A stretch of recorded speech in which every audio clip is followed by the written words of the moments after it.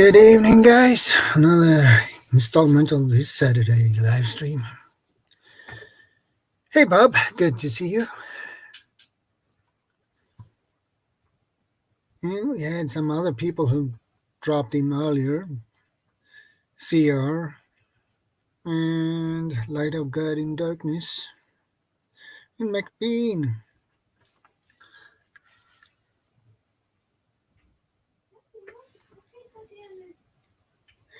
Okay, Bob. No problem. Good to see you. So, guys, how has your week been? Mine has been pretty good so far.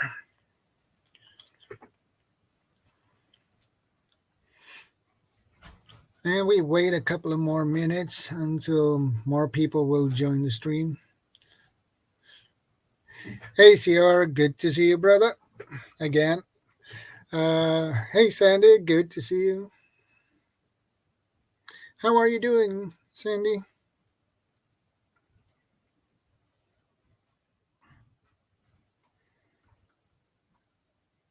I hope everything is okay with you.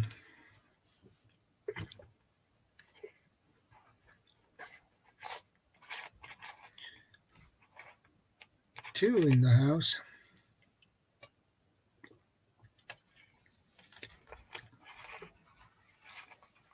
Okay, CR, no problem.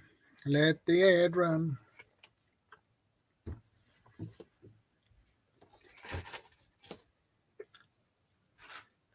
That's awesome, Sandy.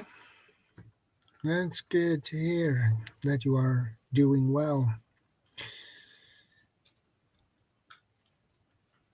I'm doing pretty good myself. I can't complain.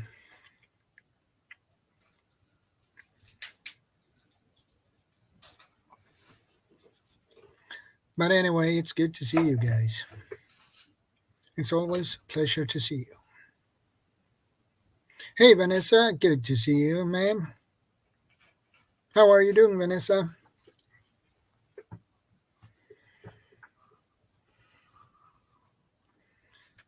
I hope you are doing good, too.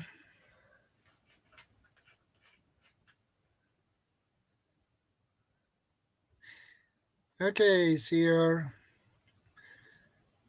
That's good to hear, Vanessa, that you are doing good. How has your week been, Vanessa?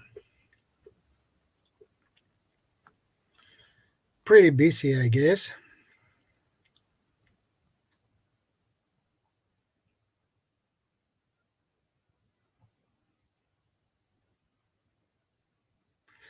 Awesome, CR. It's always good that you can hear now. It would be a issue if you turned out to be deaf.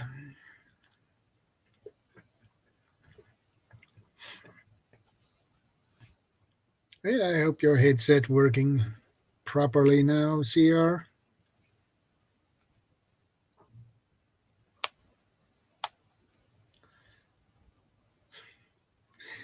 Okay, Sandy, no problem. I appreciate that.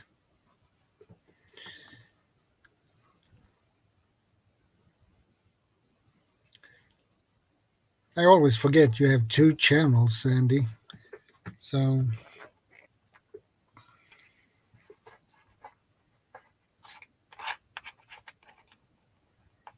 I'm so used to that people have one channel. And when some people join the stream with two channels, it can be a little bit confusing. But it's okay.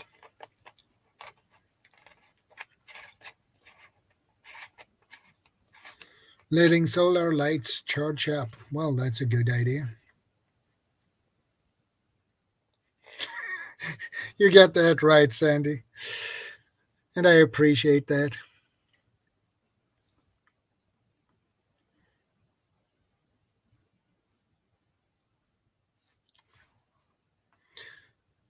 Okay, I'm going to check that out.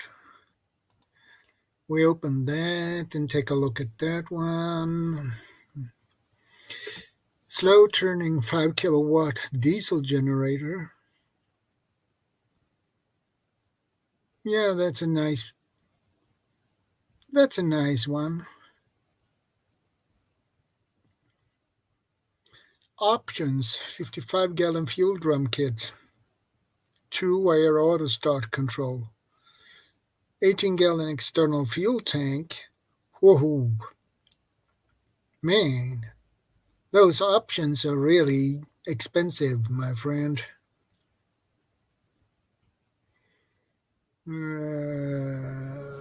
Is this unit suitable for powering sensitive electronic equipment like a laptop computer? Yes. Good. Maximum output 5,000 watts. Continuous output 4,500 watts. Low temperature 120 volts. Maximum load 41 amps. Continuous load 37.5 amps. Oh man.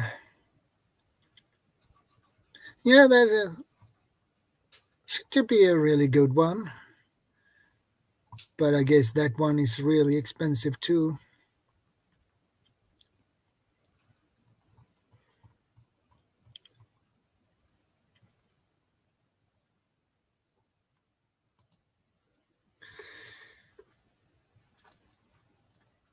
I have half of my Christmas tree lights on my 3 foot tall artificial tree. I had to fix it from its previous angle. Okay, Vanessa.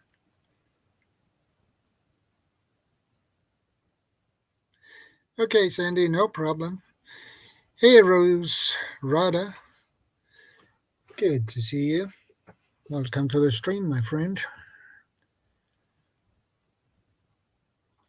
Yes, 50-gallon tank I can make myself. And that will provide power to charge my battery banks, etc. That's good, Vanessa. It is the most efficient diesel one I have found so far. That's good. You want a generator that is as efficient as possible. Now I have to check. Go to channel and check that one out. Yeah, I'm subscribed to. That's awesome. We do.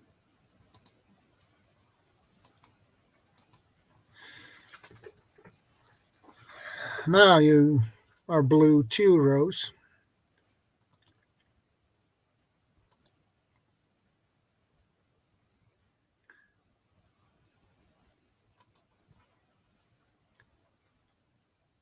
Half load to charge the battery banks. It's more efficient use and still have some power to use if needed. That's cool, Vanessa. That company sells many types of generators. Yeah, I'll bet they do.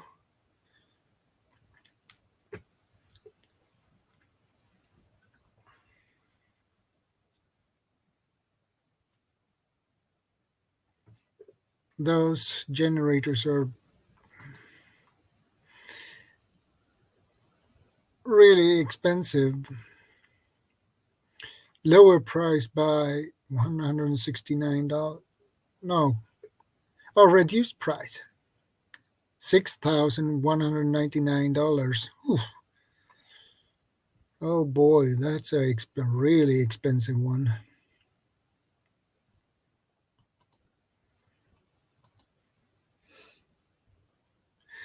You're very welcome. It makes it easier for you, Rose, to check other channels out. It makes it much easier that way.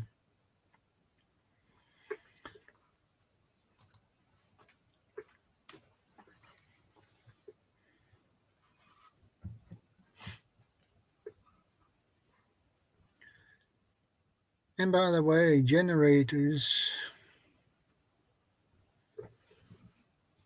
is a good way to start today's topic on,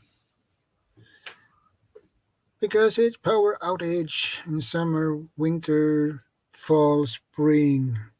I got this idea from actually Miss Worm. She wanted a topic for today's stream: what to do when the power is out. It's summer and winter. But why have only two seasons when you can have all four? Hey PV, good to see you. How are you doing, brother?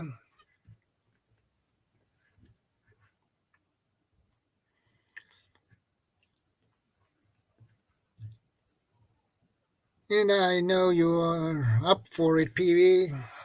The link is pinned in the top of the chat as usual. So you guys know the drill.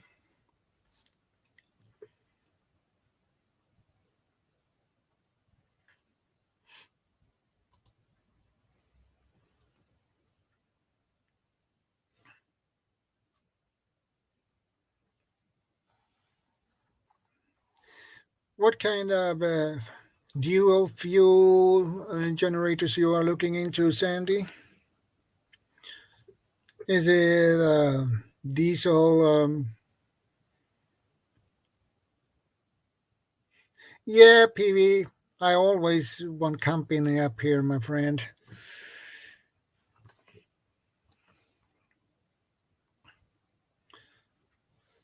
Is it a combination of diesel and gasoline?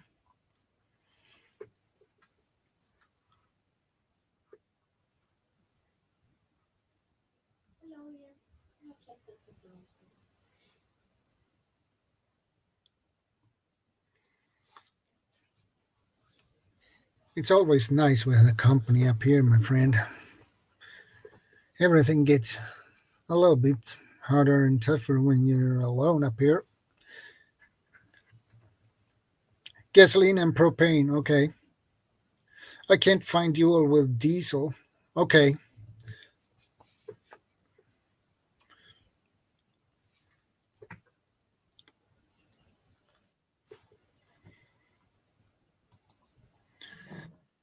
Hey there, PB. Good to see you. Shadow, can you hear me? I can hear you loud and clear, buddy. Just having some earphone issues here. 2 seconds. Yeah, okay, no problem.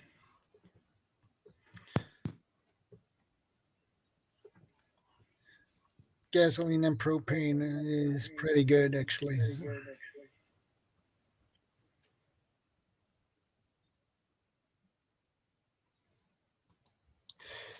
There are diesel, propane, natural gas, gasoline generators available. Multi-fuel generators that can switch from gasoline to propane or natural gas. Okay.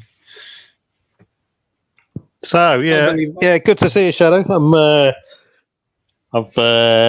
microphone's a separate entity from me speakers at the moment. So yeah.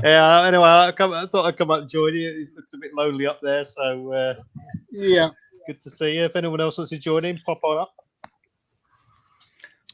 Yeah, Bob will join me as pretty soon. Yeah, Bob. Yeah, good. So what are we on about today then? Power outage in summer, winter, fall, and spring. Right. What to do? Because it's different time of the year and different types of temperature, so that will create different issues. Yeah. It's all year round.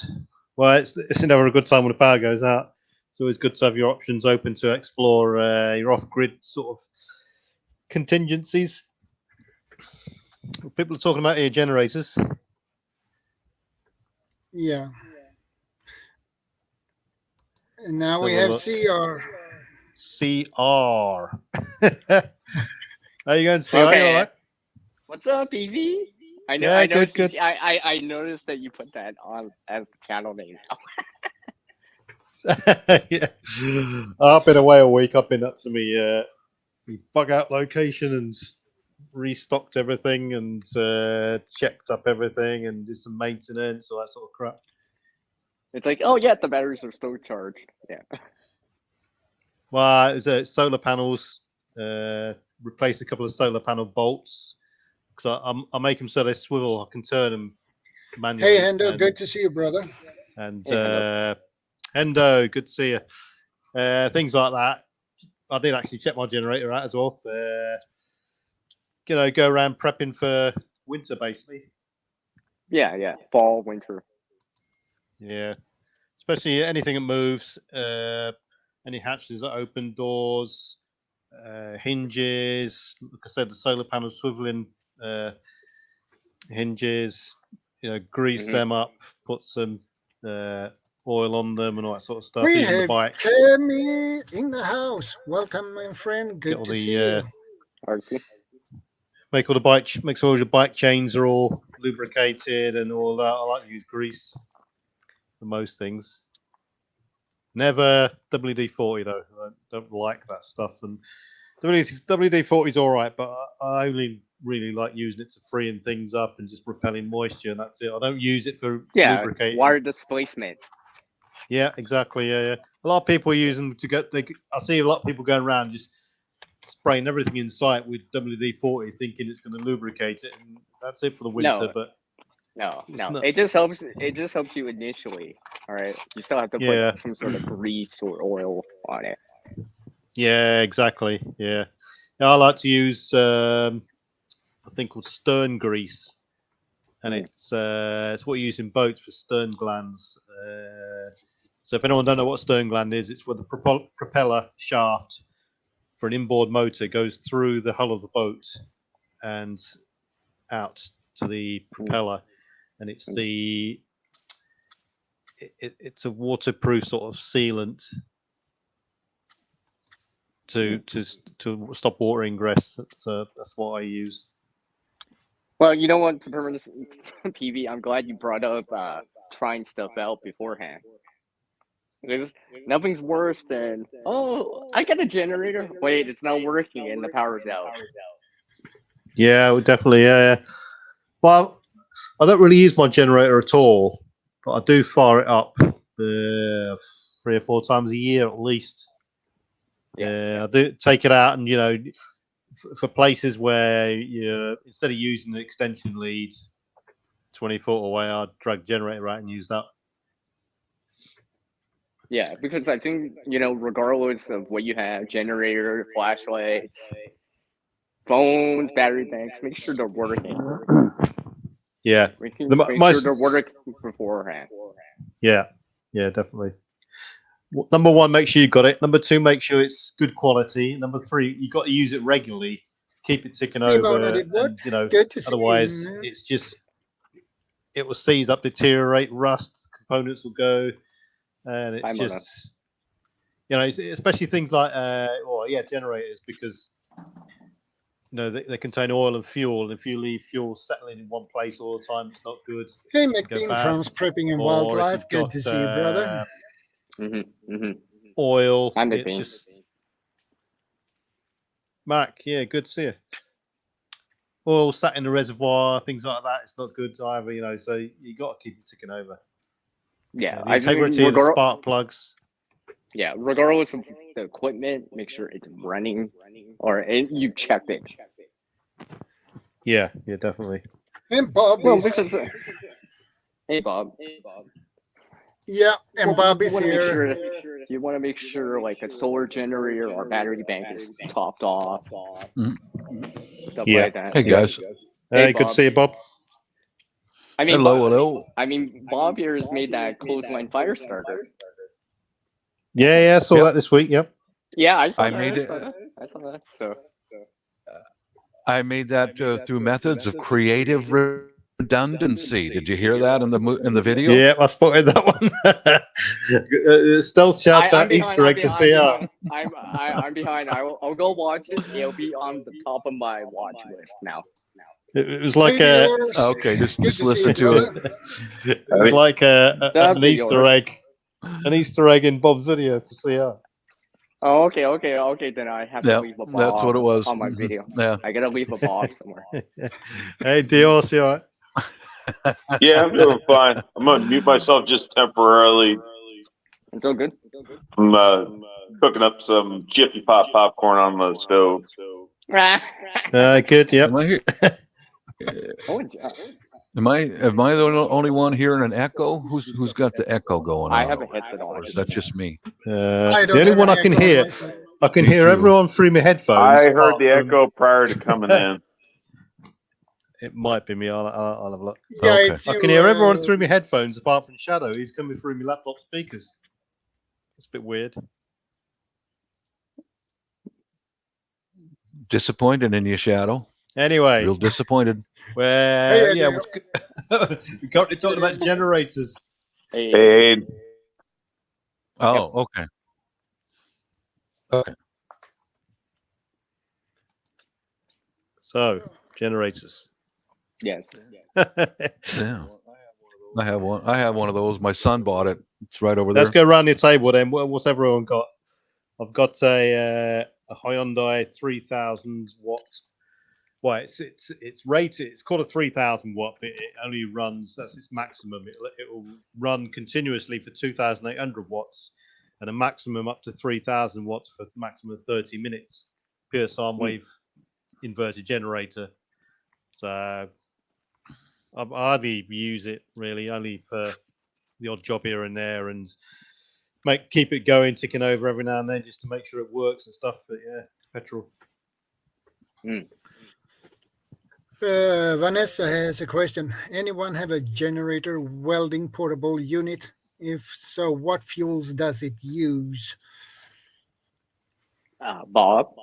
Nope. No. I have a welder, but I could plug it into our generator. She's talking about a MIG welding generator. My son probably those are expensive. If you get a generator welder combination, that's what contractors use. That's expensive. yeah, those are like about 10 grand starting out anyway. Yeah, you see that kind of stuff built onto the back of a welding contractor's truck. Have you seen those guys? Yes, I have. Yeah. No. You said 10,000? 10 grand? Mm-hmm. Yeah. That's more expensive than a freeze drying machine. Yeah, no, they're not. No joke. They were like $10,000 back in like 2012 money. So I don't know. Yeah, It could I be don't- more now. But like, I don't. Ooh, that's loud. Mhm. I was going to say the generator is usually not That's, beginner purchase. sorry, so I have the smoke alarm making popcorn. No, that's expensive. You can get Hey, Mac, Get MIG Oh, weld. you were just a brother. you were a Hey. submariner. you can get MIG welder You were generators a here. submariner there, Steve. So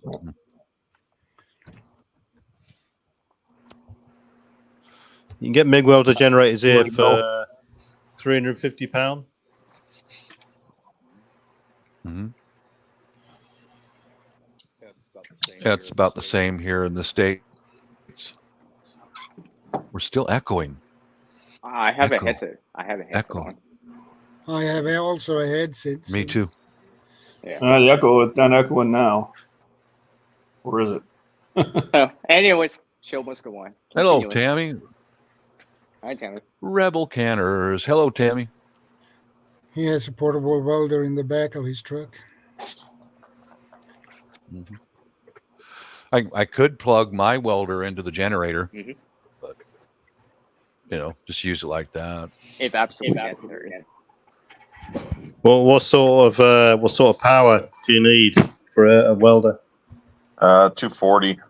You need at least 240. How many? volt. How many watts? Shit, I wouldn't know. My welder can run on either 220 or 110. My Miller welder runs off 110 most of the time right here in household current. It'll weld a plate up to 1/4 of an inch, but you got to make more than one pass. So How many watts is that? I would have to whip out the old I think when you go to Ohm's the law, 240, Ohm's welds, law, chart to be able to convert the volts into the watts and everything. Well, I'm a knuckle dragger. That's technical stuff. I just don't understand it. I was gonna say There's a regardless of chart. Like I said, I've got it laying around, but I'd have to convert that over to watts for you. But I've got a little portable backup generator. Actually, I need to fire it up. And I'm not even sure if it's going to run at this point in time because I haven't ran in a while. The reason why I ask is if someone has got a standard sort of generator, 2.5 kilowatt generator, 3 kilowatt generator, would they be able to weld using that? Yeah, I think I would be with mine because I've got a little flux coated wire welder that I bought from Harbor Freight. It uses a 120 volt power source. I believe it's rated for 20 amps. And it looks like these outlets on this generator are capable of accepting 20 amp plugs. So I think we're good here. I think if you're doing 3,500 watts or higher, you probably could run that one from Harbor Freight. I was gonna ask you guys, how long can you run it for though? Like, you know, you could, let's say welding, you got to complete the task, or else it's Well, you know, the runtime, right? I think mine, I can run it The welder continuously will for 8 turn off hours. when it hits the end. The welder will shut itself off when it's hit the end of its runtime cycle. It'll protect itself. It'll turn off. Just click when it gets too overheated. Yeah. That's how they operate. That's how they work. Okay. Yeah. Because me and Shadow I don't know. Mine's got a cycle time on it. I don't remember how much it is. I started off with Harbor Freight welders, and then I went and got a Miller. So. I see. Like I was saying, me and Shadow were talking before the stream started for a little bit, and I was mentioning about burn time. Well, let's say flashlights, for example, right? Because it's nice to know how long it could last. That way, you know, if you're reaching up to that last 10 minutes or 15 minutes, you know, oh, I got to find some power. Or some fuel or you know, refill it, right? I think my little generator can do, like I said, 8 hours of continuous run before I have to fill the fuel tank up again. But even then, I have to check according to the owner's manual, I have to check the oil at least once every 8 hours as it's running. So in order to check the oil, I actually have to shut it down. Yeah, it should be rated, or you know, every generator should be rated continuous power and a peak power for a certain amount of time. And then, like Dior said, it's good practice to check it every 6 to 8 hours anyway for fuel. Because some of these generators, you don't want to run them dry at all. You can knacker some of these generators up. And you want to keep on top of your oil checks, your oil changes and all that sort of stuff. And your spark plug changes as well. But generators are, you know, there might be good convenient devices, but they're dangerous as well. And the carbon monoxide hazard is a serious business. Yeah. Well, not to mention, you know, it's still live power. It doesn't matter, you know, if it's coming from a little portable generator, it's still live power. You can still die from electric shock, especially if it's not properly grounded. Yeah, that's probably not the way to go out. Yeah, and this sort of thing you'll see. I see it quite often. I'll see little small generators stuffed in the back of people's boats, and it's the exhaust end of it is pointing outwards, and the wind might be blowing the opposite way, and it's just some of these people, the way they use these things is crazy, and it goes the same way when people don't use the equipment a lot. They just got it in the cupboard or the shed, and they drag it out at times when they need to use it. Yeah, usually around October, I change oil and gas in my generator and make sure it fires up. Because I have one that's big enough to run everything in the house, except for, because it's just not hooked up for, except for the water, but it'll run the furnace, it'll run the lights, it'll run the refrigerator, the freezer. I think it's like sustained 5,500 watts, and it can amp up the thing 8,500 briefly. That's cool. That Yeah, is pretty good. that's a big one. That is. Yeah, I mean, people have got to also look at the size, the requirements of their generator, the capacity of it. They've got to do a power audit of their own house or wherever they live in and decide, do they want to just power up the essential devices or the whole house? Do they want to continue the regular normality of lifestyle? And it's going to be a huge difference. So if someone's going to want to maintain normality, they're going to have a massive power requirement, bigger generator, more fuel requirements, more filters, spark plugs and spares and that sort of stuff. Or do they want the essentials? Do they just want a generator to power the fridge and freezer and that sort of thing? The worst time to find out it don't run is when you need it. Yeah, exactly. Hey, Northern Trail Dog. I Good made to a see you, deal. brother. I originally bought. I made a deal with my. I made a deal with my son when he bought this generator over there. I said, how about this? I don't want my house to look like. I want my house during a power outage to look like everybody else's.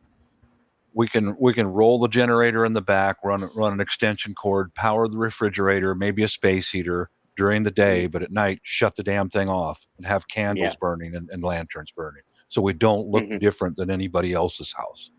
Does that sound paranoid enough? Sounds like a good idea. If everyone's running a generator, then run your generator, right? If everyone's running it at the same time, that everyone's making noise, right? Yeah. But if no one's running it, then it's just like, well, I don't want to stand out. Yeah. Everybody on my street has generators. Yeah. We live out in the middle of nowhere. My neighbor's got one. So for you, Big Bean, it'd be like common when you could do it anytime. It'd probably be fine. My neighbor has a generator. It kicks on as soon as we lose the power, but I'm just gonna rely on candles and lanterns and propane and wood cooking and all that. We could run the generator and have a bunch of electrical stuff hooked up to it, but I would really in the suburbs here, I would really rather not stand out.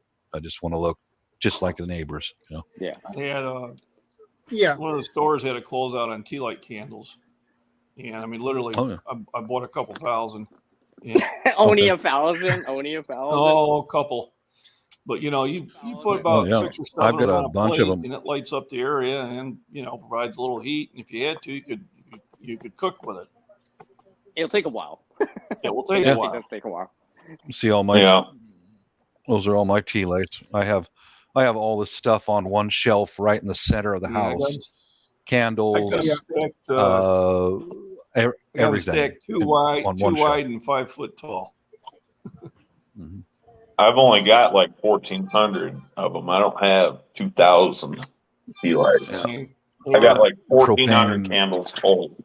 And I thought I had a lot of tea lights. They were $2 for things of 100, so I couldn't pass them up. Oh yeah, no, that's a pretty good deal. Well, I've had experience with some of those that are made in Europe. The ones that are made like in Poland, they're not very reliable.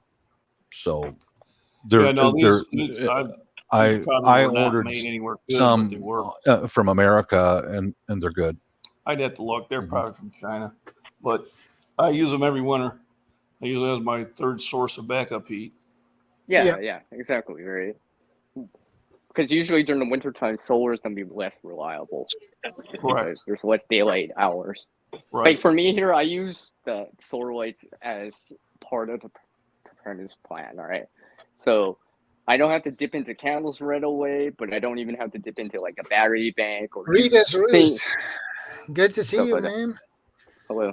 You're welcome. Good to see you. I mean, solar lights have advanced in technology quite a bit. Most people can get them. Uno or UCO lanterns. Yeah. Oh, yeah. And they actually put out quite a bit of heat. I can actually, with 3 of them, I can keep the bathroom warm with, if I don't have a furnace. Yeah, that's nice to know. That's awesome. They say they're 5,000 BTUs. I don't know if they're 5,000, but they put out some serious heat. That's good. That's good to know. And you live in Illinois, don't you? Yeah. Yeah. Yeah, so you get that lake effect weather This is- during the wintertime. I'm just a little bit south of it, so I don't get it as bad. Now, when I lived up towards Joliet, Yep. yeah, we would, all of a sudden, down south we'd get a half inch of snow, and we'd get, a foot and a half. Mhm. But it usually swings north or to the east of us now because we're more towards the top central part of Illinois. See. But yeah, you can. I think the first year out here, we got 2 foot of snow in about 4 hours. I am Fire Horse. Good to see you, ma'am. Hi, Iron Fire Horse. So I got a question for you guys. So let's just say you were beginning, right? It's National Preparedness Month, as everyone knows, for September. Let's just say someone's getting started right now, maybe listening to the replay of this or in the side chat right now. Like, what would be the first thing, right? Let's just say you don't have the funds for a generator yet, right? Like, would you start with tea lights, flashlights to start something, right? Oh, I would lights start. are cheap. Flashlights are cheap. Yeah, flashlights are cheap. Most people have flashlights anyway, even for the ones that are ill prepared or unprepared, a lot of them got flashlights. Yeah. No matter whether or not they got batteries for them. That's Or the if other the batteries question. are any good. Yeah. Mhm. That's like I said, Yeah. that's usually the question for most people. The other thing that I would probably look at getting, not necessarily in this order, I'd look at getting candles, tea light candles. You can get them over at Walmart for like less than $5 for like 100 pack of them. Yep. And then I would look at getting one of those old school hurricane lanterns, those oil lanterns that you'd They're see. $8. Yeah, well, hell, you can get them for like $15-16 for a cheap one over at Walmart. They're not, you don't necessarily have to go out and get Deets. They used to be $7.97 at Walmart. Yeah. I picked up 3 of them when they're that price. I just have got a couple of those Coleman propane lanterns. Yep. Those are bright.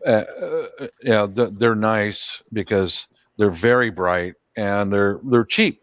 And then I kept upgrading from that. I bought a large propane canister and an adapter so I can screw those small propane bottles into it and refill them myself.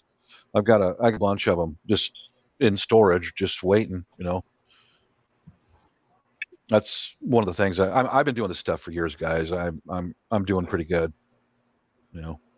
I've been meaning to get those adapters to refill the propane bottles from a grill, propane grill tank. Yeah, Steve, they're about $10 on Amazon.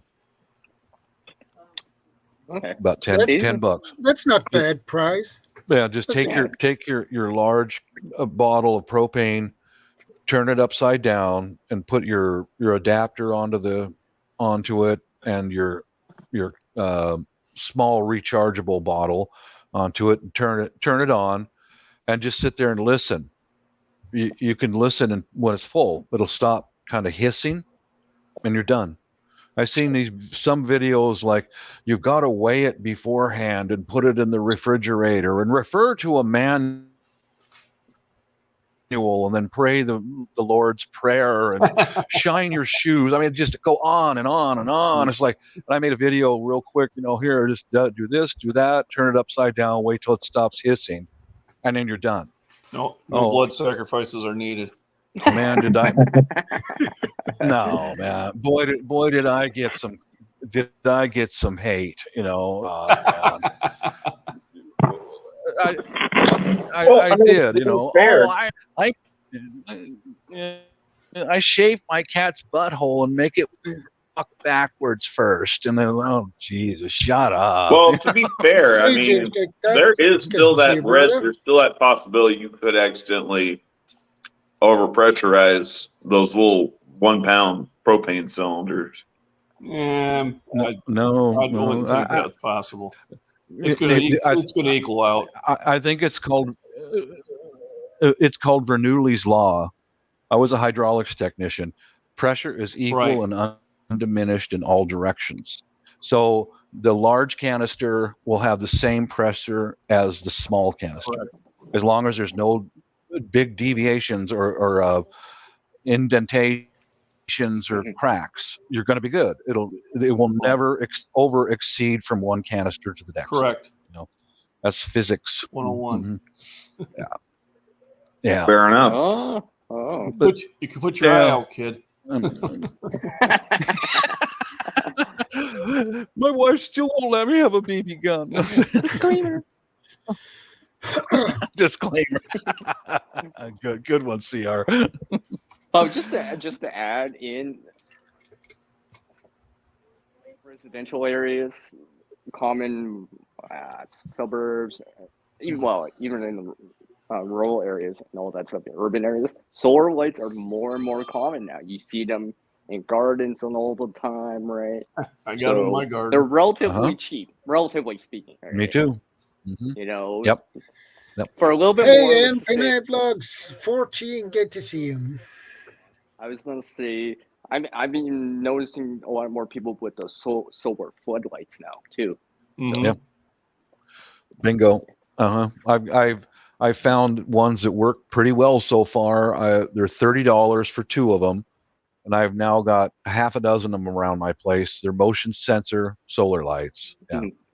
I mean, for something like that, Bob, for you, for example, right, you could use them in conjunction or instead of the candles right away, depending on what's going on, right? You know, correct. Like I know it doesn't get sunny easily, there all the time. Mm-hmm. It doesn't get sunny everywhere all the time, but if it's because you bet it might be from a storm, right? But eventually the storm does clear off, right? And usually the sun will come back, right? So it could be helping you. You might be using the candles right away. Oh, there's sunlight. Let's recharge these so we don't have to use the candles at night for a little bit longer, right? So. Yeah, I'm impressed with the lights that I've got so far.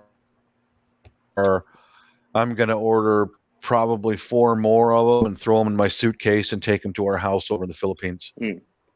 Use them there too. Yeah. I was going to say, Prepper Nurse 1 years ago was talking about what CR was talking about, the old solar lights, but the ones he was demoing were the ones you could pick up at the Dollar Tree.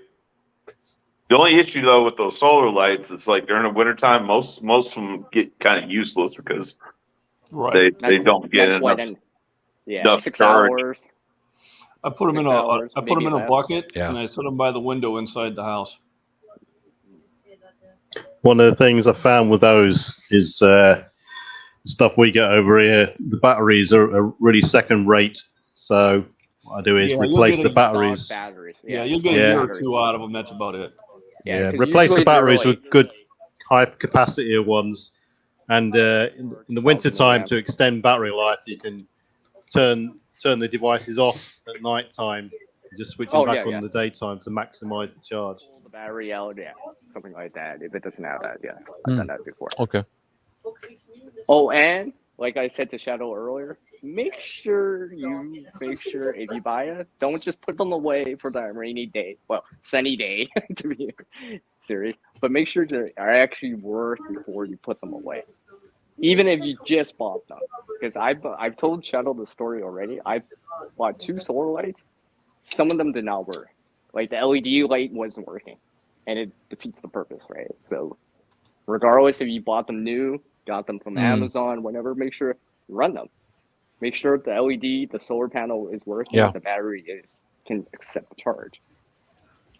Don't assume. Yeah, that's a good point. Yeah, don't assume. Regardless of the brand. Yeah, very well said. Regardless of the brand, regardless dollar store, the most expensive one, make sure it works before you put it away for the season or rely on it. Because you don't want to be, I didn't check on it. Why isn't it working? Oh, it's a lemon. I should have checked. All right, gentlemen, ladies and gentlemen, I gotta go. Yeah, Okay, McBean, no problem. All right. Thanks for stopping by. Absolutely. Everybody have a wonderful weekend. Catch you later. Take care. You were saying, Bob. And in fact, one of my solar lights came on last night, and saw one of the neighbor cats taking a crap in my backyard. It's like, thanks a lot, jerk. The light came on. His cat's right midstream of taking a dump. Yeah. You little criminal. You guys remember my little flashlight I bought? Yep. Yeah. Mm-hmm. Yeah, I want to show you. I forgot something in the video on my review on this. Oh. It has a magnet on the back. You see those? Nice. This magnet is really strong. I have my utility knife. Can you hold a utility knife Good. just with it? Good deal. Good deal. That's really handy. Yeah, that's how this flashlight's the same. It's got a magnet on there. That's cool. Very cool. Yeah. So you can put it It's I'll show you guys something. I've got. I'll be right back.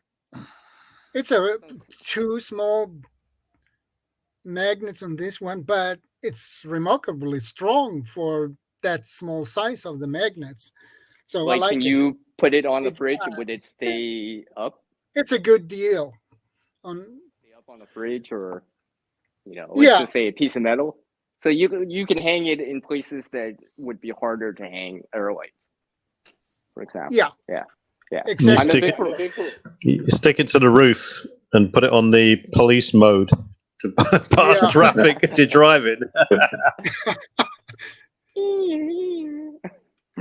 Oh, PV. Follow that ambulance.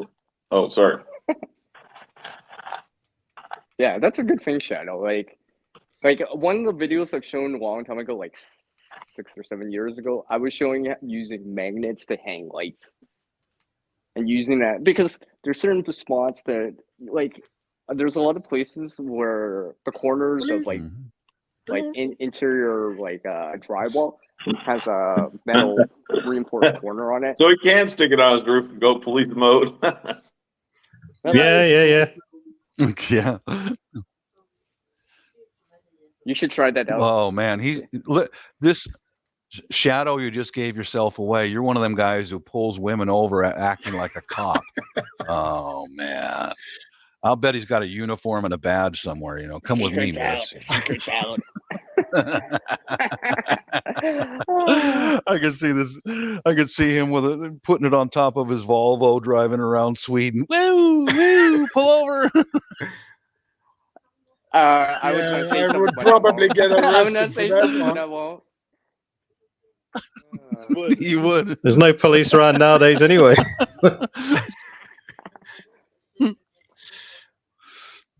This is something I wanted to show you guys. I got recommended this by a friend of mine in the.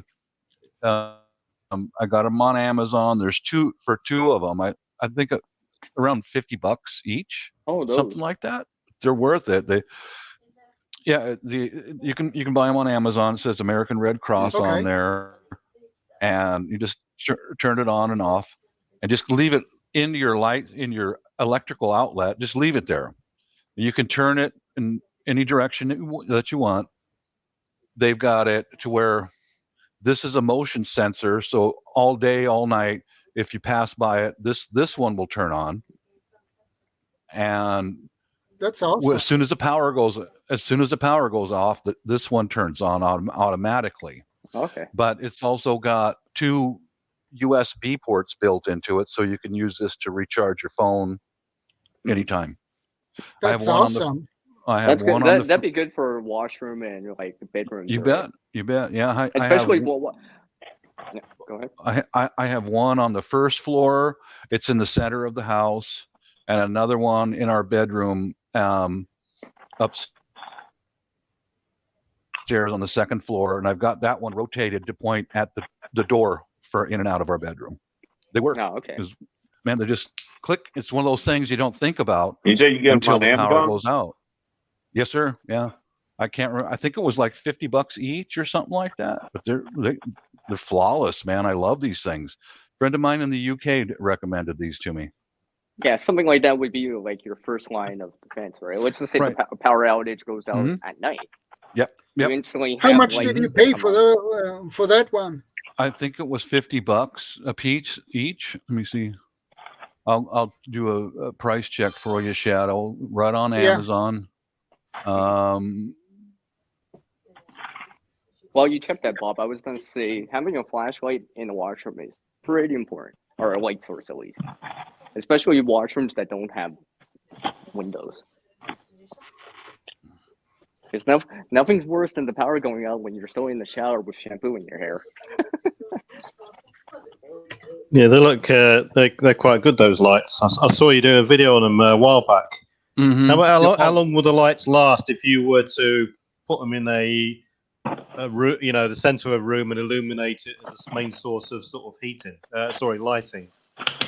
Now, I wish I had an answer for you, Vat, but I bought 2 of these for $49.99. That's a good price. And I For two. agree. And like the USB chargers are a nice little bonus thing. Now, I don't know if they recharge when the power's down or not. And for how long? Right, but I do know that they work because, especially for wife and I, upstairs when the power goes off, we have it shining on the door of our bedroom so that we don't take a fall in the dark. And you always mention that all the time. I do. Have they? Have they got a model number, Bob? Have they got a model number or anything on them people can search for? Eaton American Red Cross Blackout Buddy Emergency LED flashlight. I'm gonna be real here. That's probably not gonna be of any use to anybody that's living in Europe or England because they got different plugs. Now over here in U.S., Canada, Mexico, we'll be able to use those no problem. Right. I found them on the UK Amazon one, and UK. They sell them on the Amazon UK, the Eaton brand, and a pack of 2 costs £31.69. Yep, about the same price. Okay. You can do 3 different colours. Yeah. You can have white, green, or blue. Oh, you Europeans, you guys are spoiled. You get different colors. Well, make sure. Hey, I'm not concerned about the colors. I'm concerned about the plug. Make sure it's going to be compatible. Yeah. With plugs. Oh yeah, anything sold in Britain or EU will come with our sort of compatible whatever it is. Right. There's is 2 round pins. Yeah. Yeah, this is cool because I got the one upstairs adjusted like this so it points at our bedroom. Okay. I'm 60 years old, my wife's 55, and I don't want to take a fall in the dark. And we're in the middle of a power outage, and now I've got a broken wrist. The British, the ones I'm looking at on Amazon, that when I said blue, green, and white, that's not the color of the lights that it illuminates. They sort of indicate that they're there by glowing a pale white, blue, or green. It ain't fair. You guys in the UK are spoiled. You get the special edition. We don't get those in the States. Not fair. Well, they're good little devices, definitely, because like CR says, it's good as an immediate power light source when things go straight out, like an emergency lighting system that comes in straight away. Oop. That's the Amazon driver. Yeah, exactly. No, that's the guy holding the 5-gallon bucket going from house to house. Trick or treating already? Yeah, I guess so. I was referring to one of his old videos. Yeah. That's a great idea. No one heard that. That didn't happen.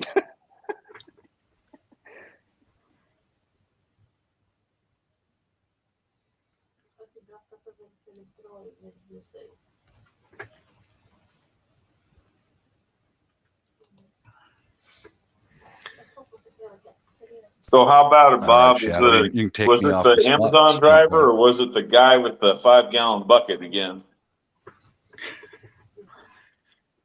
No, that was for me. Oh, I thought I heard somebody's doorbell ring. No, that was for me. No. It's not. It's not. I don't want to see that. that guy with the bucket. I don't want to see that that guy again. God. I was gonna say, Bob, it's cool that you have those Shadow, like, devices. I was gonna say, because I've seen other people with them. I don't have one yet, but I'm actually kind of thinking about something like that for like a washroom, right? You know, washroom without light, windows, for example, right? So I figured that would help. Oh, wait a minute. I'm going to go into a hissy fit here. Oh, I'm going to go into a hissy fit. I feel abused and singled out because Sandy can get 3 of them for $20, and the UK have different colors. So I'm gonna make a bunch of protest signs. Go out and fucking protest. I'm gonna I don't know, burn tires out in the street. I want more colors. Just drop the link. I just put the link in the chat if anyone wants to check it out. Well, Bob, wasn't it you that said that you're, when you were at Boeing, you're always like, "Come on, people, colors." Oh God, yeah. I did. I freak out the new employees, God damn. Colors, people. Variety, please. Some of the new employees would go, they kind of stiffen up. I'm like, I'm staying away from that guy. He's crazy. God damn. Shadow, why am I still big and everybody else has disappeared? What the heck? See, now even the Swede. Yeah, front and center. Yeah, even the Swede is singling me out. The rest of us are all here on spirit. This is now Bob's stream. There we go. You can see that little hottie under my arm. How's that? Okay. Ah, jeez. As soon as I put the little Asian hottie up there, Shadow takes it off. What the hell, man? I am being singled out and treated differently than everybody else. It's discrimination, I tell you. It is. I'm gonna go pull the spare tire out of the car and light it on fire in my driveway just to protest. Just to protest.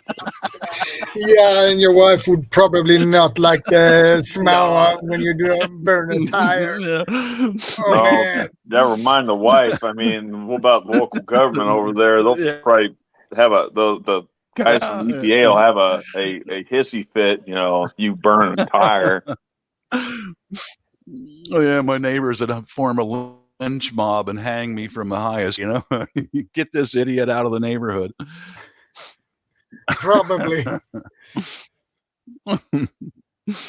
I could just see the people down the street. Mom, why is that guy burning the tire? I don't know. He's making smoke signals. Equal rights from Amazon or some. I don't know. Equal. I don't know what the hell. I'm not a good protester. I'm sorry, but yeah. That'd be a first for me.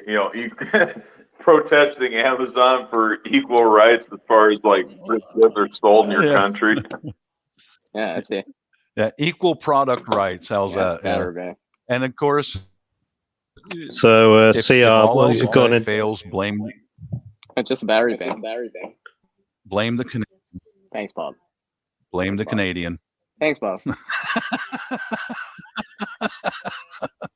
You'd be surprised how Welcome back, I am Firehorse. You'd be surprised how not a lot of people actually have these. I mean, there's some people that have these, right? Like people that like blog and all that stuff. Let's turn that off for a minute.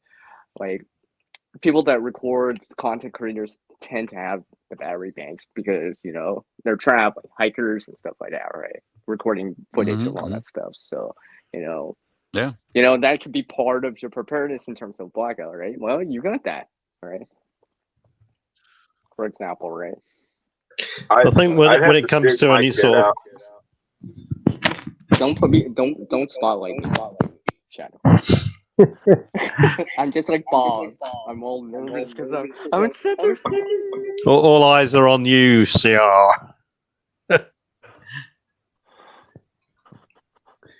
I think when it comes to let's go back to some sort of seriousness. I think when it comes to be serious, we're going to be serious. Yeah, when it comes down to some sort of power outage, people have got to decide, no matter where they are, cold climate, temperate climate, desert climate, whatever, what their priorities are. And so, I mean, some countries are prone to blackouts all the time, so they might be used to the routine. Brownouts, rolling blackouts. Like even like I said, the Shadow Garden Prepping, right? GB, he's mentioned it before on the stream with us. I was gonna say, compared to two of the older states I used to live in, one state was more prone to getting blackouts on a regular basis, whereas the other one not so much. And it's all based on power grid design. So, like my old house out in Plattsmouth, Nebraska, most of their utilities were above ground, so they were strung across just wires strung across utility poles. So it wasn't uncommon for a tree to make contact with the wire and short out one of the phases or something like that. Whereas when I lived out in Colorado, eastern Colorado, they started actually when they were expanding their power grid, they started putting like a lot of their newer stuff underground. In fact, I think their goal eventually in Colorado is to have almost everything underground over there. But like there's significantly less power interruptions between the power grid that's exposed, strung between two utility poles versus power grid where the cable's just buried underground. Yeah, because the poles can tip over, get broken. Ice storms, freezing rain causes them all to sag and break, right? And hence Texas, for example, right? Look what happened. I'll touch on what Steve just said. That's a fact here in this area, Steve. All the new construction has got the power vaulted. They're not doing the power poles in the neighborhoods anymore. The cities, you can see the old parts of the cities compared to the new. They don't have the above ground power or phone lines anymore. But I'm going to complain here again. 2 days in a row, my wife has not made me breakfast. It's all buried, 2 days in a row. So the advantage with it being buried is like there's less interruptions. The downside is it's about 2 to 3 times more expensive to run an underground, basically underground power for everything, power utility, versus stringing wires across the poles. The other downside too is trying to do maintenance on those cables is almost impossible, because there's a possibility where some of those cables can get water intrusion and you could still you could still have you can still have shorts. And like I said, it gets real expensive real fast if for any reason the utility company has to pay contractors to go out there and dig up those lines or troubleshoot.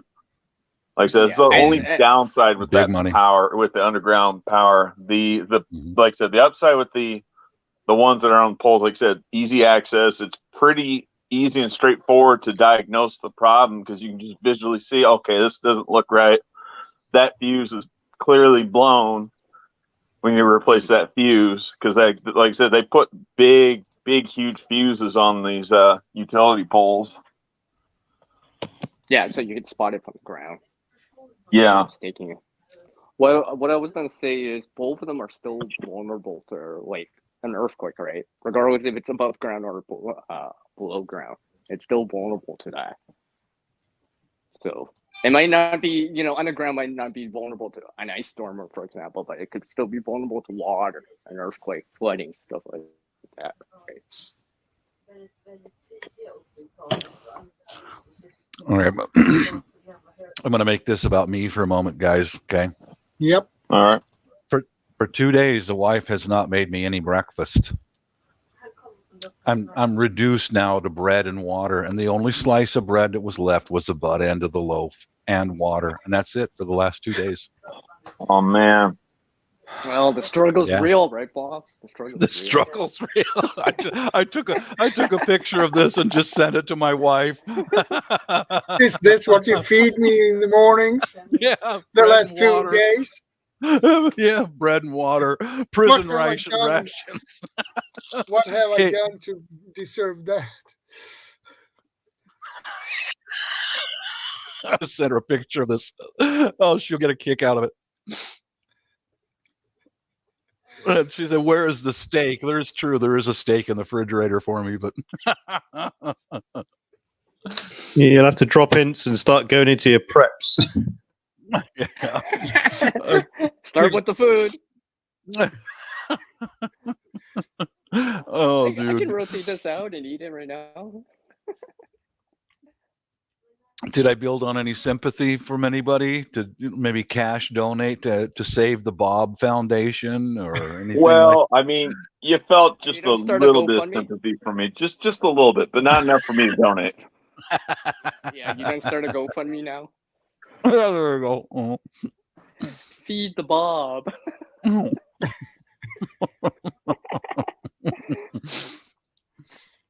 Oh. I do have a T-bone steak in the fridge, but I maybe I'll warm it up and eat it in front of you reprobates and make you jealous. No, it's already cooked. It's already. Oh, okay. Mm. I mean, we What do we just got? been covering. Cool Yeah, gadget. Yeah, we've been just covering the initial part, right? Because like lights and stuff like that you would probably start off with something like, right? And generators maybe maybe 6 hours in, because I was talking to Shadow about this earlier, right? There's a time frame, right? Like as time goes on, assume that you're probably gonna need more or have to pull out the generator eventually, right? Because I think I was saying this to Shadow earlier. Oh, coolness. And if it the immediate action, immediately when the first second to a couple hours, right? Relatively inconvenience, right?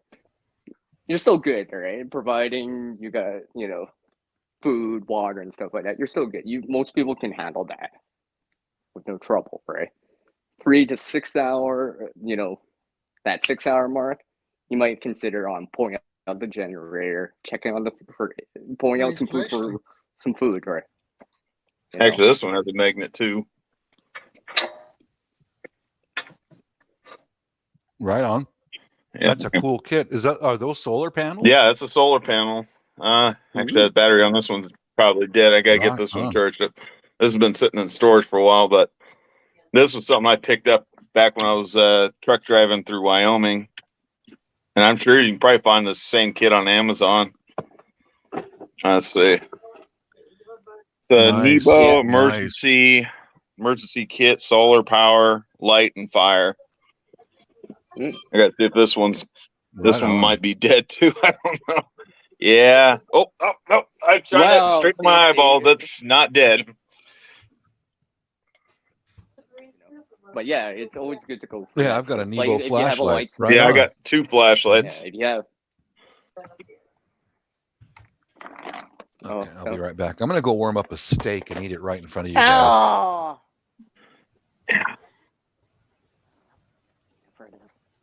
All right, I'm done demoing. Yep. It's hard for me to hold my phone at an angle like that.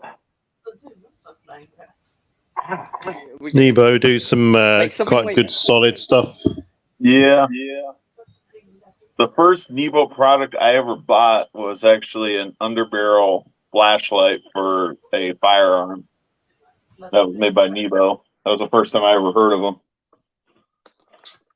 Yeah, I bought one a couple of months ago. It's a little pencil type size one. Quite good.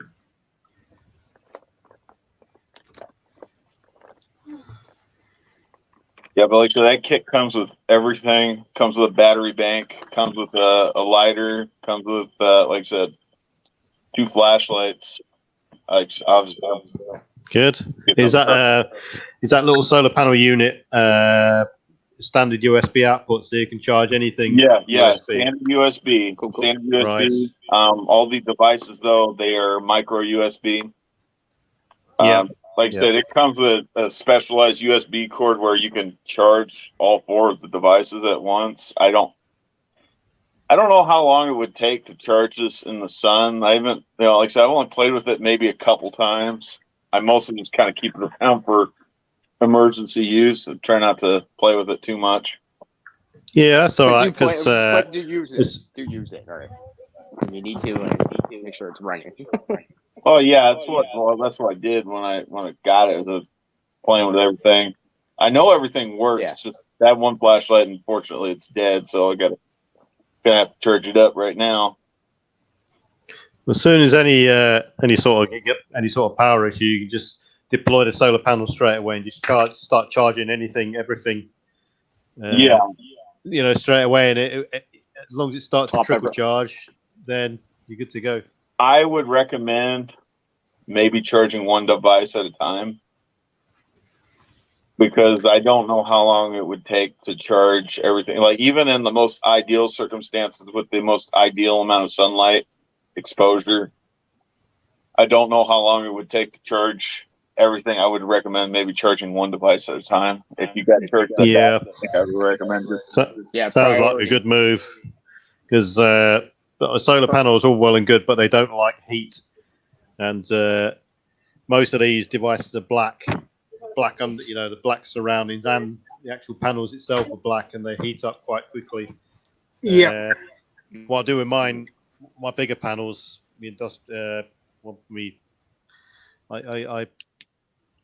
they're elevated so you can get wind going underneath them as well. Keeps them a bit cooler. Mm-hmm. Oh yeah, I remember yeah, them. I remember obviously. having those. I haven't seen one of those since I was a kid, but I remember having those flashlights. I had one of those, and you charge it. You stood there winding it for half an hour, and as soon as you stop, the light just goes. And you keep whining about it. Yeah, the worst case Why is scenario my is that flashlight dead? the battery is dead. You can just continually walk around with it winding if you're moving around or whatever. But if you have someone else with you to keep doing it while you're doing the task, it warms them up. well, yeah. All I mean, the 9 volts, right? Well, I know you guys are familiar with like the car adapters. There's that. The car adapters that for USB, right? That you can use a 9-volt battery, right? For example. Yeah. So, yeah, one of those hacks. But I mean, it's one of those things. It'd be like a last-ditch effort, right? Because you're not going to get that much recharge on your phone with that. Probably better to eventually invest into a battery bank, something that you can reuse a little bit more often. Yeah. I think we're all waiting to see. I think we're all waiting to see Bob front and center start chewing on this steak. I got it right here. A little bit of horseradish on the side. Yeah, T-bone steak with mushrooms. Oh yeah. Mustard. You hungry, CR? I might as well walk you into hungry, the kitchen. Forgot to show you one last thing on this now. flashlight. Is that I guess this extends out, and that also is a light right there. And I guess the end of this one's magnetic as well. And yeah, I can go police mode too. Well, actually, it's be more like fire truck mode.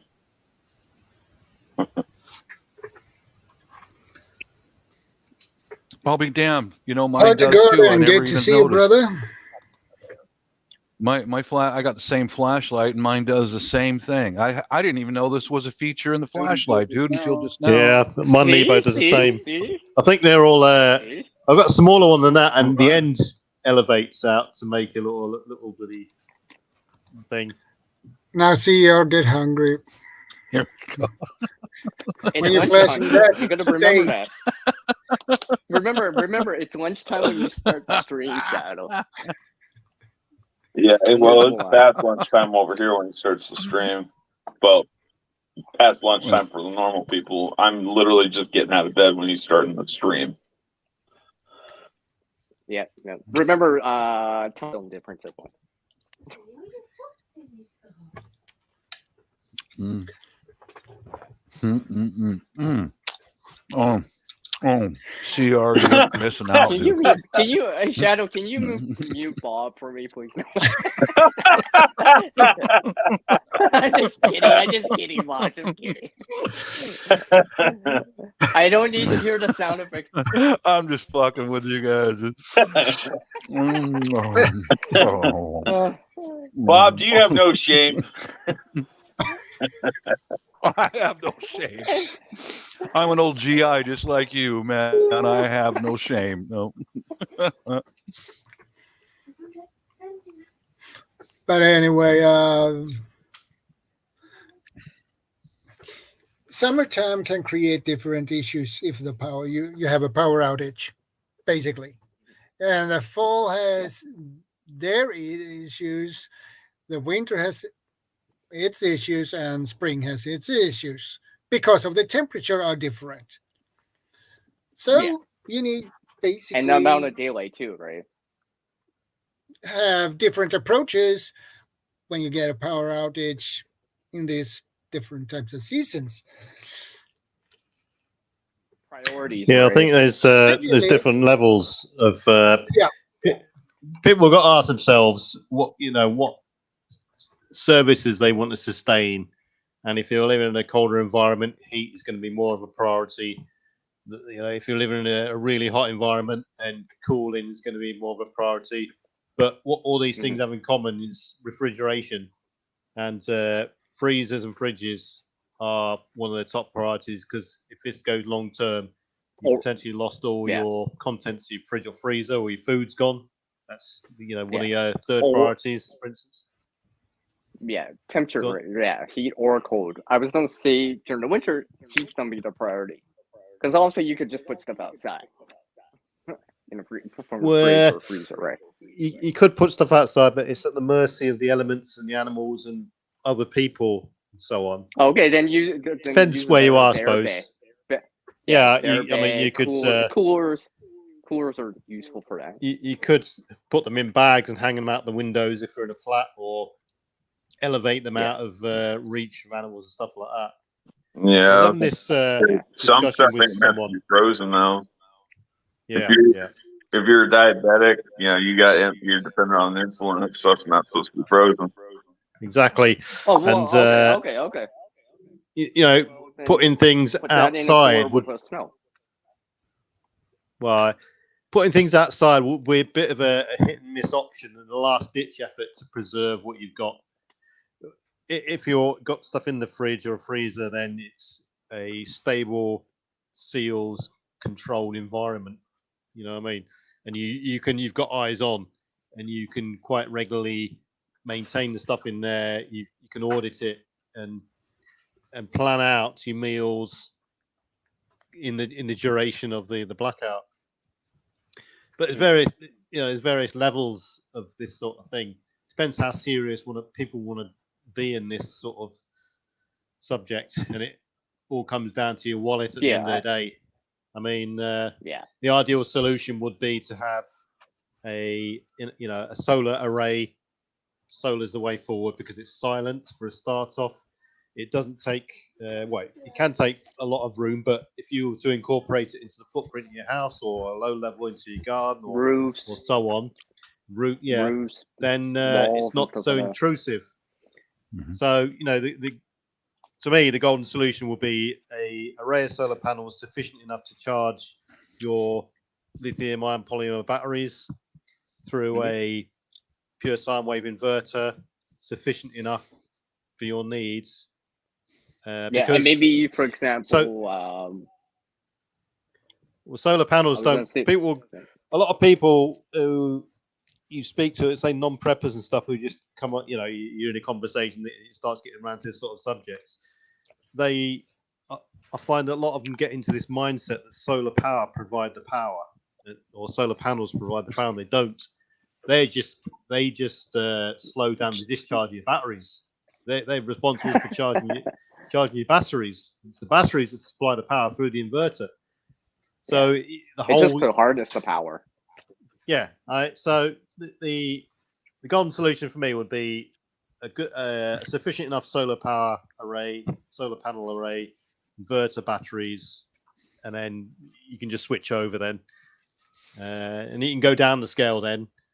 I mean, yeah, and maybe have like a generator with propane with fuel as secondary or on alternative. Well, yeah. So if you step down a level, then you can you got two routes to sort of go down. You can either have the generator routes, because the step down from that then is not long term really, because you're talking about fuel storage. Not only does it require cycling, but it's expensive to buy all this fuel. Or these portable solar generators like the Jackery and the Bluetti and so on as well.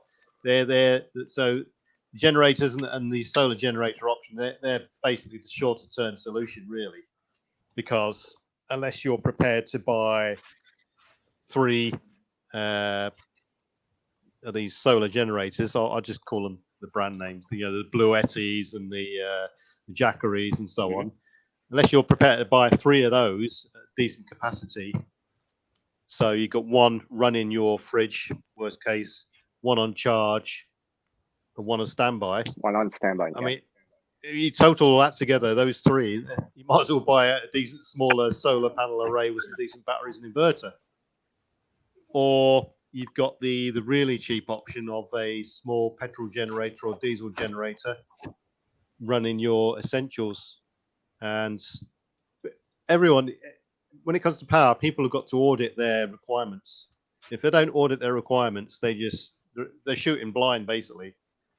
Yeah. So you go around, you can either deal in watts or amps.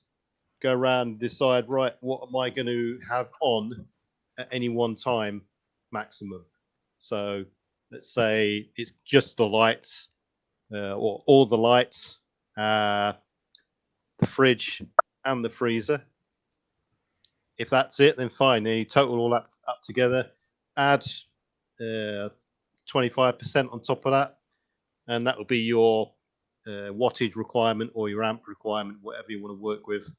And then go out and source your generator or your batteries or your panel array in accordance with that.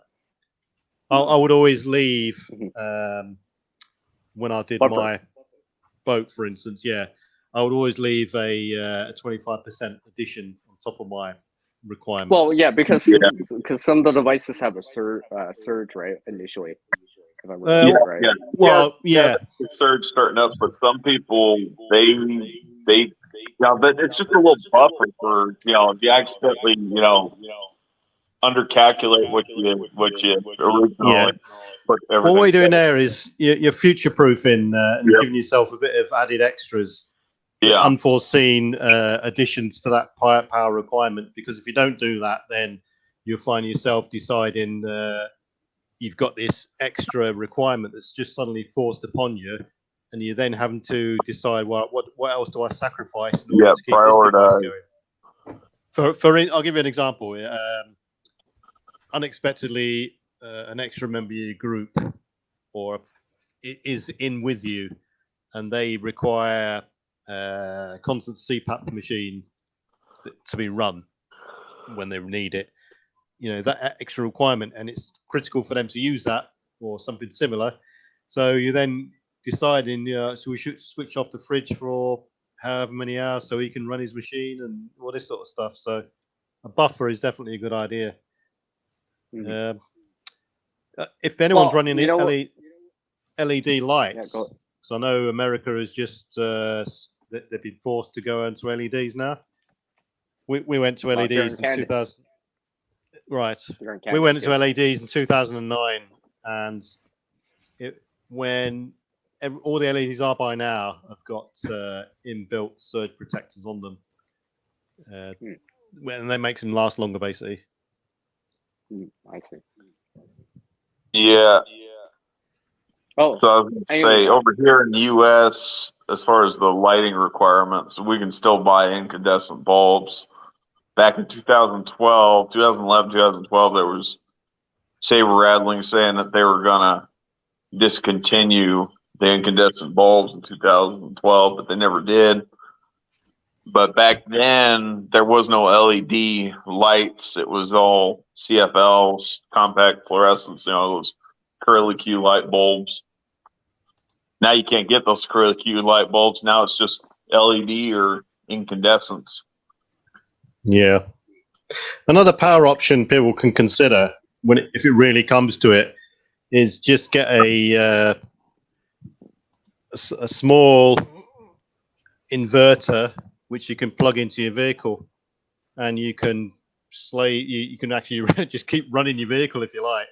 There's a real last ditch effort through a small inverter to power any sort of little critical device you need. Although that's going to be less efficient, right? Because you're going through an. Oh, definitely, yeah. You're using, you know, you put wear and tear on your engine. Last ditch effort. Yeah, last ditch effort. Yeah, that'd be a last ditch effort. You know, no solar, all your air batteries are dead. Yeah. Still. Yeah. Freezing, so you can't just put the food outside. So, and all this stuff. If any trend follows any trend, then as soon as any sort of thing like a power cut arrives, then fuel demand is going to go sky high. All the petrol stations and so on, the gas stations, people are going to be running those dry pretty quick. Yeah, I was going to say back in 2013 when I think National Geographic came out with that whole fake, I mean, it's not fake, but, you know, it is a fictional scenario, but still could happen, at least in the U.S. They came out with that blackout. People call it a documentary. I say it's more of like kind of like a movie of a sort, but I think on the eastern side in that movie they were showing people using their cars to charge up their cell phones. Yeah. There was, in fact, there was a British and an American version. British and American one. I remember, like I said, I only watched the British one once, but I remember the American one pretty plainly because I watched that probably about 4 or 5 times to glean some information. I've seen both of them. Yeah, well, I've seen both of them too, but like I said, I'd seen the American one probably more times than I'd seen the British one. I think I've only seen the British one once. Yeah, I wonder how many people have considered getting an exhaust muffler to silence their generator a bit more, cut down on the noise. Oh, because good. When you get a generator, I mean, probably people know this already.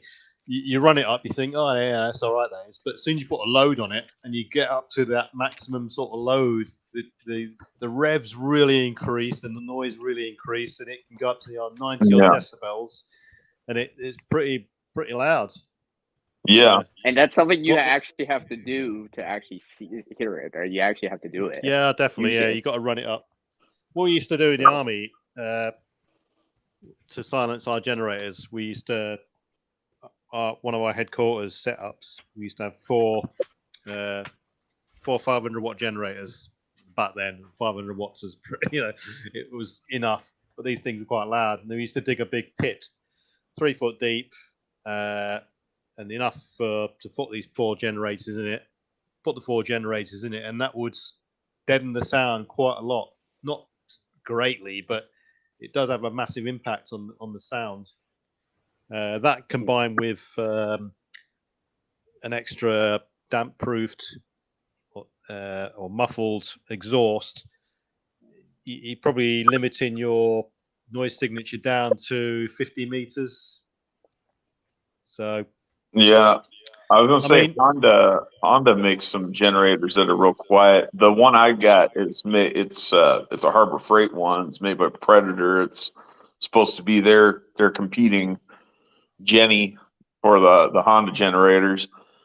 Mine is very, very quiet. And actually, originally, I didn't want to get mine, but I had no choice at the time when I was trying to get a generator for emergency power.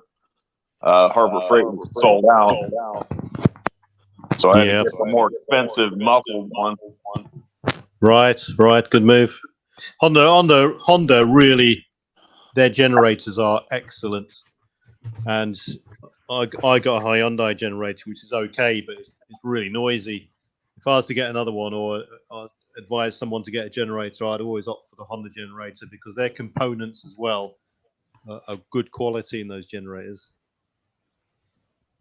Yeah, like I said, mine's not a Honda though. Mine's made by Harbor Freight. It's Predator, it's the brand.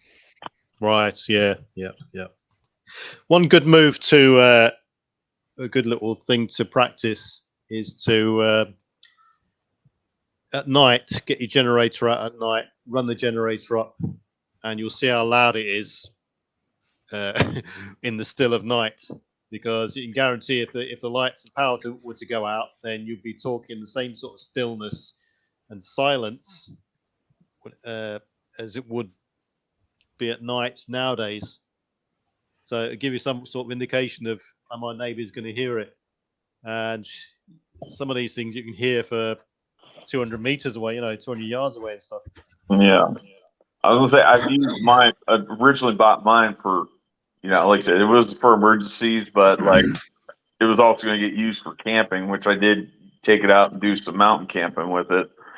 It is very, very quiet. It's like, very, very low hum because the case that it's encased in, it's fully insulated to dampen and muffle out as much of the noise as possible. Like you can barely tell it's the generator's running, but you can barely tell.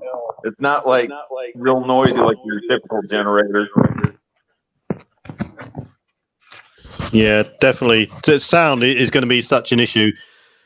I should imagine some people will be even reluctant to run their generators if the threat was that bad, in fear of someone pinging them. So yeah, yeah, that's part of my plans. Yeah, just be monitor and be aware. Definitely. But I mean, that's the advantage of the those small. Well, that's definitely the advantage of a solar those setup. stories of people. Oh, what happened to my generator? Yeah, I was about ready to say that. I plan on chaining mine up when I go to run it in an emergency situation. I don't care if it's a local power outage or not. Mm-hmm. I'm going to chain it up because I always hear stories of generators walking off. Yeah, that happens.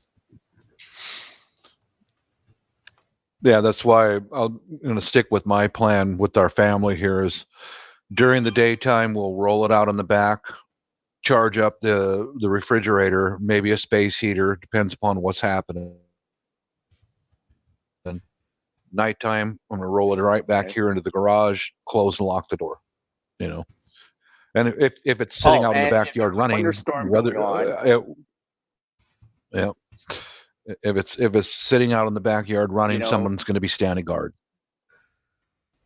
Yeah, definitely. Yeah, and tried to time it so like, oh look, it's really windy outside, lots of noise outside, like thunderstorm or something like that. Yeah, if I'll write it's it out. possible. I mean, solar's all well and good, and I've got a solar array, but to be honest, November through to April, early March. April, it's just basically useless, really. To be honest, it doesn't really have the capacity to charge my battery bank. So what I need to do, because you're only getting really, like 8 to 6 hours. Yeah, but what you can do is, let's say you got a 20 amp MPPT solar controller. So I'm talking watts. Let's say you got 400 watts of solar power panels, and your throughput for your controller is 400 watts. You could always get 1,500 watts of panels. But this is you get two things here. So 1,500 watts of panels. The only throughput you're going to get through that controller is 400 watts because it's rated at 400 watts. But in the overcast sky, you got more collection power then. So you're going to be able to sustain that 400 watts a lot easier than you would do normally. Oh yeah. Okay, I get you. Because you're basically increasing the array size. Yeah, gathering. Yeah, exactly. Yeah. Gather more. Yeah. It's just like having a bigger magnifying glass. Yeah, exactly. Yeah. I mean, and then the other option, I was not. God. I was gonna say, and maybe having a generator with fuel as alternative backup to that, right? Just so, oh, it's a little bit more cloudy these next couple days, or something like that. Yeah, but there is another option as well. A car engine, a boat engine, tractor engine. You just you can wire up the alternator through to your battery bank and use it that way. So you're talking about ultimate redundancy on different scales depending on what runs out first. You've got fuel, so your diesel and petrol generators through your standard sort of Honda generator. You've got your car engine. You could harvest through solar, and then you could also have a wind power as well. So at night time, your wind power keeps the trickle charge going, and your battery depletion slows that down as well. Well, and just to piggyback on that, preparedness battery, and that would give you a lot of things to cover a lot of situations, regardless if it's a hurricane, ice storm, freezing rain. Those things will knock out the power, absolutely. Or an earthquake too, right? Earthquakes can knock out power too because it ruins the infrastructure. Oh, yeah, lost Bob. He's timed out. He says. So wind power. That's a completely different sort of slant on things because solar, fine, but when it comes to wind generation, you need some sort of power dump to go with it. You can't. It works slightly different to solar. Solar, I can just put me. Your panels are out there, and it's constantly recharging your battery. It's fine. When it comes to wind, you need the power dump as well. Otherwise, you're going into overcharged territory and all that sort of stuff.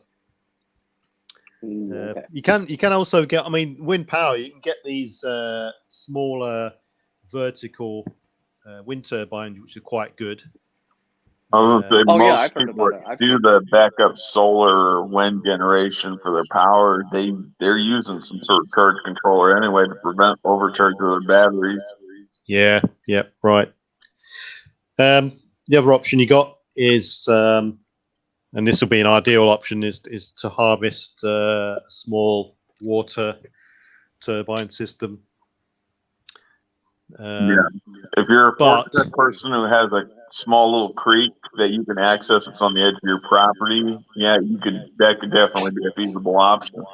But you got to know the local regulations because some areas, like here in the state, some areas, some states, some counties, they don't allow you to dam up or shore up a creek, even if it's on your property, because it might be considered a protected waterway or a navigable waterway. So you also got to consider the rights of usage for that water as well. Yeah, and that's a big thing too. The water rights. Well, I was gonna say. Yeah, definitely. Regardless if it's during SHTF or not, you gotta remember that creek can dry out, it can freeze over, which makes it. Well, that's what I was saying. If it's a creek that flows 365 days a year, out there, well, hell, even out here too in West Texas, but out there in Colorado, there's some creeks they dry up. They're seasonal creeks. They don't run year round. They dry up during the height of summer when the rain stops. And you need a certain amount of water flow to generate even 5 volts. Yeah. It needs to be fast enough. Yeah. Right? Anything slower, you won't be able to generate enough charges. Yeah. I mean, in small spaces, you might be in an apartment, block of flats, or a complex where running a generator, petrol generator, diesel generator, might not be feasible at all, unless you're prepared to have it on a shelf with the exhaust pipe sticking out the window. So your option there might be one of these little Jackery type things. But you need more than one. Like what Shadow Because has. what's he got? What you got, Shadow? Shadow, have you Make got one a solar power bank here? Not a solar. I have. Well, I have. You mean this? Well. Yeah. So I mean, yeah. I like how he just has it there. I just happen to have this here. I mean, they're all right. It's to have, just underneath but, the table. Let me get it. Yeah. That's what we're It's talking on about. 74. It is on 74% now. Right. So I mean, they're good to have in places, small apartments, and places like that. But, and this is the big thing about them, at the end of the day, they are a lithium battery inside there. So when that goes, that's it. Unless you've got some form of recharging it. That's why I spoke to my friend the other week, and he said, what do I need to get? I said, well, if you can afford to get 3 of them and a solar panel array. Yeah. And whilst one's in use, you're charging the other 2, or one's in use, one's on standby, you're charging the other one, because you can roll it around then and keep your fridge going you at can worst cycle case. for it. Yeah. Well, what people always seem to forget is that to charge, let's say, a battery bank or something like that, the bigger the battery bank in terms of power, the longer it takes to recharge it. In comparison you got to to something smaller. Yeah, you got to put it back in. Yep. Yeah, like some of these battery banks I have, it takes me like a whole day. Yeah, well, like, that's you're what not get the charge if it's full, but like it'll take a while to recharge it. the Nebo kit that I pulled out earlier today. Like I said, it's got a single USB that plugs into that solar panel, and you can charge all 4 devices at once. But like I was saying, I recommend only charging one device at a time, because that believe that battery bank alone on that little solar panel would take probably about 2 or 3 days of good sunlight to charge that if it was like completely dead. Yeah. I've got. Yeah. Go on, CR. Go on. I was gonna say something to consider is like, let's say you're using a generator, and like what Bob was saying, only absolutely necessary during the day, right? If you had some other devices, phone, some sort of battery bank that was dying, that would be the good time to try to get some power into it while the generator is running. That way you're putting power into the fridge and into that battery bank at the same time. Then you can use it later at night. And then, yeah. So something to keep in mind. Yeah, so I mean, that's power generation for you. The next one people have got to think about is heat in the cooler months, in the winter time, and hang on. Yeah. I don't want to end this power generation thing just yet. Real quick. Go on.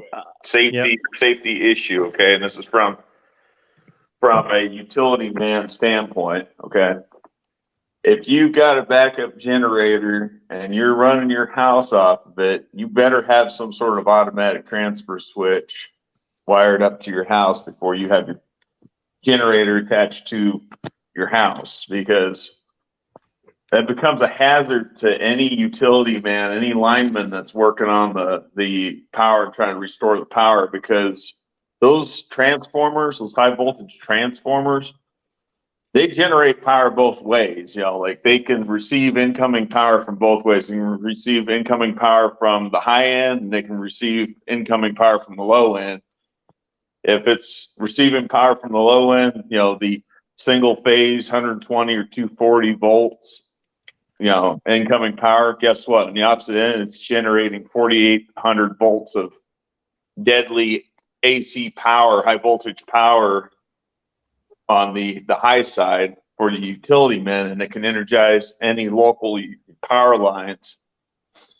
So it's very important you have your stuff properly wired up. You're going to have some sort of hardwired backup generator, because a lot of people, what they like to do here, they like to they'll take like an extension cord and they'll cut the female end off and, hardwire a male end of their extension cord to their extension cord, and then plug that into their generator and then plug it into the wall and basically backfeed power in through their wall socket of their house to power up their house. So the problem with doing that, though, is you can backfeed into the power grid, and like I said, you can backfeed those transformers and can generate a deadly voltage, and you can actually kill utility men trying to restore power for your area. So make sure you got everything set up properly.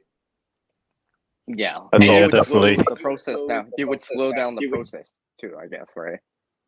Yeah, well, I was going to say the automatic transfer switch, the way it works, if you got an automatic transfer switch, the second that, there's a power fluctuation sensed, it'll immediately kill the incoming power from, the power grid and immediately go to backup generator mode, like start using your backup generator. In fact, some of them are so good that there is actually no interruption on your end. You don't even sense it. You're like some cases, you don't even sense the fluctuation or the flutter of the lights, them dimming and then turning back on or whatever, getting real bright.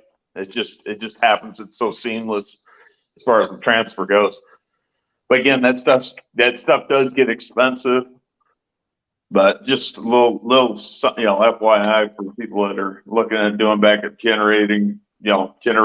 And like I said, same goes for the solar power. Same thing. You can accidentally backfeed into the grid. That's why a lot of areas, like even in Florida, they've got requirements. If you're going to have backup power, your backup power has to shut down when the grid shuts down, which kind of defeats the purpose of having backup power in the first place. But I imagine if you got a like I said, a automatic transfer switch wired up, it's probably not going to matter then, because like I said, you're just protecting the utility men on the opposite end of the power line, keeping them from getting hurt. Well, and delaying the process. You definitely power back. Yeah, you definitely need to have these things installed by a professional, because the safety issue there is horrendous, and you just make all these things they're preventable. A disaster might not be preventable, but when it comes to you survive the disaster, the last thing you want is to be killed by someone's bodge job, electrical effort, or negligence. So generators, large solar panels would be more intermediate to advanced, right? Or you build a separate system into your house. So I mean, I've got a 230 volt system and a 12 volt system, and I can unplug and plug in to the grid. And I've got a transfer switch where it's a 3-way switch. So when it's on number 2, it's 240 or 230 and 12 volt. When it's on number 1, it's just 230. When it's on number 2, it's just 12, and then the off position. And I was going to say too, like some people, at least here in the U.S., part of the whole popularity of solar panels here is that you can basically spin the electric meter back the opposite direction, so you're generating so much power that you're not even actually taking any power off the grid. And a lot of people like to sell their power back to the grid. Now, me, I'm not one of those people. If I ever put solar panels or solar array on the house, I don't ever plan on being attached to the grid at that point. I plan on being separate from the grid. Yeah, that's what I've done. Because they got a habit of you'll sell it back to the grid, but we'll tell you what price you can sell it back to us at. Well, some places you don't, you go sell it, and it's like they're still charging you a service fee for being attached to the grid. So it's like, you know what? I'm just going to mitigate that entirely, and I'm also going to mitigate the whole, if there's a blackout, well, I'm not going to have interruption of my power because, like I said, some of these areas, they actually require you to have some sort of safety device wired in, like I said, an automatic transfer switch to prevent you from backfeeding onto the grid. Yeah, exactly. But yeah, it's just so it can get so dangerous, particularly when you get these people who they've got all these systems in place and they only trial it out once or once a year and that's it, or the rest of the family don't know how to use it properly. Even a simple petrol generator, refueling a petrol generator, because not only you've got the electrical hazard, the hazard of carbon monoxide fumes, but you've got the refueling hazard as well. And if you're asleep and someone else is there and the generator runs out of fuel and they go to refuel it and they don't know how to do it properly because, or potentially all the petrol fumes cling to your body as you're filling it. You spill a bit and you're spilling petrol over hot components. Before you know it, either your house is on fire or someone's on fire. And I was going to say, anybody remember that one scene from Breaking Bad where they're out there in the desert in the RV trying to manufacture some illegal drugs, and Walter White sends out Jesse Pinkman to go refill the generator with gasoline. He accidentally spilled a little bit of gasoline on a hot component, and I think the generator actually caught fire and exploded. At least, I don't know. It's a little bit of an exaggeration, but I could see a fire. We used to, like I said, in the army, we used to use generators as a matter of course, tactically, and so you'd dig them in. You'd use the exhaust extension and so on and so on. But each person on shift, so to speak, in their Land Rover in the middle of the woods, they would have a generator check sheet, and every 6 hours, regardless of if it needs refueling or the oil checking, they'd go out there, check the generator, because you're also checking for, if someone is fallen asleep and the fuel carbon monoxide has drifted down with the wind, you're checking on them as well. So every 6 hours we check the generator fuel, the oil, any hazards around it, and then you continue on. It's such a big safety issue, generators. It's very precarious sometimes. I mean, even we're talking about petrol and diesel. You can get gas conversions as well, propane gas conversions, which are a bit more efficient, but they can get a lot more expensive as well because you run through them quite a bit.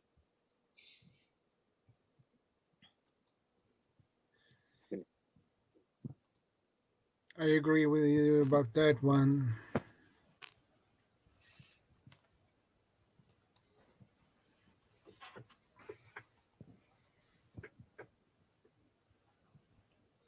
Somehow I think we've charged up the power thing now. I think we're recharged on it now. So heat. Let's go to heat. Yeah, I was going to say cold, we're going to move on to the next cool. subject. Yeah. So yeah. Worst case scenario: blankets, blankets, and puffer jackets. Building yourself up for it. I mean, how many people are trying to phase out? Coal fires, wood fires, multi-fuel burners. That would be my preference, really, as a last-ditch effort, because these solid fuel burners you can cook on them. You can go out, get some, chop a couple of trees down or dead wood trees and burn that, worst case scenario. And you've got heat and cooking there as well, and the ability to boil water. And don't bring your side. Yeah. Don't start burning things inside. Propane and barbecues inside. Well, this is the thing, right? When I was converting my camper van, before I installed the cheap Chinese diesel heater, I used one of these small propane heaters, like the little canister you put into them. Yeah. Problem is, the big warning label on the outside: A, don't use it out indoors. well, it's pretty pointless outside because you're not going to get any heat off it. B, it doesn't work in less than 5 degrees C. You have to keep it work for about, say, 2 minutes, and it will just slowly diminish. So you have to take the canister off, shake it up, put it back on, or just it's just a waste of time. So. Well, I was going to say, one of the favorite things for hikers and all And that, backpackers, they like those stupid butane stoves, jet boil stoves, and butane heaters and everything like that. The problem with butane is butane will freeze. It will freeze, and also butane is just extremely expensive compared to propane. That's why everything I've got is propane. I'd rather just have propane just because it's cheaper. It makes more sense to me. Like a 1 pound propane cylinder, I probably get like at least 3 to 4 times, the amount of BTUs and I should say hours of BTUs versus what I could get from like a little butane canisters. Little butane canisters are like 4 or 5 ounces or something like that. Yeah. You get more runtime. For me, propane. I use propane. I use a 13 kilo bottle that will last me 3 months, and propane's it's a precious resource for me. As soon as the grid goes down, I'm not really bothered about the grid goes down because I'm quite sufficient off grid. But for me, if the supply chain goes down, then that's the problem, because then you're not going to get any propane long term. So it's a precious resource then. So I'd go to my solid fuel burner, wood burner, coal burner. And like I said, you can harvest wood from a lot of different places, and you can cook on it as well. And I've heard stories from the Texas freeze a couple of years ago. That was it, where a lot of houses didn't have wood burners and so on. So people were congregating in these in their friend's house, which did have it. Well, Because I was going to say, to be fair, a lot of the newer American homes, they don't actually have wood burning stoves or fireplaces. Because they got to conform to the green option, didn't they? Yeah, the EPA is starting to clamp down. Like I said, we can kind of go off on a whole tangent on this whole conspiracy theory stuff, but like I said, there's a concerted effort to make people dependent on the government, and one of the ways is to basically take away alternate means of heating, and you basically heating your house. Yeah, and I mean, if someone was to argue the climate change factor and all the green issue, then I can see why they want to ban wood burners and all that sort of stuff. But wood burners, at the end of the day, they're a fantastic option, because you got all your heat in there, you got all your cooking there, you can boil all your water on there, and you got a complete self-sustained little unit there, and it doesn't the resources it uses. Screw the environment when it comes down to your own survival. Who cares about how much crap you're churning out in the atmosphere when you're the only person left on the whole street? Yeah, exactly. County, Even mankind as a whole, it's been proven that mankind as a whole, the amount of quote unquote carbon greenhouse gases we emit is negligible compared to even what one volcanic eruption can do.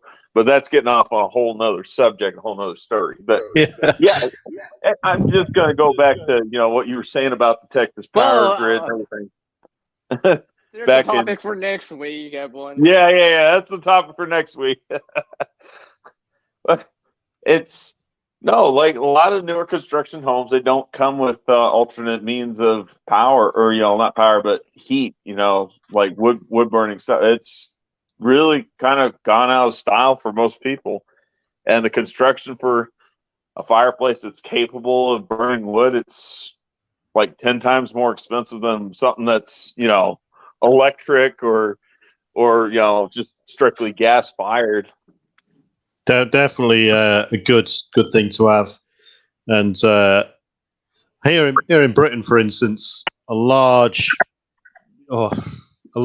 percentage of the properties in UK have got wood burners in because they're older houses, and all these newer houses that are springing up everywhere, they're, like you say, the greener option. They've got none of this.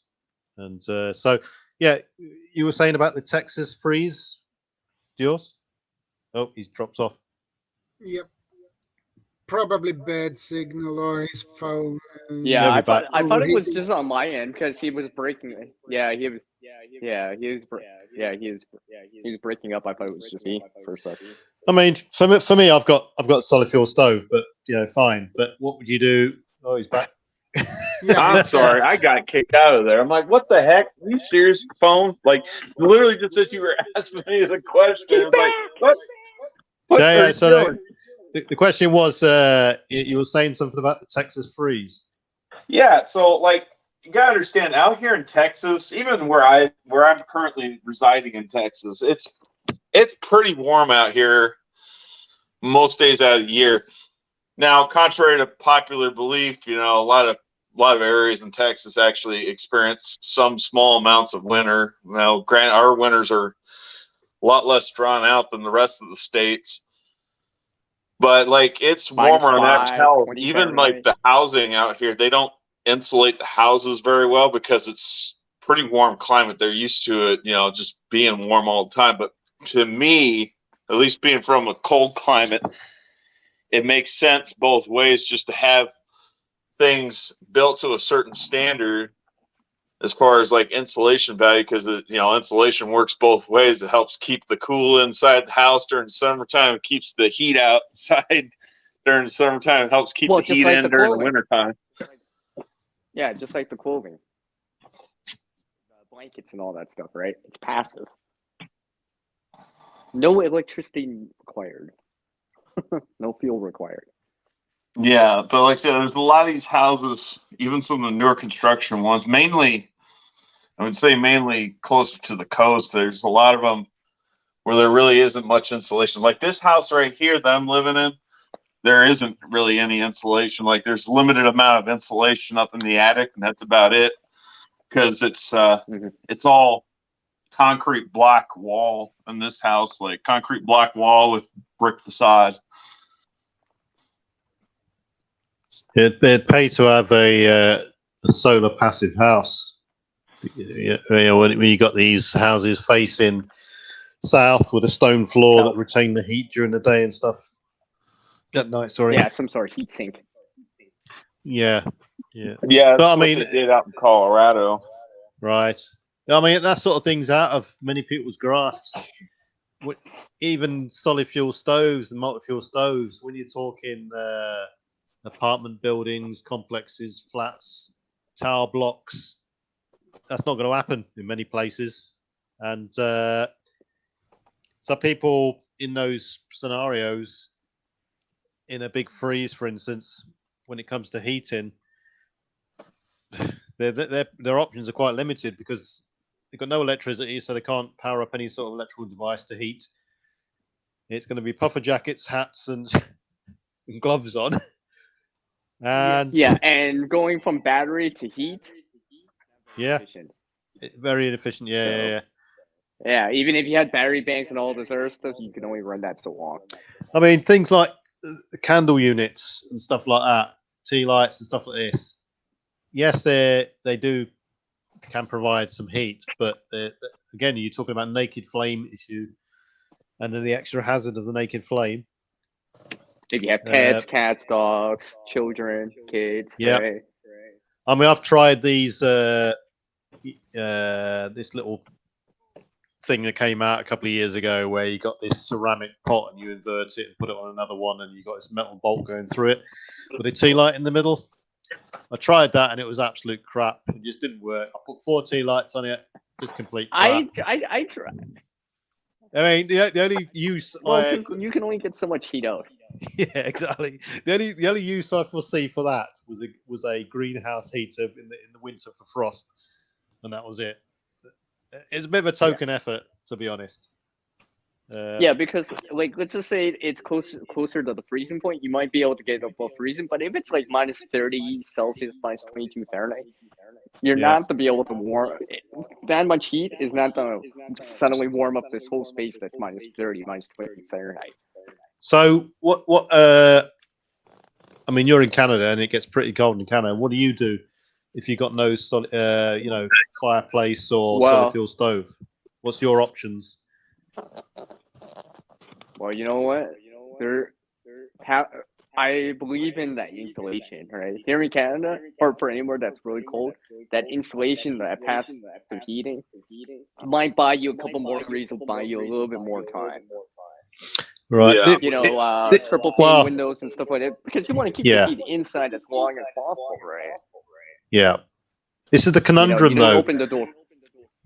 The conundrum is where we got people in Texas who, like you said, get so hot that having good insulation is going to be counterproductive in the summer, and then in the winter. Well, yeah, I was going to say, I'm like I said, I'm originally from Colorado, but I've also spent some time out in Nebraska and Missouri, and like I said, those areas get hot and humid. Like the part of Texas I live in, it's hot and dry. Okay, it's very hot and dry. But there are parts of Texas where it's hot and humid. Like, you're not just talking about the 120-degree Fahrenheit heat. You're also talking about that heat index generated just from the humidity alone. And so if you got too much insulation or you don't get enough airflow, you can get mold. And I think that's why a lot of the houses, at least in that part of Texas, the insulation's probably not great. There's got to be some amount of airflow permitted as far as just to prevent black mold. So what do you do, Shadow? Shadow's in the. I mean, you're in an apartment with you got no chimney or fireplace or stove. I imagine it gets cold. No, we don't have any wood stove or any. It's all like electric, isn't that. it? So what's your option for heating when the power goes down, Shadow? Well, warm blankets, sleeping bags. That's a start. So and buy a propane heater or something. Right. You can use indoors. That's the option. And your options for water as well, then. I mean, you're relying on the water, the ambient temperature in the room to stop the water freezing. Is that right? I don't know how the landlord doing this. Because the big problem is protect the water from freezing. I don't know. Well, keep all the it pumps moving. will be, yeah, well, maybe all the pumps would have gone. You would have had no pumping water. So the ambient temperature of a room, then you're relying on propane fuel to heat up your water and boil it, or to make hot drinks and so on. And maybe use a That's furnace. why you need to stock up on water. Never dealt things about a furnace and a cooler. They could help you. Yeah, I mean, so CR in Canada, those without fireplaces, stoves, they rely on insulation then for this sort of thing. Well, I mean, it would slow the heat transfer from hot to cold. Yeah. As much as possible. And that could buy the insulation does work both ways too. The insulation works both ways. So for you, CR, and you don't have to answer if you don't want to, is have you got a fireplace or a stove? No, I don't. Not for here. So very what's rare your to see that? I rarely see that here in Canada. right? The place would so have what's to your be really emergency? old. What's your option for heating then? Like it'd be obsolete Shadow, right? I mean, like I gotta. Hopefully, it would never happen. And the thing is about emergency heating, it could be as simple as the furnace going down in the winter. You still have electrical power. Okay, so you use space heaters. Okay, but if the grid's down, that's totally different, right? Because now you don't have the electricity heater, and your furnace is still not working. So, I mean, because we invested into like triple pane windows, good insulation, but self-facing windows and stuff like that help. But and obviously sleeping bags and stuff like that, blankets and stuff like that. I mean, it'll probably come to this. Yeah, it'll probably come to the situation where I'd imagine, as a family, people would withdraw to one room, so you're preserving heat into that one room. Yeah. You're not all sleeping in separate rooms, for instance, because that's colder and stuff. Hey, Nuds. Yeah. Hey, how you doing? Does it say folks. Nuds still? Hey, Hang on Ned. 1 second. It's actually Nubs with a B. Give me 1 second. Yeah. Okay. I was gonna say preparedness veteran. See, I actually had the furnace go down before in the winter. Right. Yeah. Yeah. So this is why I'm a big proponent about the insulation, right? Because Yeah, definitely, maybe we definitely. get space heaters or whatever, but it slows down that heat transfer, right? It was -30 outside. So it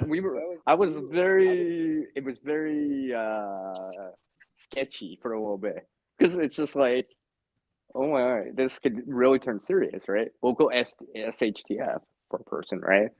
And that could happen to anyone, right? And where your furnace dies or something's wrong with it. Yep, absolutely. Thing is, the grid is so fragile, and you look at any localized county or national power grid outage map, and you'll see dots all over it, and they're happening all the time. But it's such a fragile system, vulnerable to a cyber attack or deliberate sabotage, substations, weather, earthquakes, stuff like that. The natural. Let's be honest. If they don't maintain it, it's going down. Exactly. Yeah. Maintenance intensive. That too. And people have got to really look into these things seriously. And last thing you want to do is get caught off guard, aka the Texas power grid failure. Yeah, like people. That's a shame that people died in Texas due to cold or CO, carbon monoxide. Either one. Yeah, there is another option actually. Yeah, I mean, Shadow know about these. You can get these portable, collapsible stoves for tents, which double up as cookers and heaters. A flexible or a telescopic or a chimney flue pipe where you can assemble it, poke it out the window, then you've got an immediate source of backup heat in there. Tea lights and terracotta candles. Or terracotta pots. We just talked about that. That, and then, do you guys have Mylar over in your country? Yeah. I'm pretty sure Mylar exists everywhere. I don't know. I haven't been there, so I can't say, oh yeah, just go to the local store and grab. But if there is Mylar available, having some Mylar blankets to throw up on your walls makes a big fucking difference. Well, yeah, because you get the reflection of the heat and the light. Mm-hmm. I mean, you would probably still want to black out your windows, for example, for operational security's sake, but what you got to consider when you start shoring up things and making the things more of an insulation, bolstering up your insulation, is you got to consider about ventilation. You'll probably wake up in the morning and find that all the walls are soaking wet with your own moisture. Yeah, and that's what I was talking about, the mold. Oh yeah, because you don't have source drying it out. Yeah. Another good option I've tried and I've got in my van is a diesel heater. They are absolutely brilliant things. They do you do require diesel, obviously, and for as little as $150 odd, £100, you can get a 3 to 5 kilowatt diesel heater, and all you need is a battery to start it up and maintain it as it's trickling over, and that you get a fuel reservoir with it. It comes with they normally come with a 10-litre tank, and that 10-litre tank will continuous use would last around about a week solid, and it would just depend on if your battery can sustain the tick over of the heater. But these heaters, positioning is key between the battery and the heater itself. If you place it too far away, you've got a lot of draw on that diesel heater when it starts up, adding on to the initial startup anyway, because these diesel heaters, when they start up, it takes a massive amount of amps to get it going initially. And if you haven't got a decent enough battery, it will just the initialization will kick in, and then it will just stop and fail. You won't be able to start it. But they're definitely good heaters. Can I try? Yeah, go on. Just to add, but like when the first went down here, one of the things that was also kind of useful was just a simple thermometer, a mercury one, whenever possible, right? Because that way I could tell exactly how if the temperature's dropping or and how fast, because I can see a number on the thermometer or on the screen or whatever, right? But it allowed me to know, this is the coldest room, and it's getting down to, let's say, 6 Celsius, right? 5, and something like that. Then I could take additional steps, right? I can, what I mean. So I would know exactly what's going on, right? And a thermometer, I mean, not a lot of people have a mercury thermometer, right? And once got digital thermometers, furnaces, they're all digital, right? They're not. I'll tell you, mercury thermometers are a rare thing nowadays. They're more or less gone on to the alcohol ones, or the ones with filled with red fluid, or whatever that is. They're so toxic, you see. Yeah. Bob will know this. That's I gotta take this. But that. Yeah. Okay. I was gonna say but those don't use power, right? On like the digital ones, right? So yeah, that's what you want in a power outage.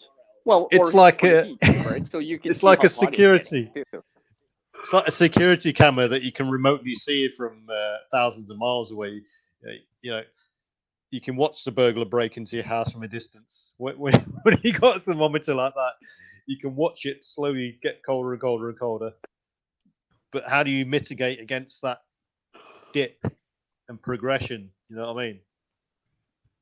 I know what you mean about the suspension. So if you had like space heaters or like some sort of external, like a fire pit or a fireplace or anything like that, or a buddy heater, and then you could be like, oh, it's getting down to 4 Celsius. Okay, I'm not use this now. Right. Try to raise that for a couple. So that way you're talking about the room is going to. Or colder, depending how you want to see it. So you're talking about because it works both rationing ways too, right? Heat or yeah. So you're talking about rationing and maximizing the limited fuel you've got to maintain some sort of remember baseline.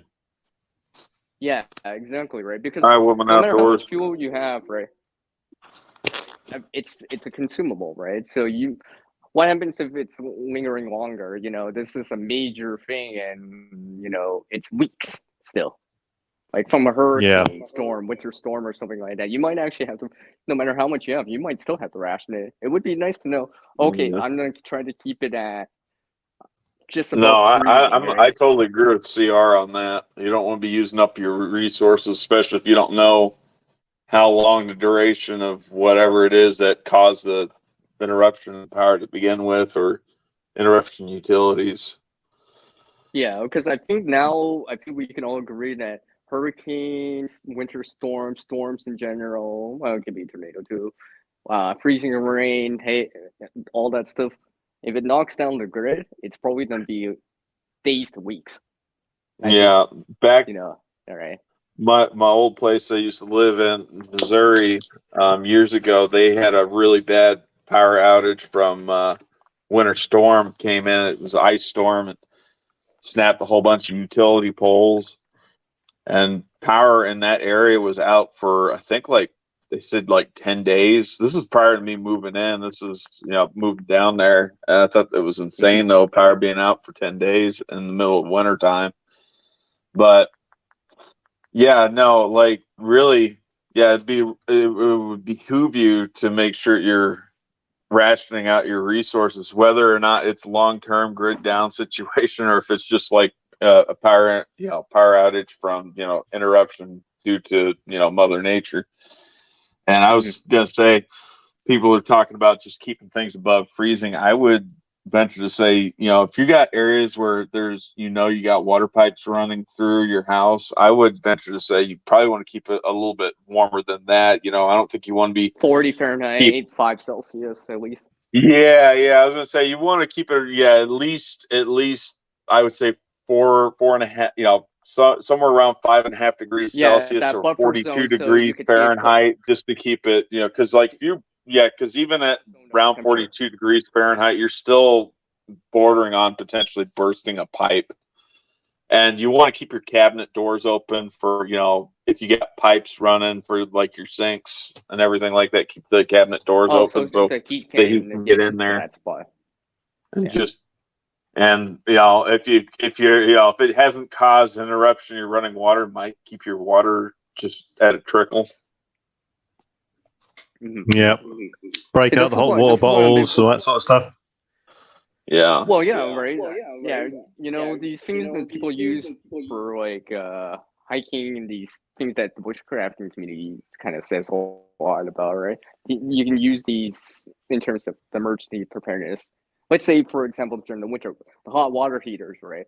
Because instead of like bringing your barbecue in to heat up the place, right, or to keep you warm, indirectly heat up some water and use that water to heat up the space. Yeah. That way you don't even have to worry water about the to CO. heat sink.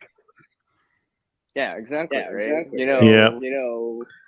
Yeah, that's a good idea. I mean, you could use your fire pit to boil the water. You fill up some hot water bottles, a flask. Yeah, just keep. Just so keep you doing can it. even.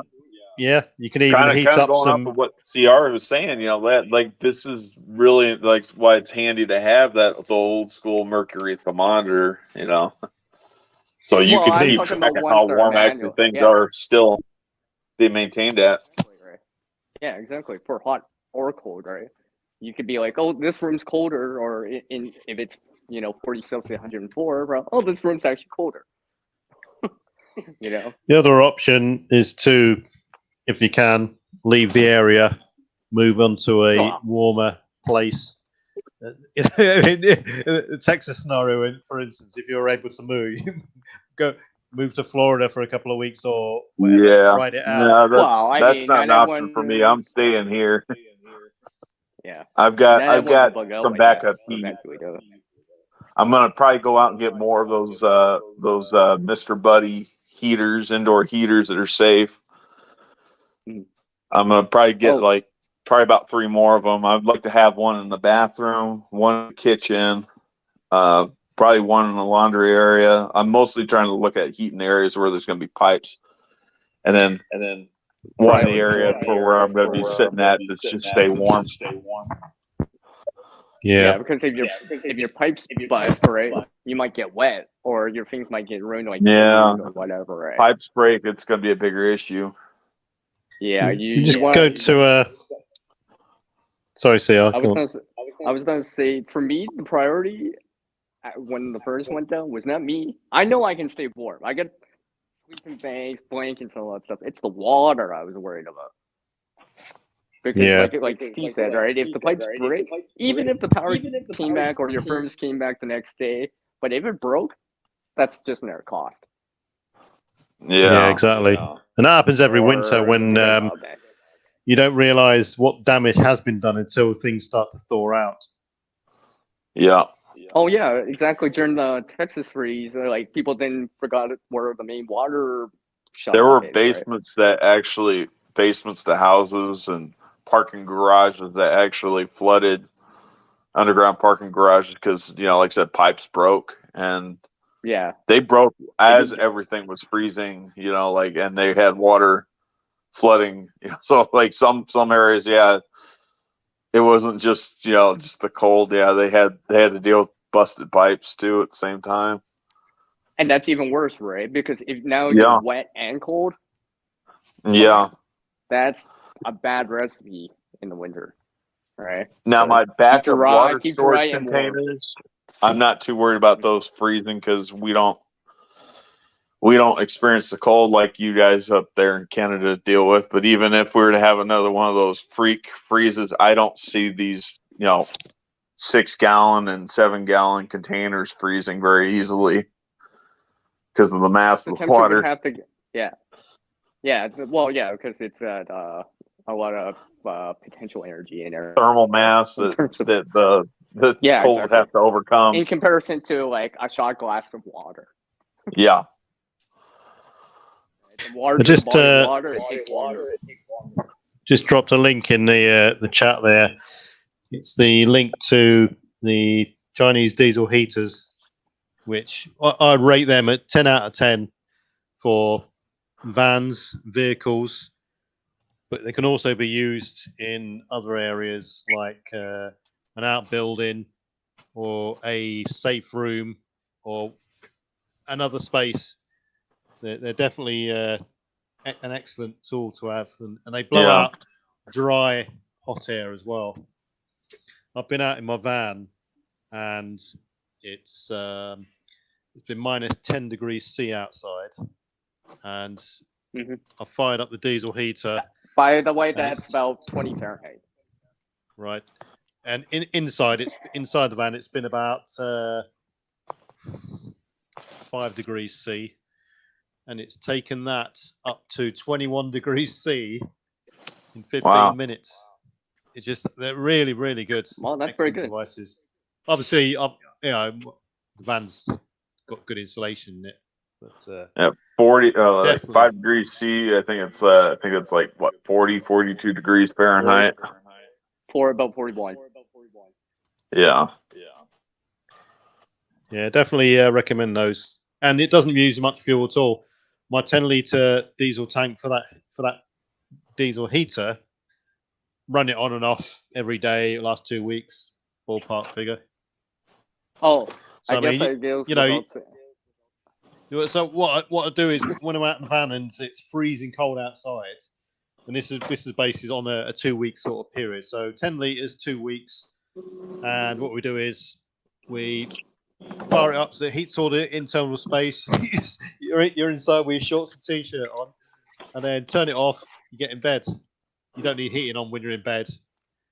So because you'll have a sleeping bag and stuff like that. I prefer a cold room when I sleep anyway. I just bundle up underneath the blankets, and if it's cold enough, the cat will want to cuddle with you under the blankets too. I was going to say is it was in terms of, because it's National Preparedness Month, like I said, and one of those purpose, keeping your vehicle fuel up. So if you have to actually do these things with your vehicle, at least you have a fairly full tank to start with. It's on me. Well, you're not gonna get much out of it. That's both for like using it as to charge your phone, the heat source, or you could be on the highway. Right? Look at what was that I-95. Yeah, some of these diesel heaters. I mean, diesel's got a low freezing point. That you can either use them through the vehicle diesel tank or its own diesel tank that it comes with. So anyway, that's me for tonight. I've got to shoot off, Shadow. Yeah, no problem. Take care. No worries. Fairness, that. So, that's it for me. See you later. Okay, CR, Dios, and Shadow. I'll check it out. Take care, PB. Anyone want to mail me, you know, that sort of stuff, and catch you later. All right, later. All right.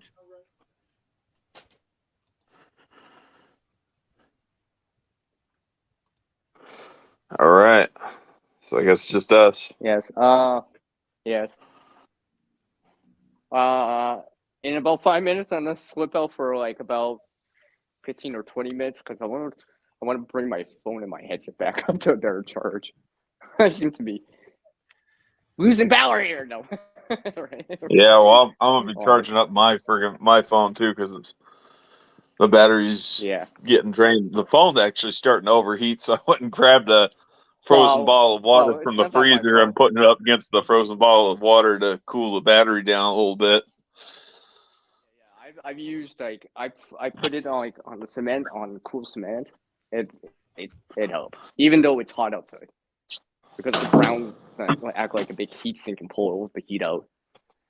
Especially if you're charging the phone too, right? For example. Yeah.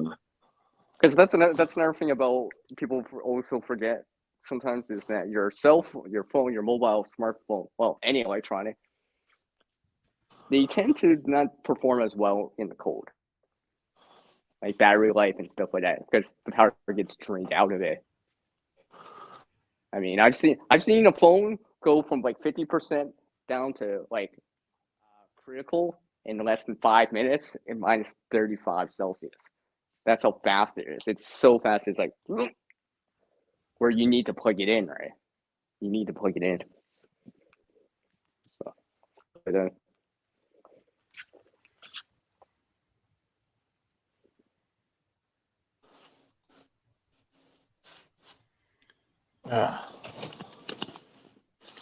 I'll try to get so Shadow, everything that means that means Steve are gonna take off, and you're gonna have to do all the talking. We're sorry in advance. I'm just saying. Well, I'm gonna try to stick around as long as I can, but my phone battery is getting hot. I'll be listening on the. I'll be back on the side jack.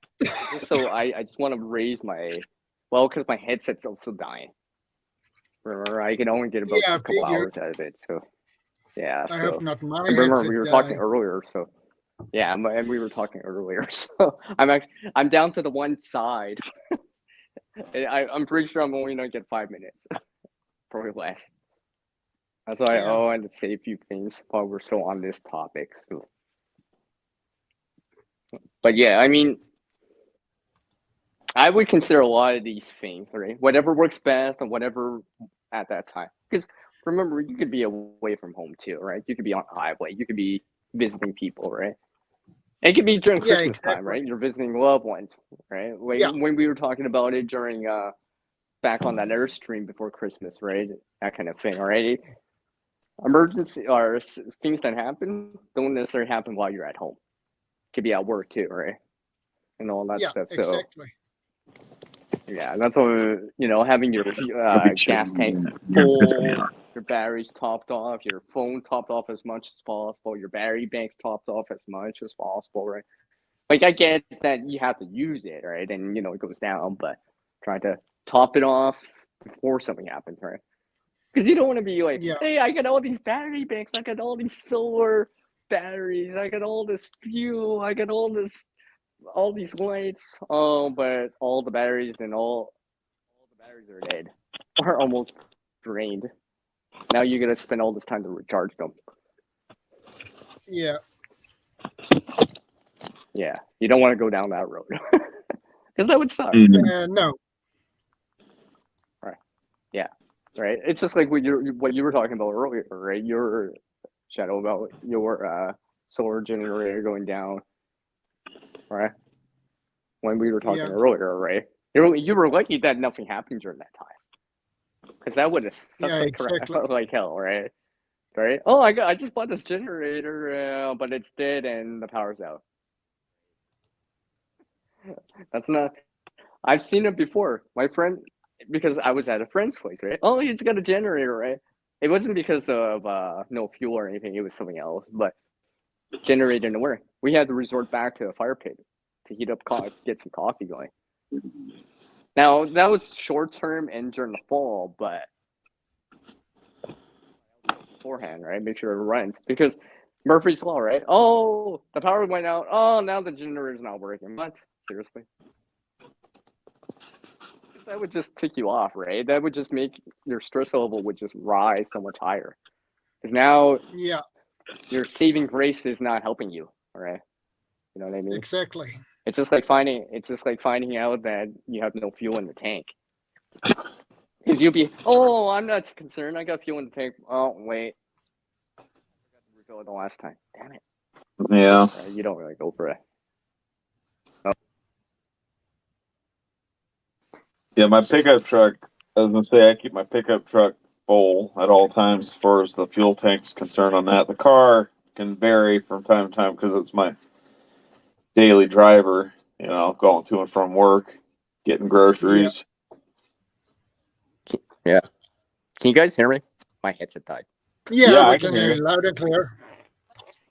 Yeah, it'll probably sound different. Okay, I'm probably gonna spend another 5 minutes, then I'll come back and back at the top of the hour. I'm going to say this, I can't see you though, CR. I can't see you. Or hear me, whatever. See, hear, whatever. I can't see you. I can hear you, but I cannot see you. Oh, okay, insert verb, whatever I want to use.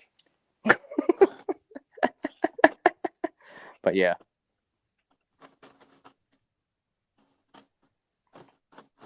So, what was I going to say? Oh, remember Shadow how I was saying how I've been to places at times where the power's gone out, right? And like I said, it's not always at home. You can't assume that the power just goes out while you're at home. Because we go out, right? We go to places, go to restaurants, whatever, right? It could happen at that time. It's just how it is, right? That's why I'm a big proponent of having certain everyday carry items with you, or things nearby, close enough, like flashlights, for example, right? So EDC. Everyday carry, right? Because, flashlights. I did an EDC video about 3 years ago, and to be honest with you, I didn't really get very many views on it. Like, obviously, my EDC wasn't just centered around weapons. Like, I had tools, like I had multi-tool, knife, pocket first aid kit, flashlights, and a couple lighters. Yeah. Like I was saying to Shadow earlier, even if you have... Oh, hold on.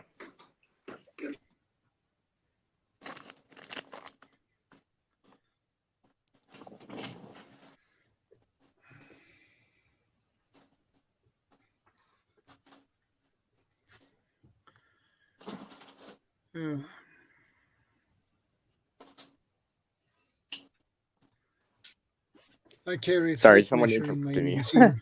Yeah. That's a good thing to have.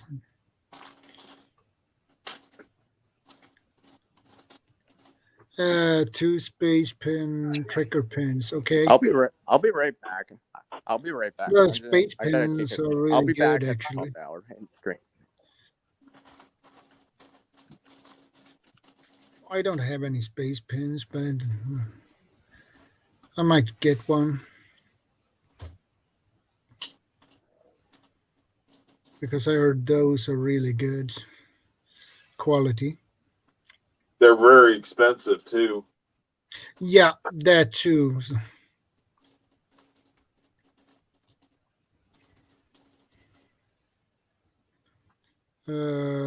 Instant coffees, ground coffees, filters various ways to heat the water, etc.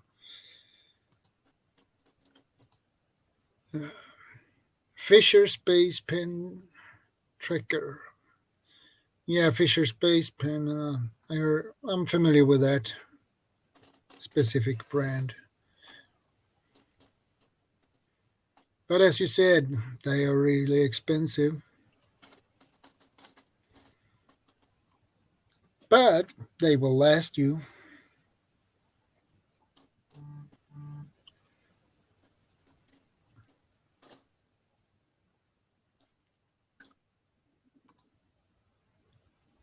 I have no idea who sneezed.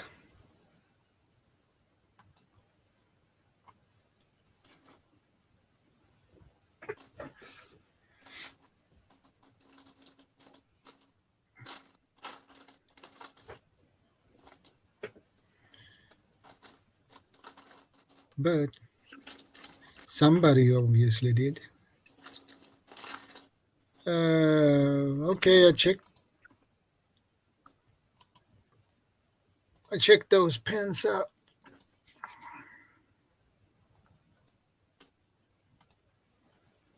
Yeah, last time I seen one of those for sale, I seen one for sale at the Navy Exchange. I want to say about 9 years ago. They were Yeah. going for $15 a pen. Yeah. Like one single pen. Not a pack of them, just one pen. Yeah, one pen.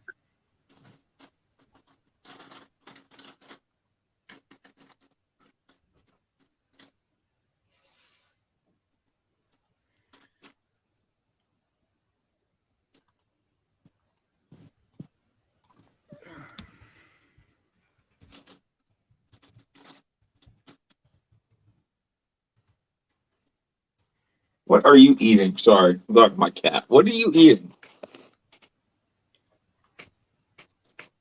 He's still a kitten. He likes to get into stuff. Yeah.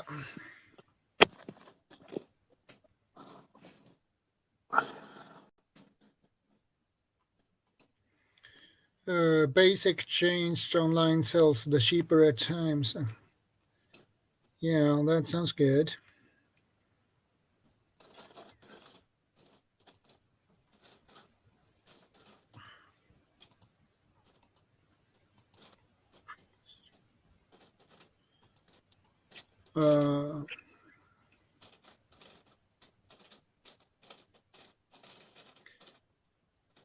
There are a lot of different models on when it comes to Fisher space pens.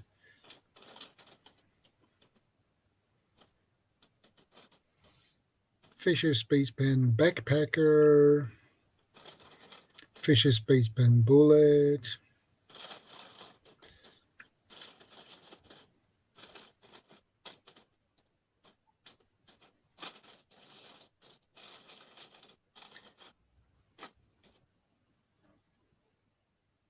But they are quite expensive.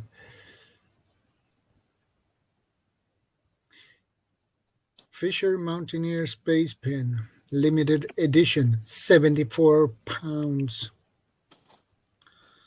That's the price for that one.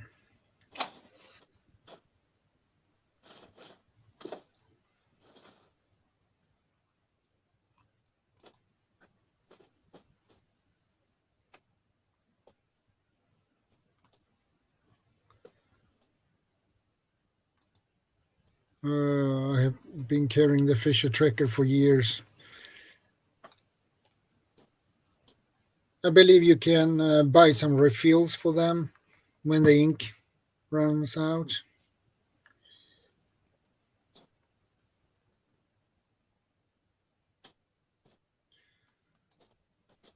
Well, I don't know why, but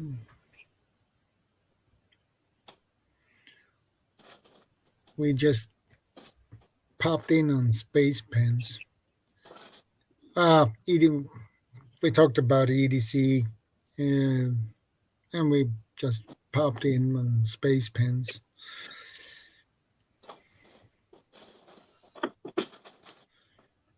The titanium sporks I use the most is now $20 a piece. Yeah, that's really expensive, but it's titanium. Yes, I buy refills for the space pens. Okay, that's good. EDC energy sources. No.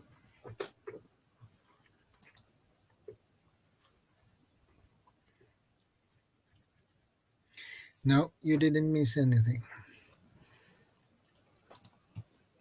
I'm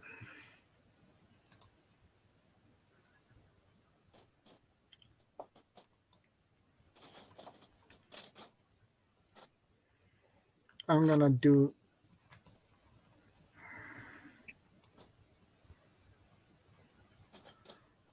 Yeah, I have a battery bank. Where I put it. It should be here.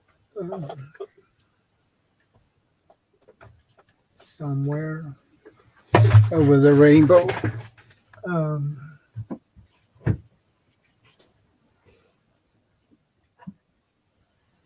Yeah, there is it. I have this one.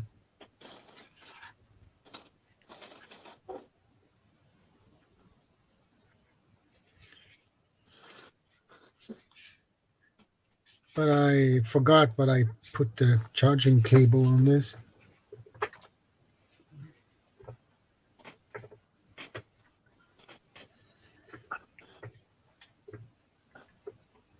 And I need to put my binoculars away for a moment. I don't need. Not there.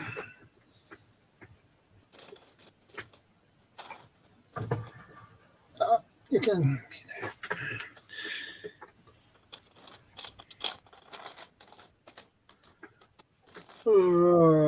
I'm gonna check how many milliamps this one is. You have 4 26 amp hour battery banks to recharge phones.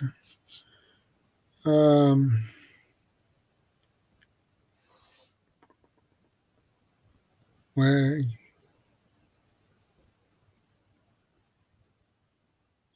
this one is on 10,000 milliamps.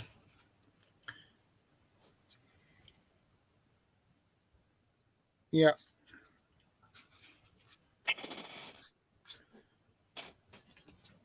$10,000.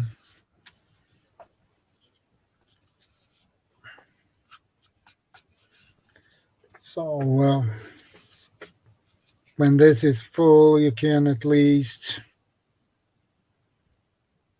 I think you can charge your phone 3 or 4 times with this.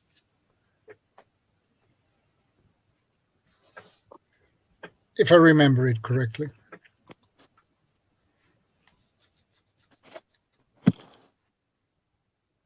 Still trying to cool out my phone battery. I think what I'm gonna have to do is I'm gonna go buy me an ice pack that you put in a lunch bag, put that in the freezer, so whenever the phone gets real hot and I'm doing this live stream, so I can cool it off fairly quickly. Yeah. Welcome back, CR. Hi. Oh, look at that. Look who's at the bottom of the totem pole now. Yeah, that's because I'm lifting you guys up. Yeah. Yeah, exactly. But yeah, battery banks are quite useful. Like I said, like even like it's a thing that you don't even need to necessarily just use it for emergency preparedness. You could be using it like content creators use them, people that go hiking, camping use them, right? I mean, usually the younger crowd knows about it better. Yeah. The older No, crowd. I use one too. I use it primarily for extending the phone battery, so that way I'm not drawing so much on the phone battery, or I'll use it to or let's charge say up you're the doing a portable time Bluetooth lapse or speaker. recording, live stream, stuff like that, right? So like a battery bank's not just for emergency preparedness; it also helps for it, but you could use it day to day. Yeah. Ow! Sorry.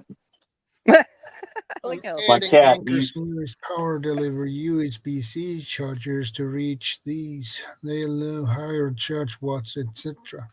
Okay. So you'll get That's cool. Faster charge. And I'm not familiar with that brand. But yeah, I mean, like I got a couple. They can then charge the laptop, tablet, or newest phones. Oh, okay. Speak That's of which, really cool. That reminds me, like I said earlier, Shadow. Your laptop is basically when you don't have internet connection and you can't really do much with it at the time because you can't recharge it. It can act like a battery bank, at least temporarily, depending how full it is. Because usually Yeah. these laptops have a USB L too, right? So technically, all you gotta do is I got to double check it, but sometimes you don't even have to boot into the operating system to even get power out of it. For example, right? Let's just say you wanted to recharge a battery bank. Well, I shouldn't say a battery bank, but recharge your phone. Yeah.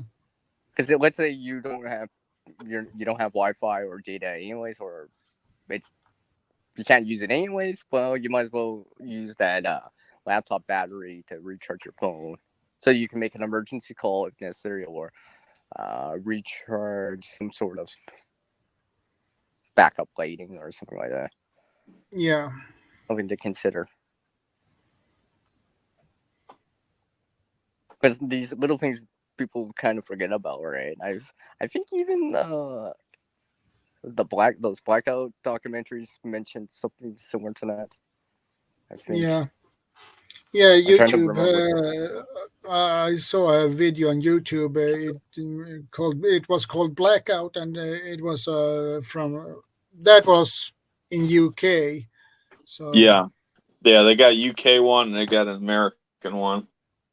yeah, UK one was different, but it was interesting. You know, they show these idiots going to a truck stop and trying to siphon out gasoline from a tanker truck, and they end up setting the whole truck stop on fire. And then I remember somebody got into a car accident and they were on life support. They were in a coma in the hospital, and because the power didn't get restored in time at the hospital, they ended up dying. yeah, I remember that one from the UK. Like I said, I only seen the UK one like maybe once or twice, maybe. I'd seen the American one probably about 5 or 6 times.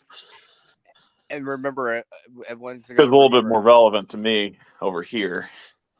I was gonna say, Steve and Shadow, when power does come back, it's gonna get prioritized to hospitals, infrastructure like water treatment, stuff like that first, right? Residential is gonna be lower on the priority, so you don't have to wait longer than you think. Even power's coming back. No, they're done. Priority first. Yeah. Next would be industrial. You know, after, like I said, after the major services like hospital, emergency, and all that, water treatment, like you said, been taken care of. Next would be like I said, be commercial. Well, actually, it wouldn't be commercial, it'd be like industrial, and then commercial, and then the lowest guy on the totem pole, the individual consumers. Yeah. Assuming that this has affected the whole your whole area, city, town, or whatever, right?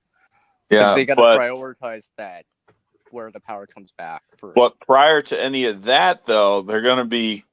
Remember, as I was saying a few streams ago, not all power generation stations have the ability to start back up on a complete blackout. They can only start up on a brownout. Like it's like, and like I said, this mainly applies to U.S. power grid. I don't know what they do in Canada. I don't know what they do in Europe. I always assume that whatever happens in America, it's going to be very similar to what happens in Canada because we're pretty much one and the same. And a lot of there's transformers and power poles everywhere else in the world. We both run on 60 hertz cycles. We both use 120 volts as our main source of power coming in for the house. You know, So I always figure we're one and the same. But they're going to be using power generation stations to bring up neighboring power generation stations back online, and then of course they got to get everything synchronized again, get everything running on the same frequency. Otherwise, you're going to have it's going to go to the generators start burning each other out. Yeah, then it'll go to the hospitals. Hospital, water treatment, and so on and so forth. Yeah. So. Well, Nancy, I bought this for about $500 from Amazon. It's a portable 600 watt hours power station, but they call it a solar generator because I have 100 watts. A really big battery. Yeah. I have a 100 watts solar panel to this one. Yeah. Because on Oh, its I own, was it going to isn't ask, and I generating wish output. PV was still here. I wish PV and Bob were still here. We were talking about alternate means of heating your house. I should ask: does anybody keep fire extinguishers in their house? Do you keep a smoke alarm or carbon monoxide detector in your house? Well, Steve, that's the most important thing here in Canada, because obviously it's half the year it's colder, right? So and we're inside more, right? So that's more important. Because I'm pretty sure during the summertime I can open up a door, right? There's probably very little chance of carbon monoxide, but during the winter it's more likely to happen. Yeah, but I'm saying, like, you have a carbon monoxide detector for your alternate means of heat, because not all, we can Well, come it's just up, like the we can thermometer, brainstorm right? all kinds of, cool, alternative ways of heating our places, that could even be homemade affairs, but, at the end of the day, do you have a carbon monoxide detector? Yeah, like rocket stoves and stuff like that. Because it's Yeah. just like the thermometer thing that I was saying earlier in the stream, right? It's that same. You want to be able to gauge that seal level, the heat or the cold, depending how you look at it, right? And stuff like that. Smoke detectors, just in case, something happened. And being like Bob said, having like someone's looking after the generator while it's running, right? If there's candles running, you're up. You don't fall asleep, for example, right? And if you do want to take a nap or sleep or whatever, you blow out the candle and start using the solar lights. I mean, I will say this much: the carbon monoxide does make me a little bit sleepy, and it does make it easier for me to go to sleep. Yeah, but you ain't waking up though. That's kind of a downer, a drawback, yeah. So, because they go hand in hand, all that stuff, right? Because I think, like I said, a generator is more an intermediate advanced thing. Because there's other things you probably want before that, right? Not just food and water, but like the smoke detectors, the carbon dioxide, and so forth, right? Yeah. And maybe even a simple light in your bathroom first, right? Because I bought this generator first, but I don't have a light in the washroom, and I'm in the shower, and the power went out, and I still have shampoo in my hair, and my phone's in the room, and I can't see it, and it's 10 o'clock at night, and that would suck. That would kind I of was gonna suck. say, if you're like me, you ain't gonna be taking a shower in the middle of the night for unless, like you said, Well, unless let's there's just say if you power. came But back from work or whatever, right? It's just one of those things, and it just happened like that. Because sometimes, like storms, so or you're saying the even power goes out as you're showering? yeah, right, and that can happen. Remember, the power can go out at any time. You don't always see it coming, like from a storm, winter storm, hail, freezing rain, for example, right? Sometimes it's because the summertime. Well, it could be summertime, and one's drawing so much juice from AC units, fans, right? And then it's a brownout. And next thing you know, I'm in the dark, I'm in the shower, and there's shampoo in my hair, and I still have to rinse off and still get changed before I step outside and see what's going on, right? And just like how Yeah. Bob said earlier, you don't want to be slipping or twisting ankle, right? Well, because you can't see, you could be you don't want to. Your feet are wet, right? You don't want to slip, make it worse, right? You don't make the situation worse, right? Yeah. And stuff like that. Yeah, that's why I'm a big proponent of having a flashlight in a washroom, because just at least I can finish what I'm doing here, and then see what's going on outside, right? Because I guess it would be the worst scenario is like you get injured in the washroom because you didn't put a light in there, and then now you kind of twisted an ankle, sprained an ankle in a washroom, and then you got to explain it to everyone. How did you sprain your ankle in the washroom? How? I was stepping out the bathtub and I forgot my feet were wet or whatever, right? Or you step on something like a toy or something like that you forgot, Kids having toys around, right? Same thing. You got kids, CR? No, I don't. But I'm just using it as an example, right? There could be kids' toys laying around. You don't want to be stepping that in the dark. Yeah. Well, especially whatever. if they're Legos. Yeah, stuff like that, right? There could be whatever, right?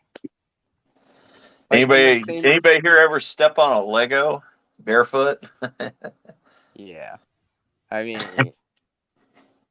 mean, just imagine if it was something else, right? It could cut you, then the next thing now you gotta pull out the first aid kit unnecessarily, right? Because I've seen it happen where people have stepped on things accidentally, and it's a little bit sharper than That's a really cool generator there, CR or not CR, sorry, Shadow. It's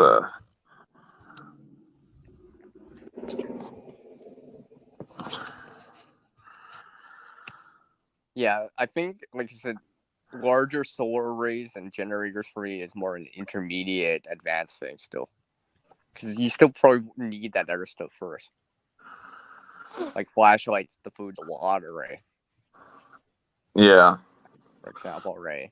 Because the generator's not the help when you're in the dark without a flashlight at all. And your phone's dead for some reason, or you can't see it or find it because, right?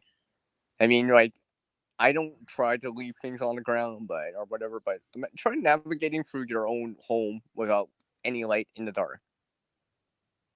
Maybe you could do it, but would you remember everything that's around? You know what I mean?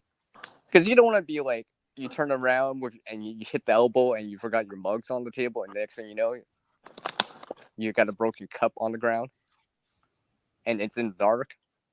Yeah, that would not be pretty.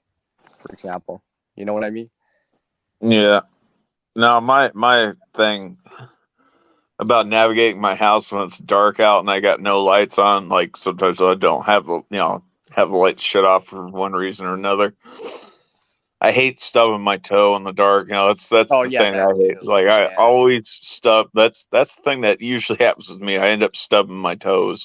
Yeah. Or I end up rounding a corner in the hallway, and I end up overestimating how far I actually need to go down the hallway before I make my turn. I end up turning a little too late and end up smacking the corner of the wall. It's like, oh, should have turned the corner, like a foot and a half sooner than I did. Yeah, like you're stretching your arms and stuff like that. I also learned to like shuffle. Don't take long steps, right? Just take very small steps and stuff like that, and shuffle your way through. Don't rush it, right? Slow is smooth, and smooth is fast, right? That saying.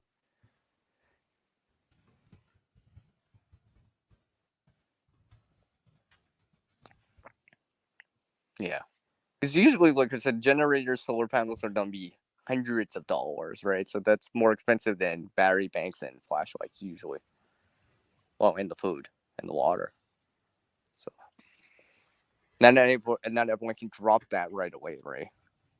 But the flashlight's a good start. Maybe candles to support that, and a lighter or matches to support that too, right?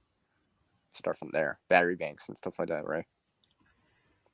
Yeah, this one is the one I have. How many recharges is that good for?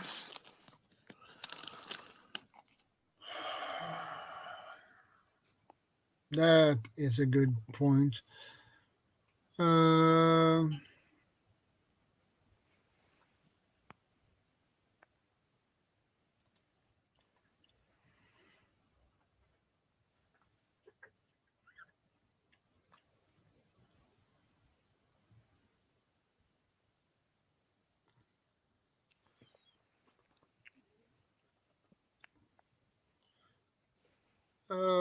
Let's see, description.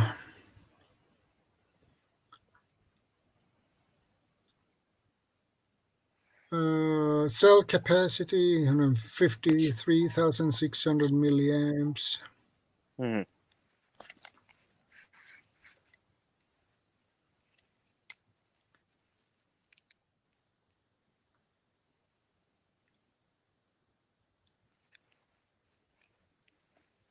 Charging time AC 100 to 140 volts, 7 hours.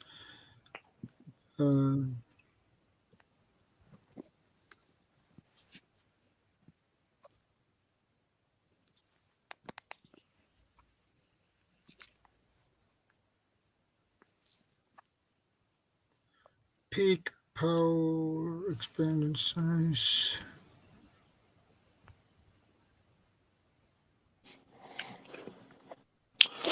I only bring that up is because batteries degrade over time with the charging and recharging, and lithium batteries are no different. Yeah, they only have so many recharge cycles. Yeah, all batteries. Naturally, they're going to break down over time anyway, just because that's just the nature of batteries. They break down, but it probably won't be nearly as noticeable or as bad with a lithium battery. Say, compare that to a regular alkaline or a NiCad. Yeah, or nickel metal hydride.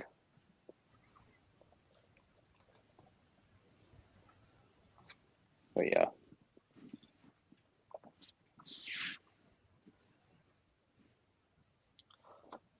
Oh, you know what?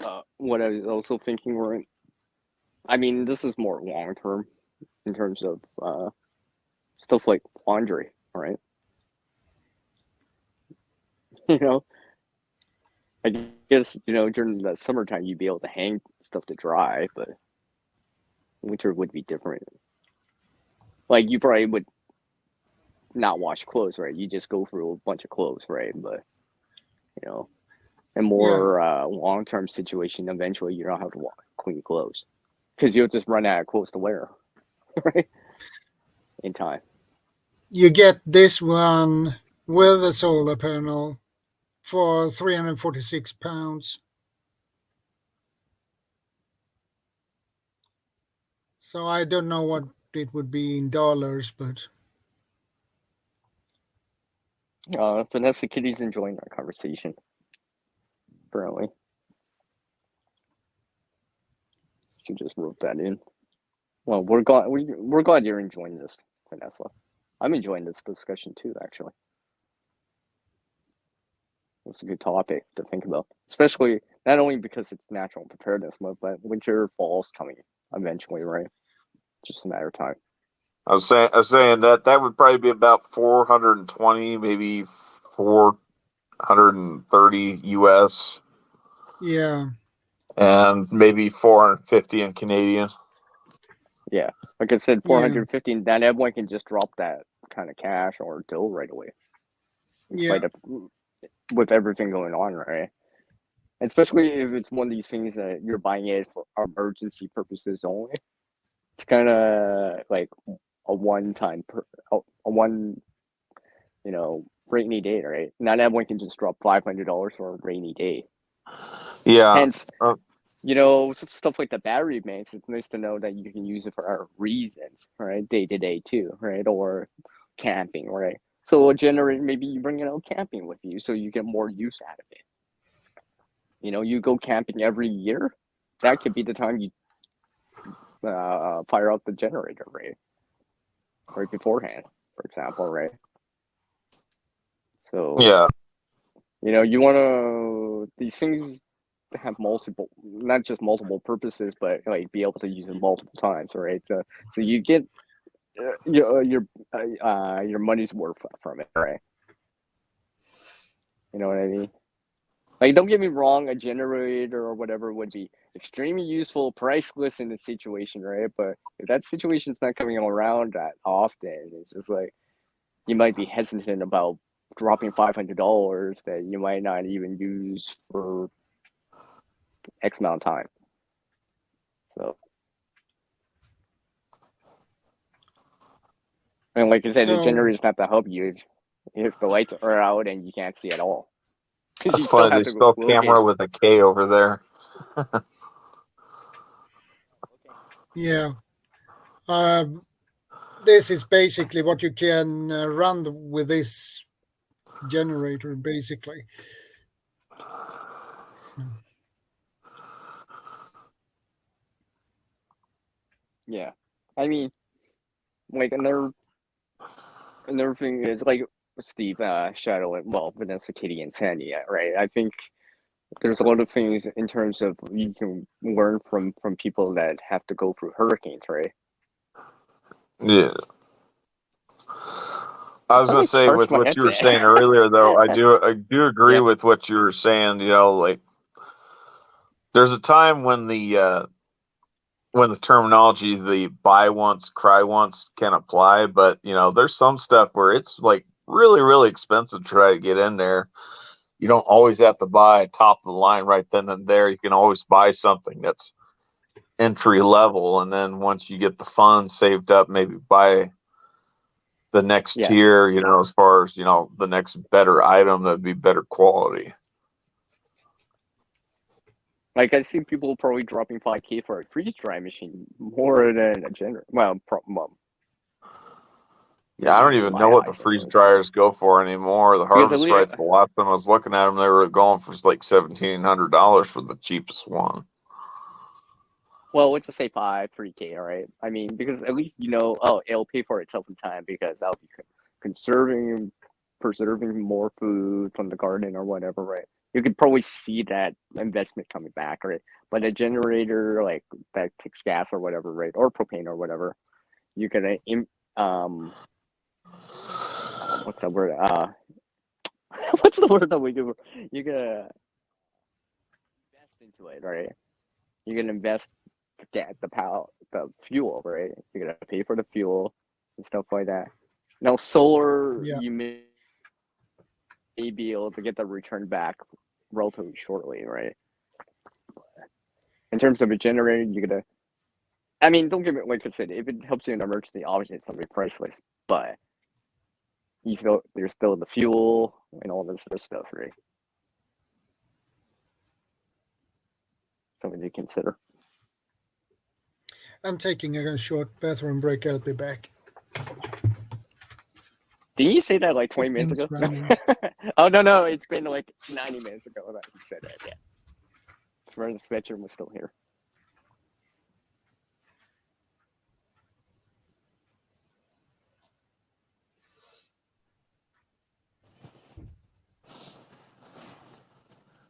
Okay, Vanessa, Kitty, yeah.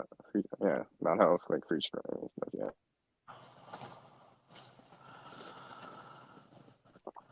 But yeah, something like that could help you out, like a freeze dry machine. Sorry.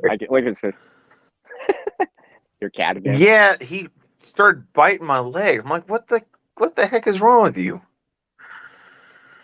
Well, the thing about, like, I don't have a freeze dry. Like I said, a freeze dryer is like a generator. It's a more intermediate advanced thing. You want their things probably first, right? Yeah, I would like start off with buying some commercial grade buckets of freeze dried food before I'd be going out and buying a Harvest Right freeze dried, freeze dryer and some, Mylar bags and everything to package up my own food and everything. Yeah. And you probably want to try to grow garden first, right? For example, right? That way you have food coming in to use with it. Yeah. And stuff like that, all right?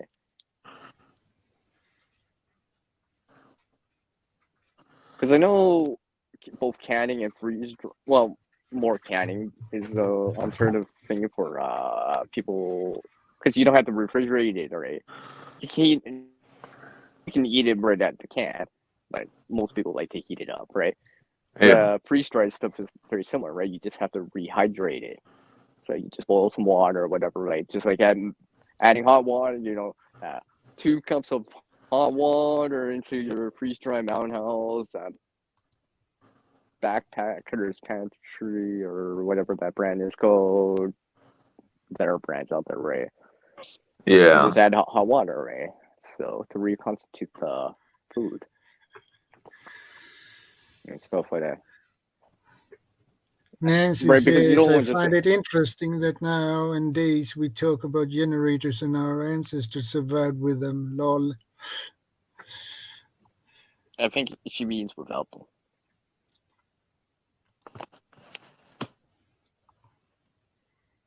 if that's available, Vanessa, Katie, the fire pits and Yeah, stuff, if it's right? available.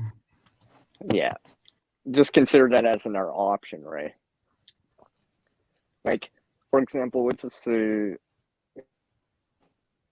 Shadow. Let's just say, like, Steve, people gathered around fireplaces and fire pits during the Texas freeze, right? I saw lots of video about people doing that, right? Yeah, I think that was I'm sure they probably like did. yeah, Just remember, let's just if say, the and power goes out and it gets really, really cold, you know, and there's no foreseeable future of power coming back on, people are you gonna got do, no alternative means of heating your house. Just take your charcoal grill and wheel it inside and just stir it up. No problem. Everything be good.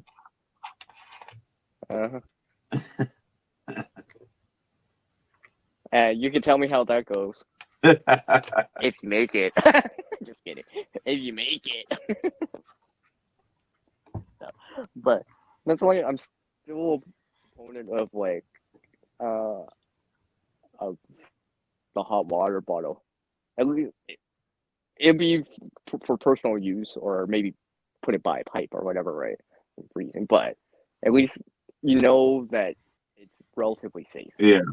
Relatively speaking, right? Obviously, you know, you can still get burned from a hot water bottle. Water can spill out of it or whatever, but you know, you don't have to per se worry about the CO because you're indirectly using the heat from the fire to keep warm. I mean, Shadow, is he back? Yeah. Oh, he is back. I have a story where I visited a friend. Their furnace wasn't working. It was -20, -2 Fahrenheit outside. You could see your breath inside, right? Right. The furnace wasn't working. They had power, right? So stove still works, oven still works, right? They were running the oven, right? I get that, right? I'd probably do the same thing, right?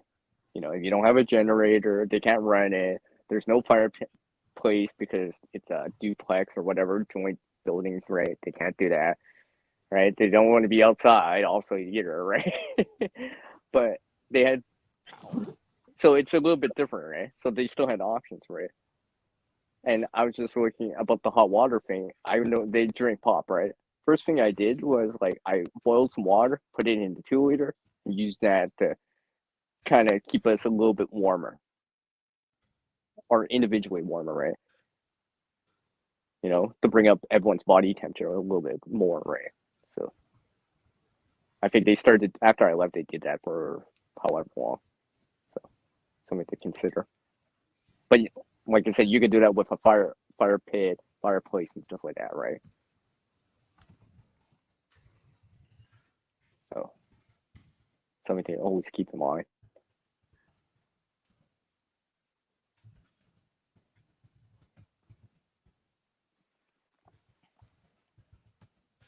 Okay, you guys are way too quiet. Shadow, you're way No, I too agree with quiet. what you said. You know, like you said, heating up the bottles of water and everything. But you know, Yeah, like I said, for I personal don't really use, have a whole lot to add. You know, like I said, I agree. You know, I'm just sorry. You know, Okay. I should be like, okay. I don't know what Yeah, to tell you, man. You're hitting some good I don't points. mind if you do that. I don't mind if people do that. Just because, like I said, I had experienced that before, and I'm just like, I've known about this hot water thing for, well, ever. I mean, I've used it even when I was younger. It does buy you some time, right? Buy you some time, right? So, like I was saying earlier, like I was asking about if people were outside, around a fire pit or whatever, right? And let's just say you lived in an apartment building, I would have brought out something to heat up water.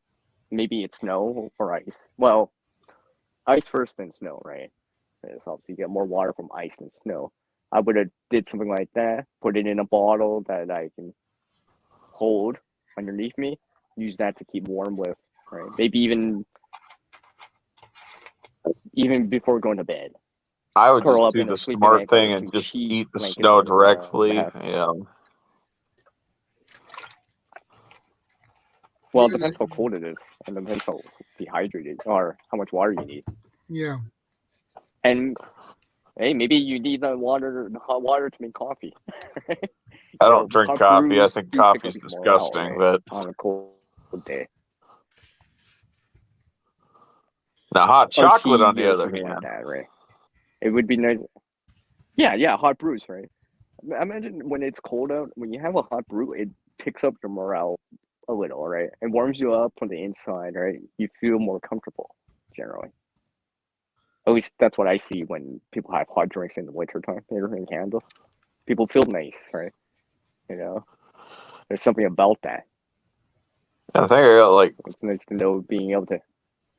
I think I got like 20 pounds, maybe 30 pounds of hot cocoa mix, hot chocolate mix. Because I think what's it Vanessa Katie Shuttle that said about making brews or coffee or tea or whatever, right?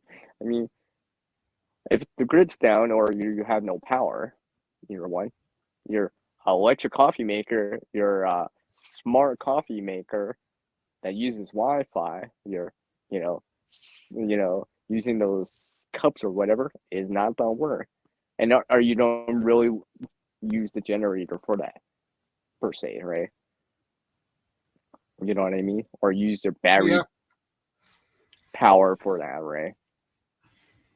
When probably having stuff like drip coffee or French press or filter coffee might be more efficient, stuff like that. Or if you have a way to heat up the water, like maybe solar or a fire or some sort of heat source like that, right? Did I ever tell you guys I did try solar in the winter before? I actually reheated something from the fridge in it. It was gonna. I just wanted to see if it would work, right? But I mean, like obviously that's gotta be fairly clear sunny day. Yeah. Because the grid or the power doesn't always go down because of weather.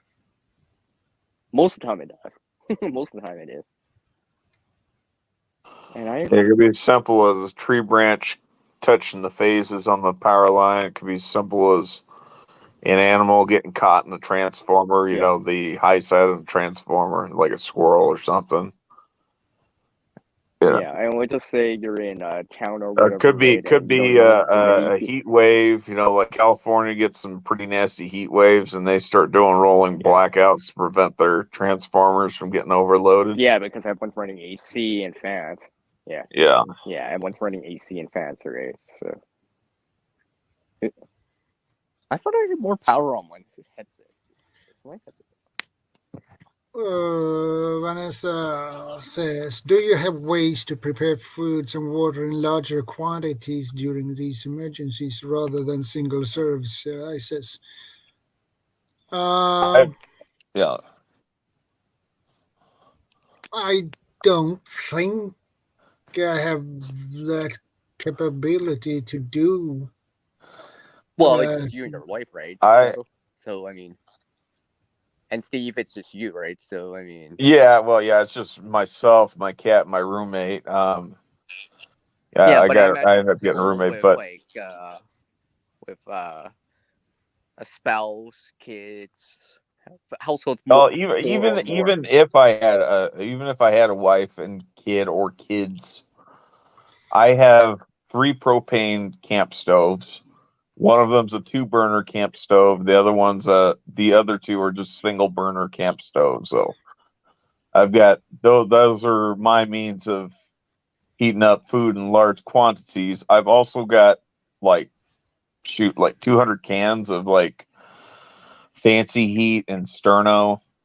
Fancy Heat's the Dollar Tree version of Sterno.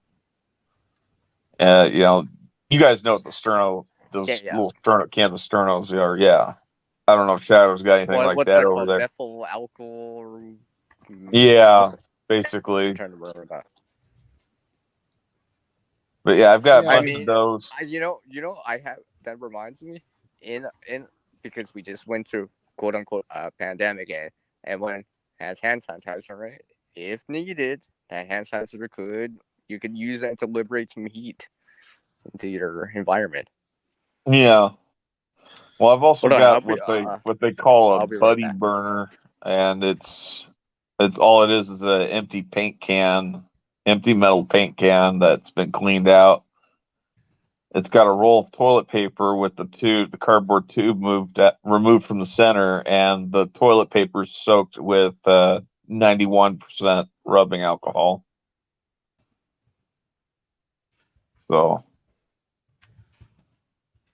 like I said, I've got Yeah, with numerous cardboard and ways stuff like that. I've got numerous ways of generating heat and generating ways of like abilities to be able to cook. Yeah, I mean, like Sure. with Another those. method that people can do too, which I've experimented with, and it works pretty well. You can take strips of cardboard, cut them up lengthwise, or AKA a buddy lengthwise. burner. It's also Yeah, known as a buddy. It's a slang for it, but yeah. I've heard it called like a hurricane. I think it's like hurricane lamp or something like that. But you just roll it up, some sort of put it. emergency. Yeah, and then Stove. you'll take like a soda can. You'll cut the top half of the soda can up. Like I said, you roll up your cardboard really tight. Yeah. You want the I find, you know what corrugation I so found about- that the corrugations are standing up, and then you Yeah. just pour. You soak it with paraffin wax. Like what I found with those is that they tend to work better the shorter it is, because the longer it is, it needs to wick. The wax could be all the way at the bottom. Let's say you've been using it for a while. The wax could be all the way at the bottom and needs to wick all the way back up to the top, right? The shorter it is, it'd be able to do it better.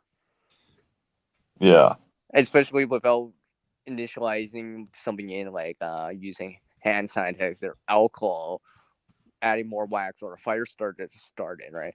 Because I've experienced where I've used these, and it's like there's a certain degree where it's harder to initialize the burn and keep it going, because the wax levels are way too low and it can't wick it up all the way. Now, you're right. Steve, You're right. Yeah, that regards. Yeah, some of them I made. I purposely made them so that they are they're conical, so they kind of stand up a little bit at the center. So I've got a point to light it.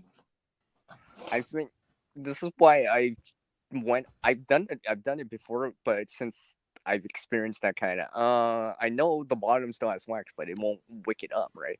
So I have to put a fire starter, use alcohol, hand sanitizer to kind of start that process of it, right? Yeah. This is why I've went away from doing it like that, and I've gone towards that kind of cotton dryer lint formation of it, where I stuff instead of using cardboard, I stuff the cotton or old 100% t-shirts dryer lint, stuff it in there, then add the wax in, and then use it like that. Because it's all spread out. It's cotton, dryer lint, 100% t-shirt, so it's don't wick it. I might give the dryer lint thing a try. But well, I mean, you stuff it full. You stuff it as full as possible. Right? Because basically, it's just don't act like a really big candle. It's don't liberate the heat quite well. Just like the cardboard, right? The cardboard one works pretty good, and I do agree with the cardboard does take a while to light, but that's why I use a lighter when I'm lighting it. I don't just use a. Well, yeah, I use a lighter too, but I don't use a match for it. Yeah, or a match for it, right? But the cotton or dryer lint versions, you can tease it enough and still, if absolutely necessary, use a ferrocerium rod, a dead lighter with sparks, right? I don't think you could do it with just pointed steel, but in certain emergency, you're probably going to be using lighters and matches. Maybe a ferro rod if you really want to be conserving your lighter, or matches, depending what it is, right? Stuff like that. So that's why I've gone towards doing it like that now, because I can source out, instead of reusing the cardboard, I'm going to reuse the dryer lint, for example, right? Yeah. And like 100% cotton may be more attainable than finding cardboard in certain countries or whatever, right? The clothing aspect's probably going to be more likely to see it. Or, and stuff like that. Because sometimes you can't always find corrugated cardboard, right? You know what I mean? Yeah. Sometimes it's just flat, right? And that doesn't work as well. Because you don't have any airflow either, right? And it's harder to wick it up, so.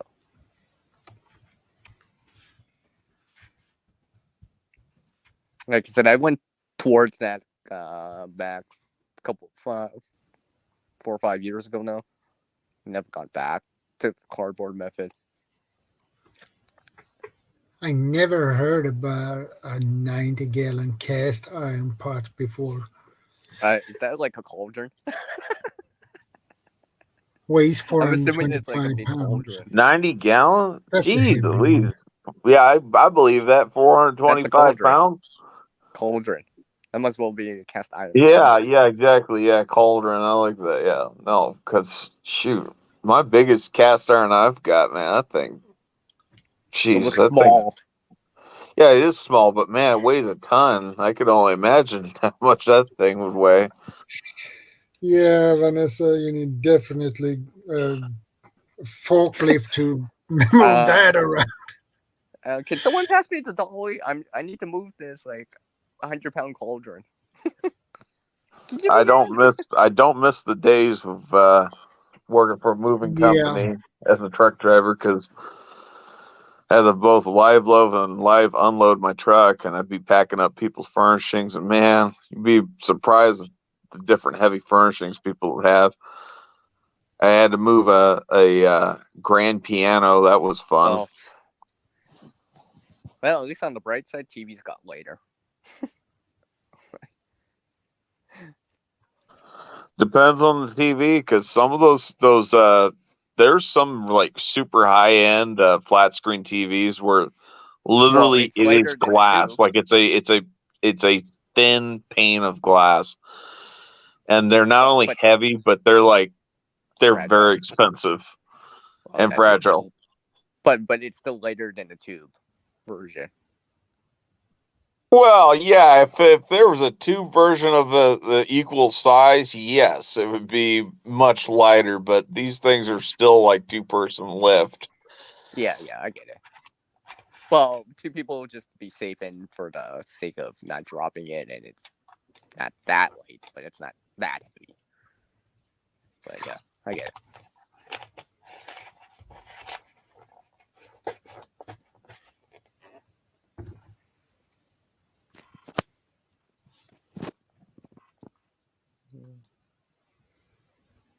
Yeah, Dutch ovens are heavy, especially if they are made cast iron. And if I know Vanessa right, she have them in cast iron. Oh, that also reminds me of something. The benefits of cast iron, aside from, well, you have to add oil or grease, but aside from that, if you have that, right, they hold heat really well too, right? So even if you have smaller amount of heat, because I'm pretty sure if you had to use candles, cast iron would probably be better to use than. I would hate to be trying to heat up a cast iron with candles, man, because. But the thing is, that takes forever. Yeah, that's what I was going to say. It takes forever. Just as easy, just as much as it takes forever for it to dissipate its heat, it takes forever for it to obtain heat. Yeah, when the cast iron has, but you have the benefits of it takes use it on an open fire, though. And I don't know what kind of cooking you're going to be doing on candles outside of frying a single egg. Even if it's a cast iron, like heck, even those cans of Sterno, it can be difficult to boil even like a quart of water, a single quart of water, or even a pint of water, Oh, that also reminds me, lids help, and if you're melting snow or ice, all right, you melt a little, you want to get liquid water right away, because liquid water will melt snow and ice. Remember that. So the more water, I'll just eat the snow straight. No, but I'm just saying if you're making a that way, give myself hypothermia and dehydrate myself some more. You do that, Steve. but it's something I learned from someone else, right? I'm like, oh yeah, that makes sense. And then you think about the science. It's like, yeah, water melts snow and ice. It's just like how, like, if you want to defrost something, you just put it underwater, for example, right? And it'll thaw it out faster. That is awesome. Because Is it's heat of Vanessa boiling. still talking about that 425-pound cast iron? She can use it in the fireplace. Because I honestly, God, don't see any other place where you're going to be using that outside from an outdoor fire pit. Yeah, with like 20-some people. Yeah, I guess. Try to use candles to heat that up. Try to use candles to heat up that. Well, that's why you would use, like, instead of using 100 candles, just like 10, 50 buddy burners or little burners. Oh, better yet, get a whole bunch of those like birthday candles and stand them up. Just do a bunch of birthday candles. Well, you know what? Okay, that's good. I've actually tried to heat up water with hand sanitizer before, just to see.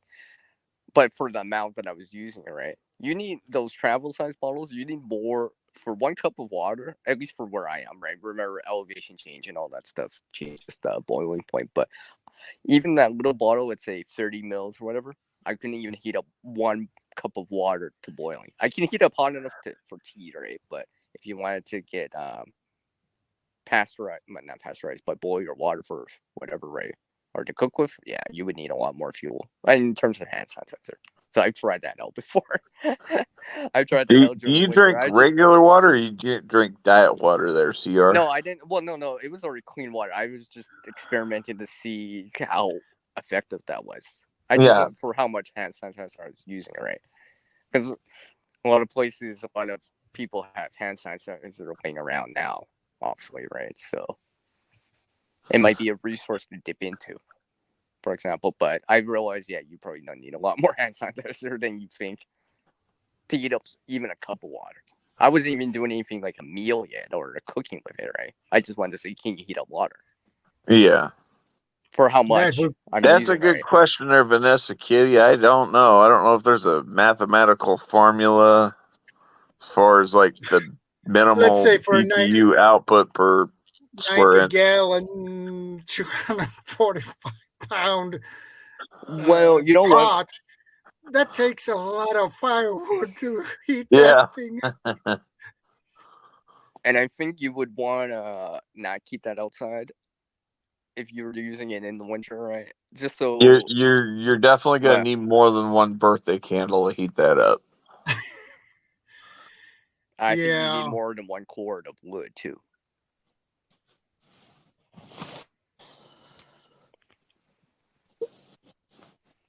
Could pull a CR and just spend 20 minutes with a dead lighter trying to light up a candle. Oh, whatever, Steve. You didn't hassle me about that.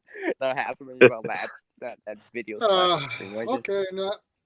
For educational purposes. It seems you triggered Vanessa Kitty's mathematics skills. Yeah, come on, Vanessa. All right. You can go there. Well, like I said, I don't know what the BTU output, the minimal BTU output would be required to heat. I don't know what would be 1 square inch of cast iron. And how thick, is the cast iron in question? Is it 1/4 inch thick? Is it half inch thick? In the environment, right?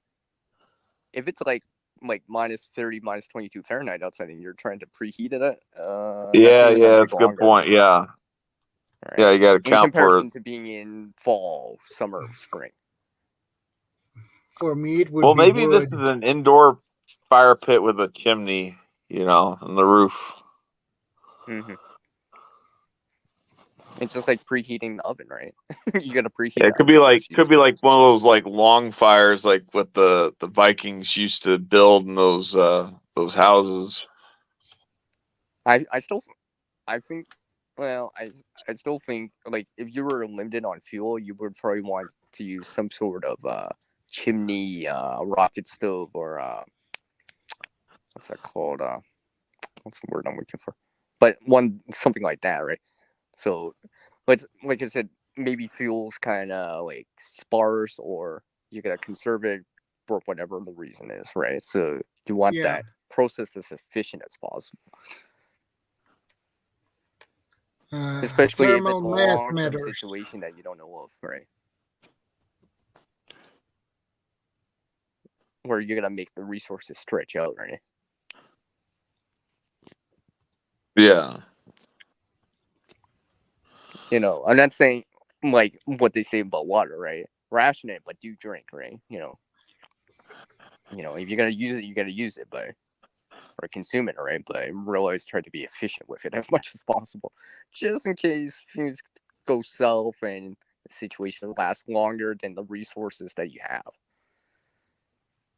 Because once you run out of resources, fuel, right, then you gotta source something out, right? You gotta wait at a gas station Yes, in Tammy. line or expose your presence out there. Window quilts over the windows help to hold the heat in too. Oh yeah, Yep. exactly, Tammy. Yeah. I mean, I would do that too, right? I mean, I was closing like when I had issues with the furnace heater during the winter time. I made sure to limit the amount of time opening a door. They make that plastic film. You can buy it. You can buy them. I think. Well, I know you can buy it at Home Depot. You can buy it at Amazon. I think if you got drafty windows, they'll kind of help too a little bit. Yeah, but not so much the heat, just keep the cold from coming in. Yeah, you want to you want to raise that efficiency a little bit, so you don't actually have to kick use some fuel yet, all right? Because every time you use that fuel, that's less and less that you have for later, if the situation goes longer. That is a long time to keep the heat in the oven, Vanessa. Well, that's good, Vanessa. That also means that it's efficient, right? Which means that even it's just like how cast iron stays warm even after you minimize the heat loss, basically. Yeah.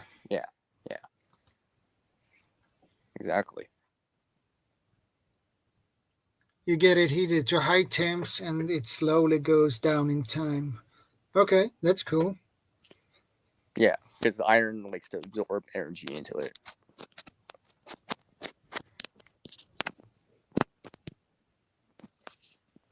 Yeah. It also have insulating bricks too, or added stone to absorb the heat created. Okay, that's good.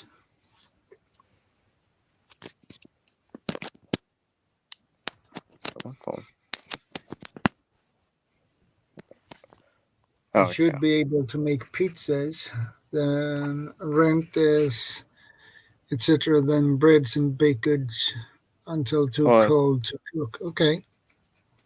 Well, like anything, I always try out with water, an egg first, right? If I can do that, then I graduate to something harder that takes longer to cook. Yeah, you need to keep an eye on the temperature. If you can't do water and egg, you're not gonna be able to make soup. You're not gonna be able to make bread, make a pizza or something like that, because those things take longer. Yeah, with more heat, right? Thermal mass, I say, stated by 4 inches of surrounding insulation. Yeah. Oh, you know what that reminds me of? Where they use sometimes they use cast iron, right? It's a way of with hay, and you put it around it, and then it's like using the pre-existing heat that's in the container, right? Or let's say cast iron, right? Could be stainless steel or whatever, ceramic, whatever, right? They surround it with hay or some sort of insulation, then put it into a box and kind of almost cook it like a stew. But that's that's a passive way of doing it, right? But something to consider. But if your home's cold, you would have to add more insulation in there.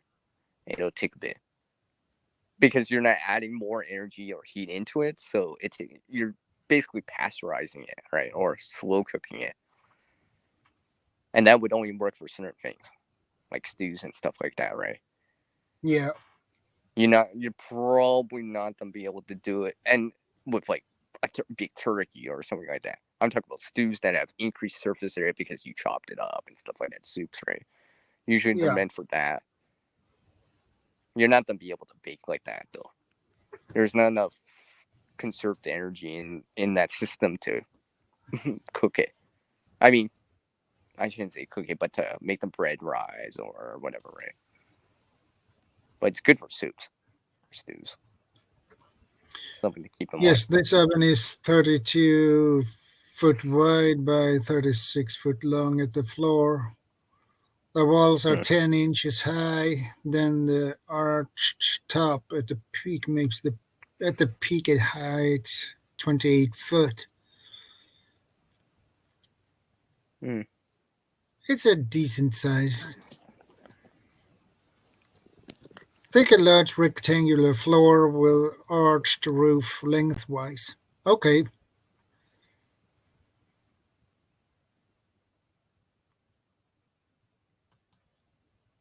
That sounds like a good design.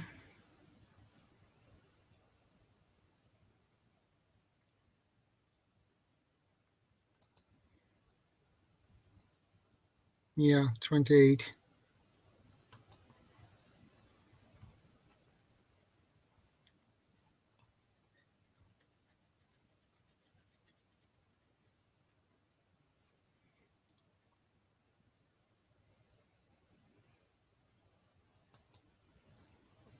Think kitchen oven size, but outside on my patio height counter area. Okay.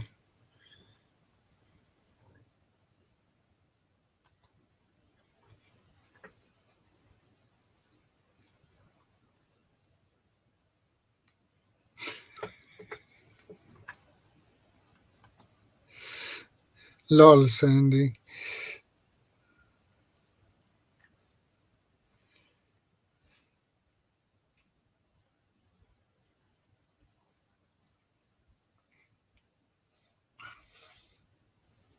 Well, you can cook with candles, but you need a lot of them. Yeah, I think she's saying that too, Sandy. I think so. Yeah, I would advise against the candle cooking if you can avoid it. Last ditch thing, right? Last ditch thing. Even the buddy burners are a rare option still. Candles are. It's one of those things. Yeah, have them around, right? They're relatively inexpensive, right? You can get pillar candles and all this stuff, but the amount of light and heat you get from them is not as great compared to an actual flashlight for lighting or an actual stove. You know what I mean? Propane, the cardboard, you know what I mean? You probably don't even get more heat out of a fire starter than a candle. Although it's short period of time. But you know what I mean? Yeah. We only have 1/4 of the patio floor left. Okay. I use tea lights to warm up. Yeah. Yeah, that's one thing to warm yourself up, but the thing is, cooking takes a lot more energy.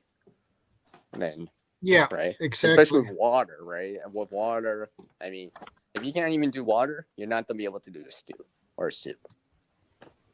Exactly. If you can't do an egg, you're not gonna be able to cook a piece of meat like a steak or a pork chop or bacon. You're just not gonna be able to.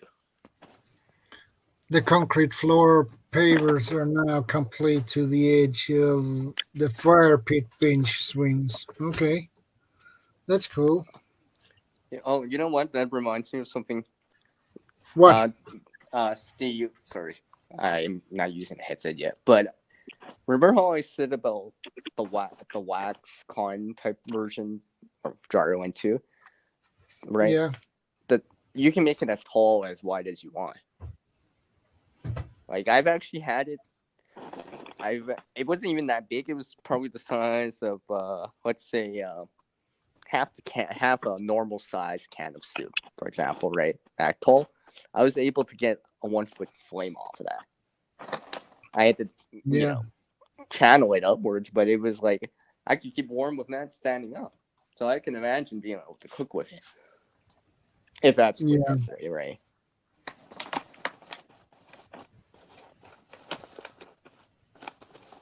And if you think about it, you remove the dryer lint, well, that's less of a safety hazard anyways, right? For your Yeah. lint anyways, right? So when you're reusing it, and maybe it's some wax from some spent candles from birthdays, or people that like to burn candles, for whatever reason, right? So it's a good way to reuse that kind of stuff anyways. I agree. And it can help you out if absolutely necessary, right?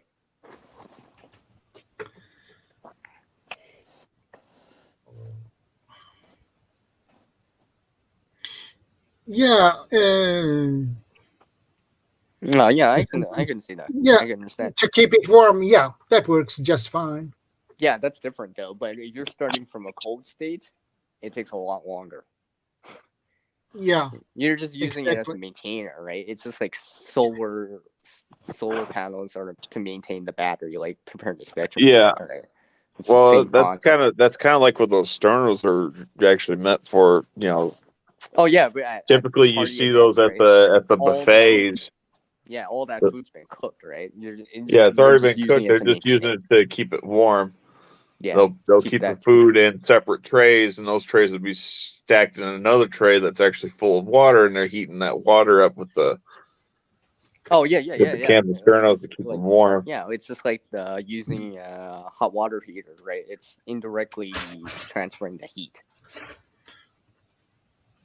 So something to keep in mind. Vanessa says sterno was invented to keep warm the foods made. Yeah. Yeah, I heard about the sterno.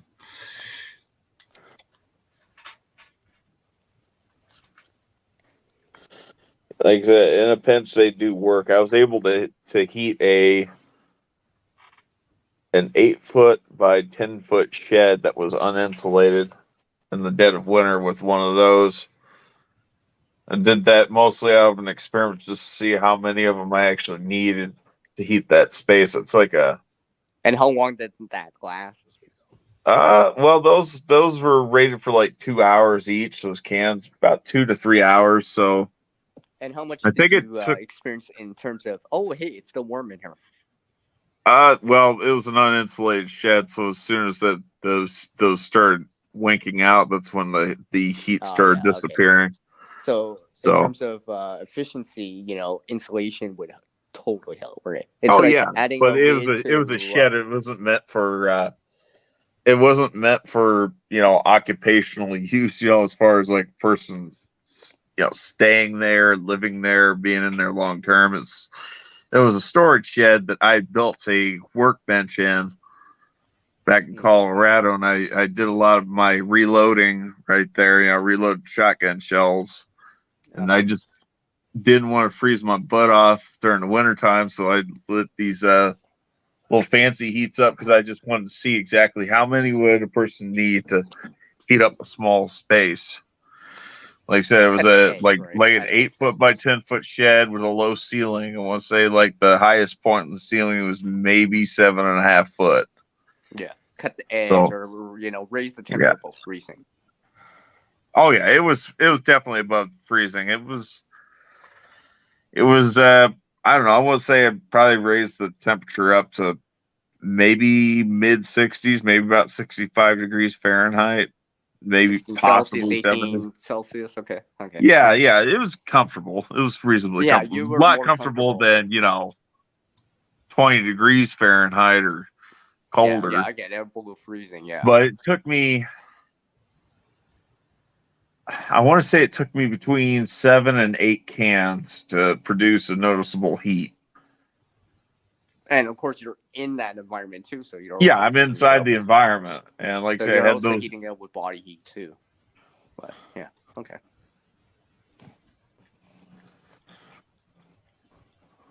Okay.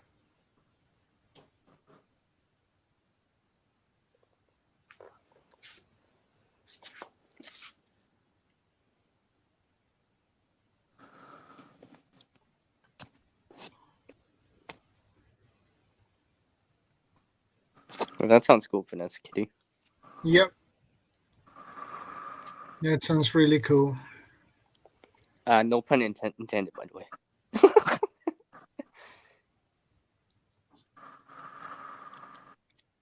That's crazy though. It'd be so cold that none of the fuels would light up because it was that cold. Yeah, in that case, it's really, really cold. Yeah, well, like I guess when I'm asking fuel, like, because I couldn't imagine that could be true for wood or paper, but I could definitely see that those being are the solid, case. right?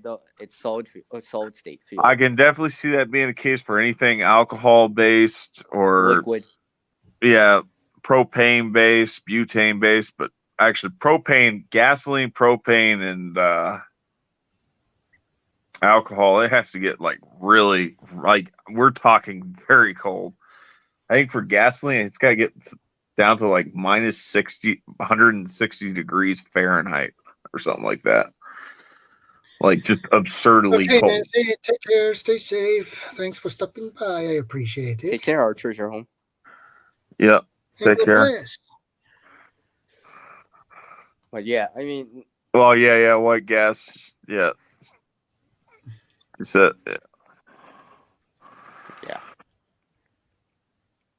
I think this is why we're presenting a lot of options, because everyone lives in a different part of the planet, world, heat or cold, summer, right, winter, and all that stuff. Various budgets and all that stuff. Not everyone has money to throw down for a freeze dry or a generator all the time. Location too, right? Not everyone lives in a home in a house. Some people Or live in high end, apartments. super fancy, high speed, low drag tactical rifle that some of the more obnoxious preppers like to talk about. What he said, yeah. What he said, yeah. But yeah, right. That's why we got an option here, right? Because let's just say, for example, hypothetically, example, right? Your neighbor or whatever. Wouldn't it be nice to know that your neighbor's not going to start a fire next door that you're so close to? That'd be more important too, right? Because you could be the safest person, most prepared person, but if you live beside someone and each side got control, individual, or each. It's like driving, right? That site, you each could be individual. the safest driver, but there's other people on the road. That kind of same mentality or thinking about it, right? Yeah. Because like I said, things happen, right? Apartment buildings, right? It doesn't matter how safe Shadow is, right? It's everyone else. Because you live in the same physical area, right? Stuff like that. So the more people that know, let's not bring the barbecue inside. Let's try to heat up this water and use it instead to keep warm with, or something like that. There's a lot of survival books. We're going to bed. Oh, we have pets. Let's not use candles. Yeah, there's a lot of survival fictions that I read. When I say survival fictions, they're not like zombie apocalypse. They're realistic scenarios that could events that could potentially happen and plunge a 21st century society into chaos. But like, it's funny though. A lot of the authors talk about the same things, people trying to do stupid things, trying to figure out alternative methods of heating their houses that are unsafe during the wintertime. Like I said, bringing in the charcoal grill. I was like, where's that smoke gonna go? Because they're desperate, right? When you're cold, hungry, you're not thinking straight. You start getting desperate, right? Unfortunately, this is why, in terms of preparedness, if you prepare a little, you have a buffer zone, right? You don't have to do these wild ass ideas right away, right? Like use candles. Hopefully, you wouldn't have to dip into that, all right? Yeah, my candles hopefully would just be for light, Yeah, and maybe a little bit of heat because it's while it's 330 Hercules. Oh wow.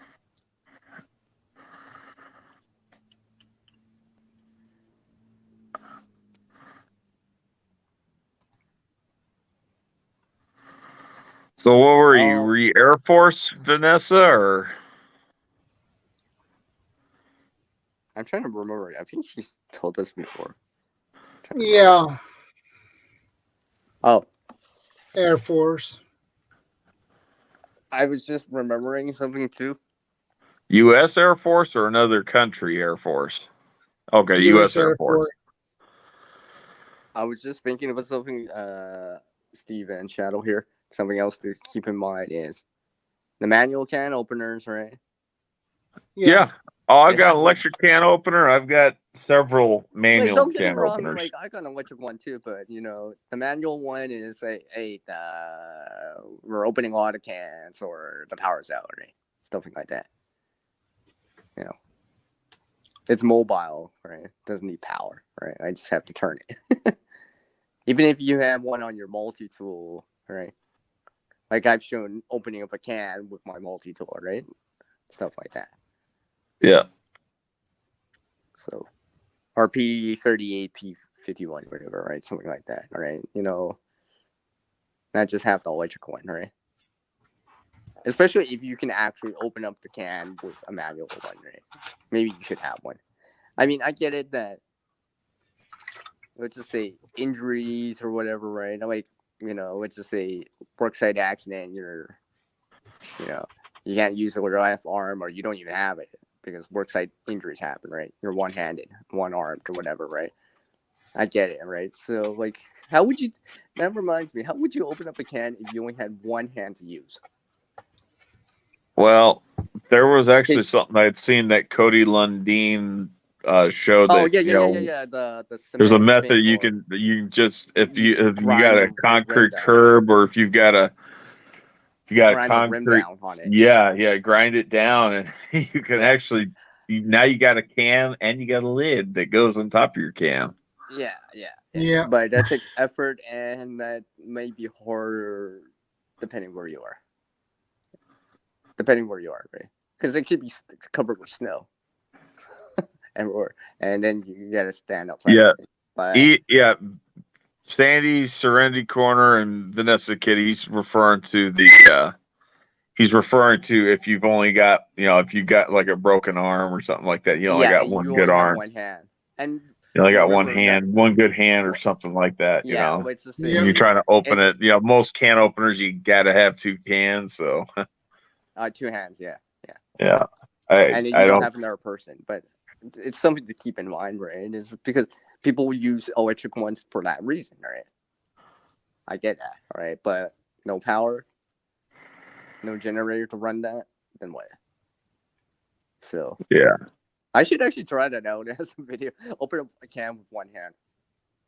Yeah, you should do a video about that. Because I tell you what, though, I'm a real fan of these safety can openers, man. These things I like these things. I don't have to dig the dang lid out when I'm opening up the can because the lid doesn't fall into the can, so it doesn't get all goobered up with food, and I don't have to worry about any dust that might be on the lid getting inside my can of food.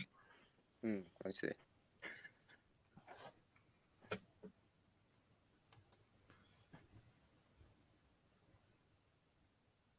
You must clamp the can, then use the good. I know what she's talking about. One of them.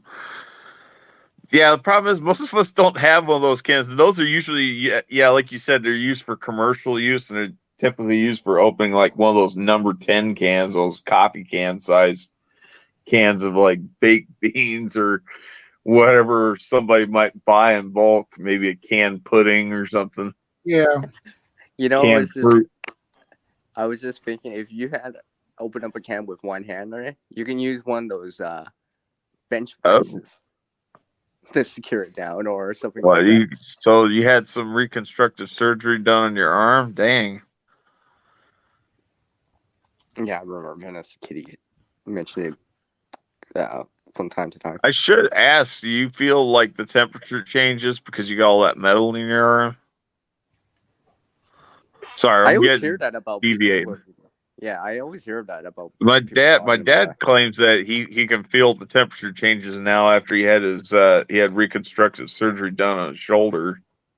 He's got a titanium ball and some titanium plates to replace his shoulder after his accident. I would Yeah. imagine so. I would imagine so because metal does conduct heat away faster. Yeah, I have titanium in my left foot, so Ooh, Yeah.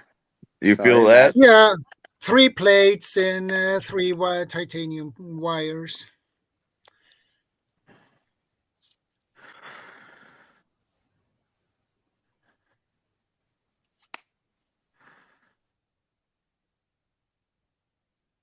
Barometer. Human barometer club.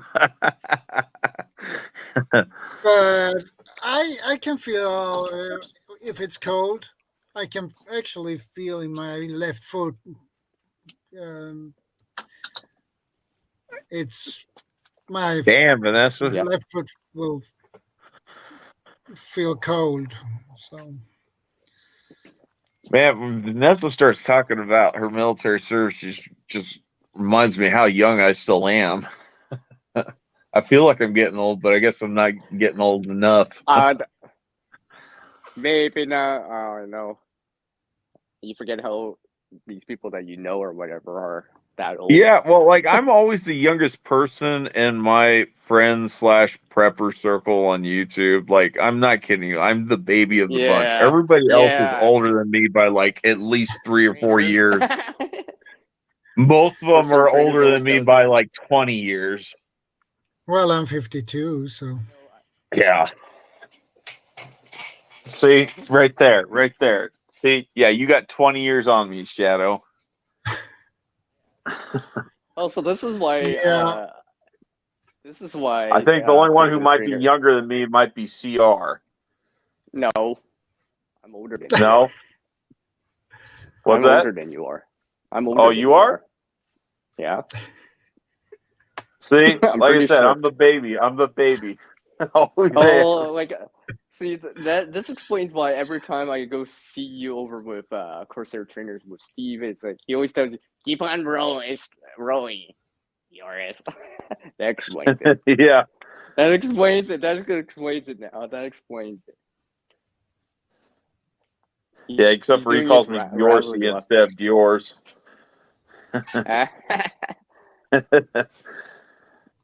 Bro, keep rolling. And I keep asking him, why does his 19th century sailing ship have oars sticking out the side? It's just for you. Just for you. It's just for people like you, man. Just in case. I should ask, But yeah. what, are you too cheap to get sails for your sailing ship? You got oars where the It's all ran gunport on should be? manpower. Ran on manpower.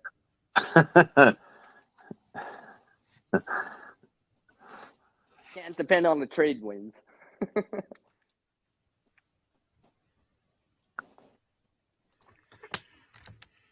So let's see. We've talked about the lighting, the power, heat. I guess we didn't. Well, I guess we're not really touching base on the summer thing because most places are in the fall now, at least here in Canada. But I guess things like basements, right? Drinking plenty of water. I think a fridge or a freezer would be a major issue in the summer, though. For most people, well, in general, that'd be a major issue. During the I've got an wintertime, electric cooler. I got an electric cooler, and like I said, I could probably hook that up to my Jenny. My electric cooler, I can set the temperature down to like -4 degrees Fahrenheit. And I could like freeze bottles of water if I have to and just transfer out bottles of water between like my refrigerators and freezers in the house to keep stuff cool. And I've got other coolers. Yeah. Like I'm still a big proponent of having coolers and furnaces because they're passive.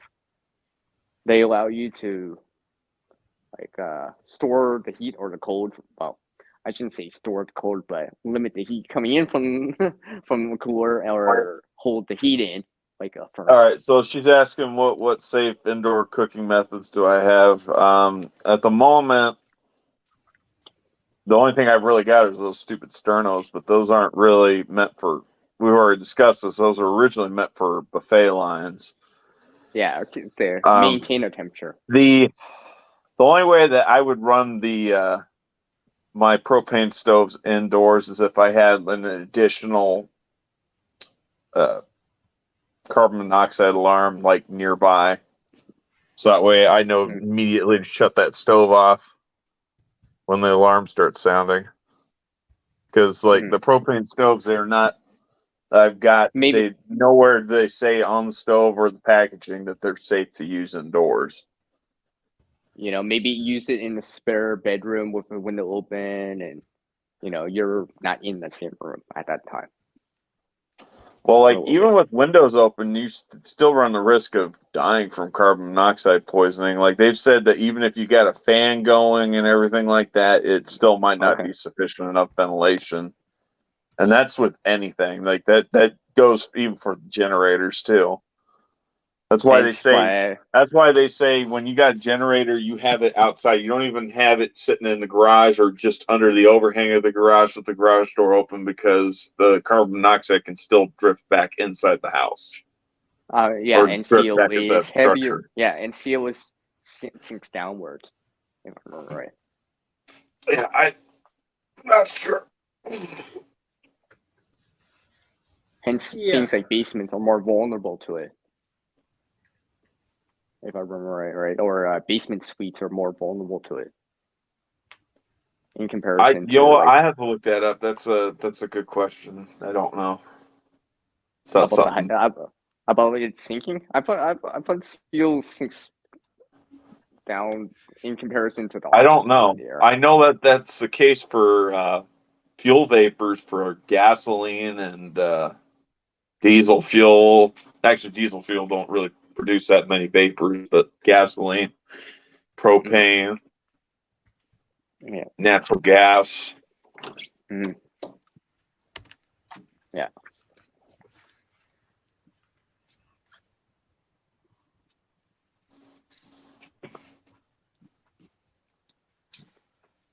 But yeah, that's something to look into. Keep it in mind, right?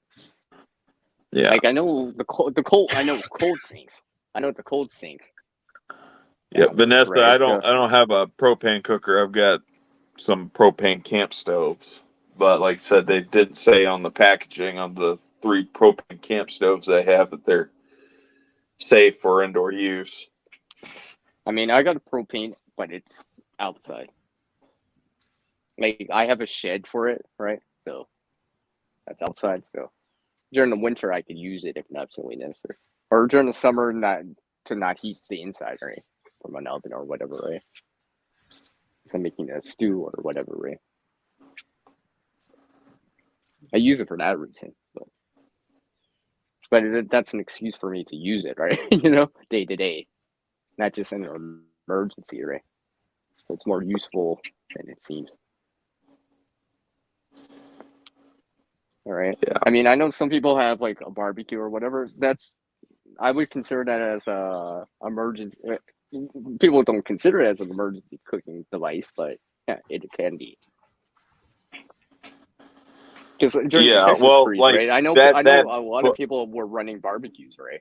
Because also that state's well known for barbecues, right? I imagine the barbecues were a primary thing. Because obviously, these people probably didn't have like 1 second after they actually, the first book 1 second after they used their barbecue as a primary means of cooking and heating their water, because you know the electric was out after an EMP brought the grid down in that book. Good book, by the way. And we're throughout the conversation we've been having, we're assuming this is not from an EMP or a coronal mass ejection. No, we're not. Different... But you know, yeah, because if you're prepared for an EMP, you're pretty much prepared for just about everything else, because the preps carry over to even the minor events. Yeah, exactly right. You'd be able to use it in a power outage too, because obviously it is a power outage. Well, yeah, it's less severe. Yeah, stuff like that. So.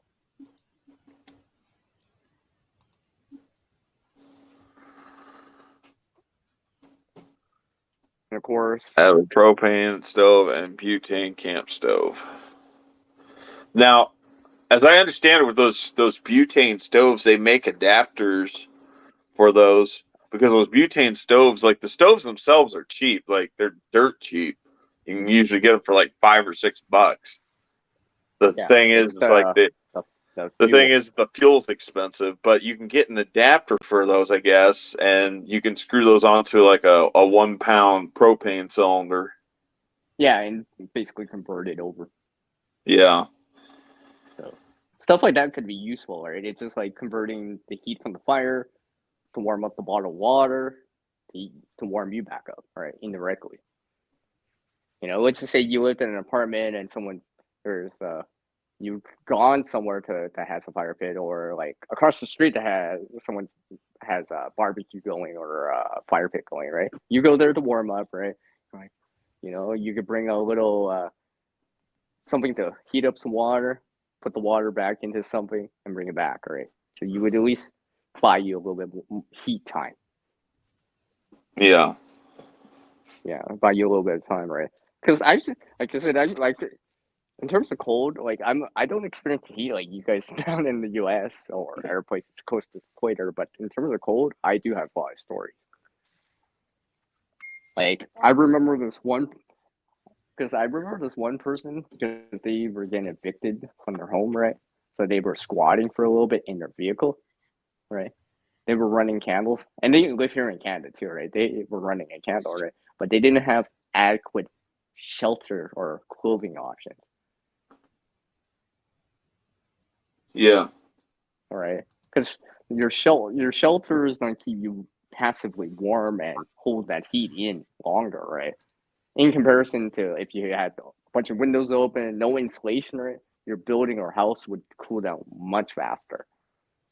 Especially if the ambient temperature outside is much colder, much colder. The difference. Yeah. You know what I mean? Especially if it's like -30, -22 Fahrenheit, right? The difference is quite extreme. If you don't have insulation, the heat's just gonna be like escaping through every crack in the window, every crack through the doors, right? Things like insulation would help. Because even for me, when I had the furnace now, I was lucky that the sun came out during the daytime. It helped. It helped quite a bit, surprisingly enough, right? Because the furnace I have here was kind of it wasn't totally always out, but it was like sparse or intermediate, right? Didn't know when it was going to kick back on, right? So, you know, that insulation did help, right? Because the temperature inside never fell below like 8 Celsius, 7 Celsius, anywhere inside, even at the coldest part of the home, right? Stuff like that. So, well, like I said earlier, right? I was more worried about the water. I knew I could stay warm, right? I got clothes, I got sleeping bags, right? Blankets, right? That wasn't the issue, right? Ow! The next priority was the water, right? That was the more important thing, right? Because if that goes, then like I said, a whole host of problems, right? Like a water main, well, not water main, but like a pipe burst, right? And you're in front of it, now you're wet. Now you got to change clothes and all that stuff. Big hassle. And even if the power did come back now, you got to deal with this water damage and all this stuff. It's just much more of a hassle, right? Because like a lot of people in that Texas freeze experienced that, right? They didn't know where the water main was, right? And damage. Well, actually, it's funny you brought up the water main. So back when I was in the Navy, back when I was living in Connecticut, because I was stationed up in Groton, Connecticut, I do remember there was a winter it got real cold. Actually, they actually did have a water main like under the street break on the base, and my barracks building was without running water for 72 hours because of the water main break. It actually broke in 2 different places. because it got so cold. Like New England winters get pretty nasty too. I wouldn't say they're as nasty as Canadian winters or as nasty as like Alaska. well, yeah, Alaska, but I was going to say Great Lake winters, in the Midwest for like anybody living in Illinois, Minnesota, Wisconsin, or around the Great Lakes, Indiana. right? Because you get the Michigan, you get the lake effect. Yeah, they get that lake effect, and they actually get their own weather patterns because that body of water it acts like a miniature sea, freshwater sea, and they get kind of like the equivalent of hurricanes. But yeah, no, like I said, I remember we ended up having some water main breaks over there on base in Groton, Connecticut. Again, that was years ago. That was back when I was in. and about pipes breaking or whatever, it could be not a pipe with clean water. It could be sewage. Yeah, sewage, sewer pipes. Yeah, unless they're under pressure, they're. As I say, unless they're under pressure, they're less likely to break because at any given time, especially on like a house, a sewer pipe isn't operating at capacity. It's not operating full, At best, it might be half full. Like, in order for the sewer pipe to actually have anything, there's got to be like some sewer water running in, so somebody's got to have a faucet turned on. Somebody's got to be actively flushing a toilet or something. Throwing something down the sink. Okay, noted. All right. I'm not discounting the sewer though. Like I said, it could very well freeze and it could burst, but like usually that would have to be pressurized. Yeah. Okay. I mean, even if you, let's say you have a hot water tank, right? Because usually it's at capacity. It takes a little bit longer than really cold temperatures for a long duration of time for it to actually burst or solidify so much that it expands it out and cracks it. Yeah, Sandy Serenity Corner, I agree with what you say there, but I'd be a little concerned about it, like I said, only be concerned because these stoves, they do have the propensity of producing the carbon monoxide. Even those Mr. Buddy heaters that I've got, they can produce carbon monoxide, they got a built-in safety switch to shut off the second the sensor senses carbon monoxide in the air. Yeah. Whereas those stoves, you don't want to fall asleep to it and not wake up. Yeah. You know what? Depending on how much cooking or how much water I plan on boiling, I'm not sure if I really want to be using my propane stoves indoors. Yeah. And again, it would be a last-ditch effort. Yeah. Right. Like back when I was casting, like I said, I'll probably get back into reloading again. But back when I was casting my own bullets, my own buckshot, my own slugs for my shotgun shells, I had a propane stove sitting in the shed. I'd have that on melting lead. And let me tell you, that's not necessarily safe in an enclosed environment either, because you're breathing in the whatever toxic fumes might be coming off the scrap lead that you're melting down. Mm-hmm.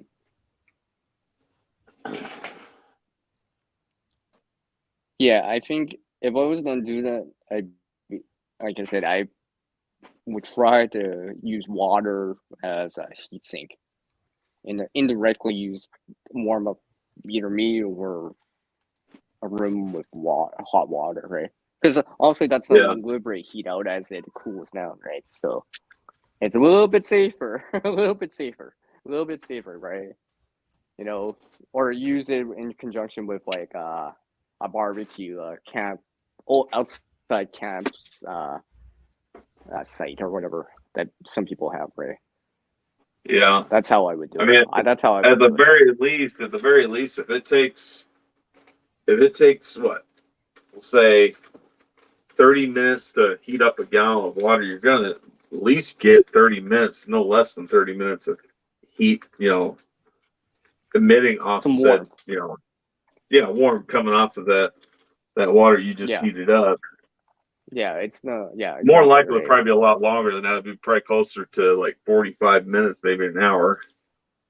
Yeah, depending how well you insulate it and how slow the heat transfers out of it.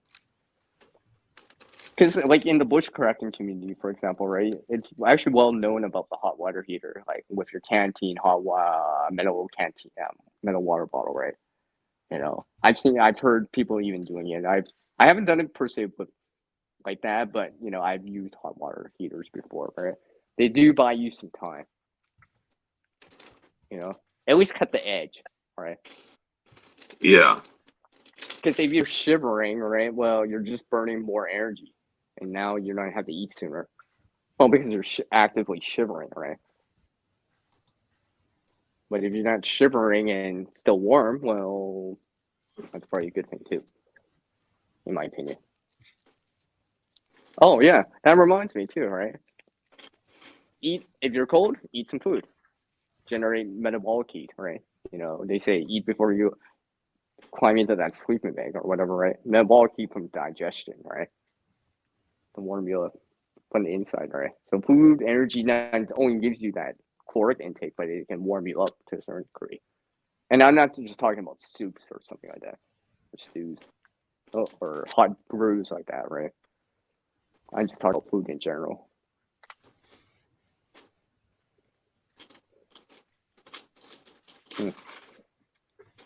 Well, apparently I gotta refuel up. This jerry can's running out of fuel.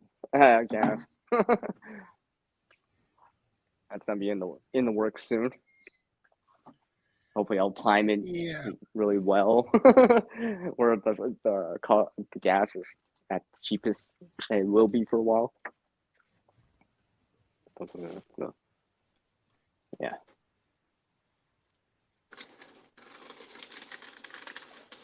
I was gonna say, Shadow and Steve, like, don't discount solar, right? Like, I mean, not a lot of places have all the sun, and then obviously you get less sun during the winter, right? But it's still possible to do something. Because there's videos out there that people use, like, let's see, a solar oven, for example, like a commercial made version, like the sun oven, right? Yeah, it does better in the summer or whatever, right? But it is possible to cook in the winter with an oven. It is possible. You just need a lot more sun and insulation to hold that heat in. Maybe even cast iron to hold that heat in, right? So, because I've been able to reheat stuff in the middle of the winter with just sunlight. But I mean, that's different. So it is possible, right? On a cold day or whatever, like a nice warm meal, it'll pick up your morale too, right? Because now it's warming you up from the inside. Instead of being shivering and cold and eating cold food, right? Because you're putting, it's like putting that snow into for hydration, right? It's the same principle, right? Because it's the food's cold and you're still cold, right? It's not the Hey, if warmth you want to of survive, that's actual- how you do it. You just eat the snow straight. I kid. Yeah. Something I keep in mind. Yeah. Oh, I almost forgot something. What? I just remembered it right now. Those reusable heat packs that people have, like you can either freeze them or heat them up with hot water. That's an option. That's an option right there, especially with the hot water, right? So you're not even using so basically you're indirectly, you would say, using that campfire, the wood that you can get, or barbecue to heat up water, and then you heat reusable heat pack that gets warm because of the water, right? That way you don't even have to mess around with liquids.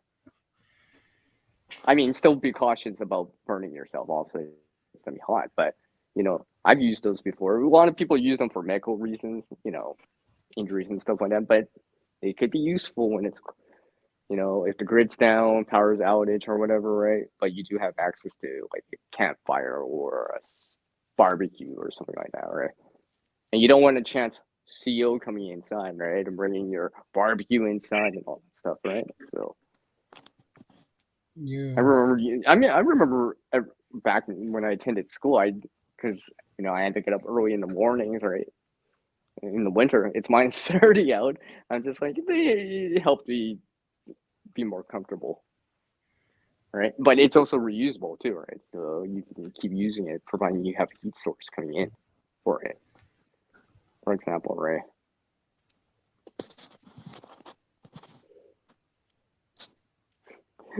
Because I used to use at the school I attended, we had a microwave, so I was doing that and stuff like that. It just cut the edge off and stuff like that.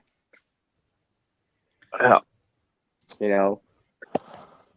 I mean, I don't know of anyone that has like that many hand warmers, like disposable hand warmers, body warmers, and stuff like that. I got a few, but like some of them can go for like 8 hours or 12 hours, right? But eventually, it's a consumable still. Eventually, it will, run out, right? The reaction will stop. Some of those might help to cut the edge. I plan on using my hand warmers and everything, body warmers as intended. The most I might do is use one as a kind of as an oxygen absorber for packing food. Yeah, because basically they got iron oxide, right? It reacts with the oxygen to create that heat. That's how it's a chemical reaction. Oh yeah, hey Steve, did you know those hand warmers, right? If you actually seal them in like a jar that's airtight, well, relatively airtight. Like I actually tried this with one of those Snap-on containers from the dollar store that have a rubber ring around them, right? I was able to reuse a disposable hand warmer that I put inside a week later still. Because once because it reacts with oxygen, right? If there's no air like oxygen, then the reaction's gonna stop. But once it's exposed to air or oxygen again, it'll warm back up. One should ask if you were to pump pure oxygen on that, would those heat up faster and like heat up hotter and then die out quicker? Oh, that I don't know. I've never really dived into that. Yeah, neither have I. That's why I'm like, almost sounds like an at-home science experiment. I need to try out one of these days. I know. Someone actually has done that. Someone must have done that by now. Right? People play around with liquid nitrogen. I'm pretty sure people must have experimented with pure oxygen, right? Well, because like in a pure oxygen environment, seems to the reaction in terms of combustion does heat go faster, right? But it might also, instead of getting 8 hours, you might only get like 2 or 4 because you're liberating the heat even that much faster, right? There's only so much energy in it, right? So you're doing it over time. Oh, yeah. Right no, away, I figured that much. I was just wondering if it would heat up faster, heat up hotter. I figured with it heating up faster and heating up hotter, it's going to consume a lot more of its chemical reaction in the process. But I'm just wondering if I'm generating a higher output of heat. So that. You ever mess with those heaters, those flameless ration heaters that come in MRE bags? No, I haven't. Those get really, really hot. They get really hot really quick. They'll generate some pretty good heat for probably about 30 minutes. I see. So if you were heating up food and you didn't need the whole time, then you put it on you or give it to someone that needs it and make sure that heat. Yeah, I think I've got about 30 or 40 of them that I haven't used because I do a bunch of MRE reviews and obviously I don't use them because I like to heat my MREs with vats of preheated water that I boiled up either on the stove or boiled up in the microwave. Yeah, because I know people that unless they're outside, they won't use them. They'll conserve them, right? Because if you got a stove, you'll probably you'll conserve the heater for the time when you don't have access to like a stove or a barbecue or anything like that, a campfire, right? Because I know a lot of people do it that probably, just so they have that option still later down the road. Yeah. Yeah, like I said, I mean, I've heard a lot of things, I've seen a lot of things, right? I mean, some experiences every so often. So this is why when Shadow brought up this topic, even though he missed time, the stream start time, yeah, Yeah, that was a Yeah. mess. yeah. I know, like I said to you earlier, right? I thought that was like, I thought you meant to do that. I was like, oh, okay, I guess he's doing something that evening. That's why he's starting to stream like 4 hours sooner. Right. I was gonna message you, like I said, but I thought I'll wait till the morning here, right? You know. Yeah. Luckily Yeah, that I told you about it and messaged you. yeah. I Or else forgot you would have about. people. No, because you would have had people waiting and waiting. You know, because Yeah, they assume that it's gonna start, right? It's just like waiting for ShadowScoutSwede still. It's like, where's Shadow? Right? I forgot Because I know to there was a put few a set people it that on the came back. right time. Yeah, I know a few people came in during that time afterwards, even after the fact, right? I was just like, yeah. That's why you leave a comment that says I mistimed it or whatever. It's gonna start in 3 hours from now or whatever, right? At this time, you know. For example, Well, right? So Gents, I'm gonna go ahead and get off here because I got some stuff to do. Got some storm damage I'm gonna have to clean up today. Yeah, Had yeah, some okay. really nasty thunderstorms these last 2 nights that brought some pretty big tree branches down both the front yard and the backyard. So, Well, go let them season off and you know, oh yeah, they're gonna get reuse it. seasoned. One of them actually, it's one of the trees that was actually a branch that came off the pecan tree in the backyard. So imagine that's probably gonna be some pretty good wood after it's seasoned. Yeah, yeah.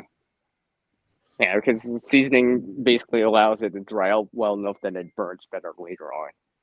Believe it In or not, comparison friggin' to wood down here, wood in this part of Texas will season out real quick, especially during the heat, because it's dry It's like on this side of Texas.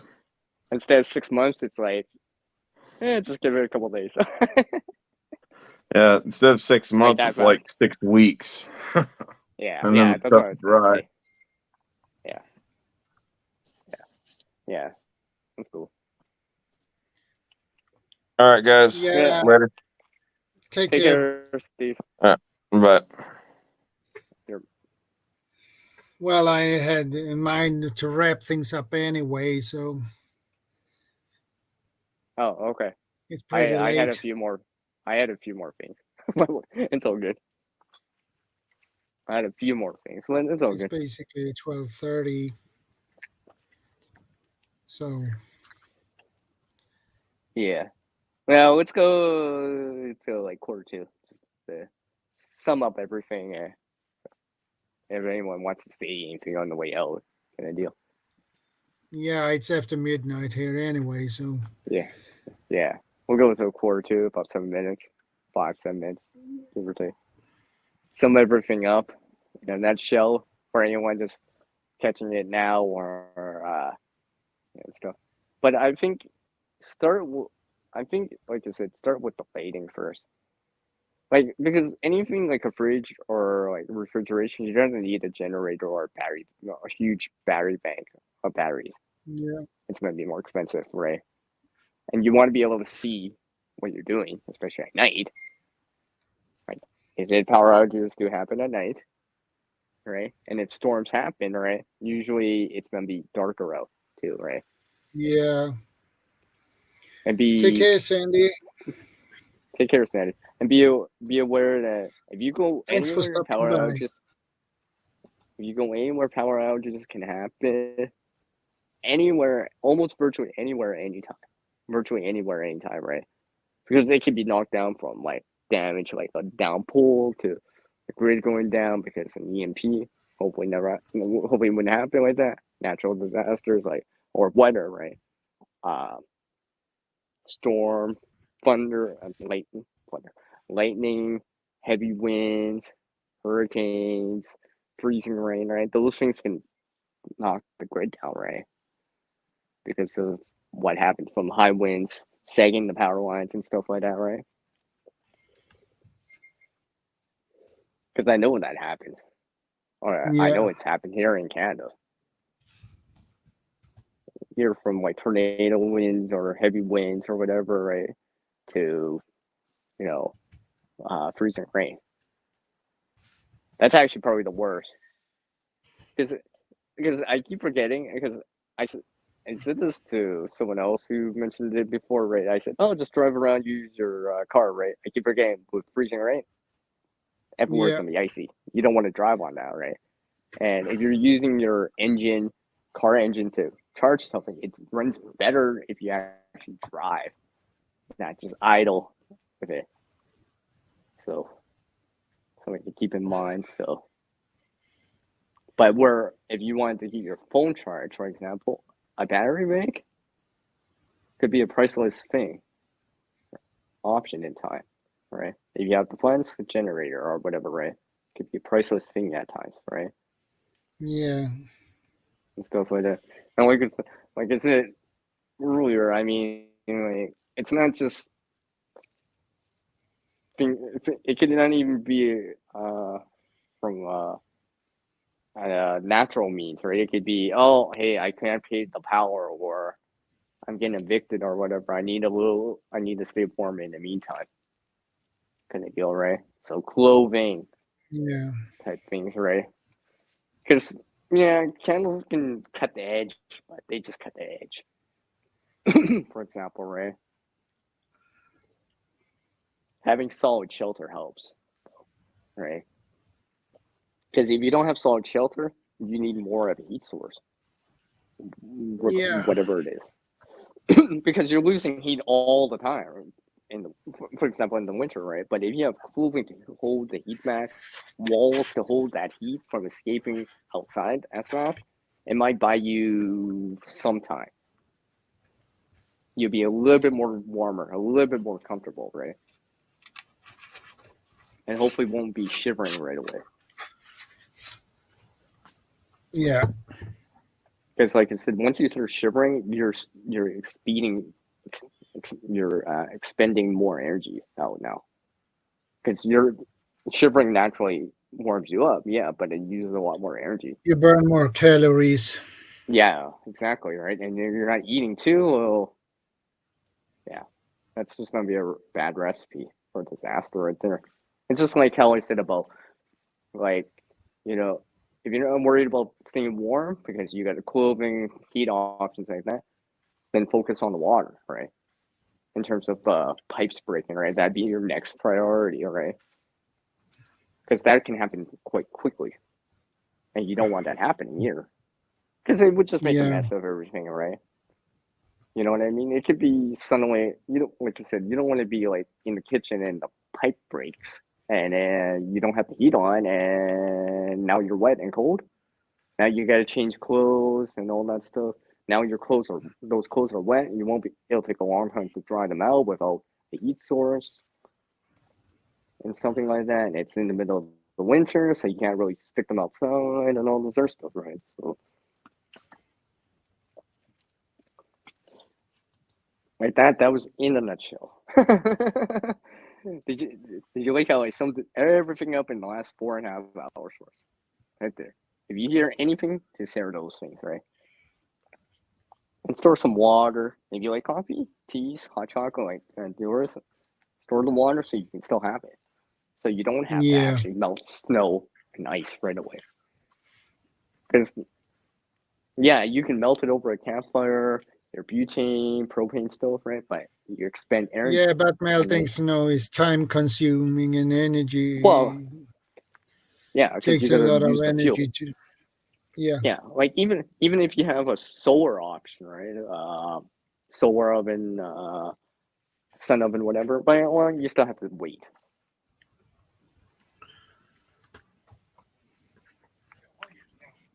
You still have to wait for it, right? Yeah. All right. Well, it's clear to know. I think Now's the time. Yeah. Now's the time. I'll let you. Okay, guys. Take care. Stay safe. God bless. And I'll see you next week. Same time. Same channel. Well, at the regular time. Yeah, right. At a regular time.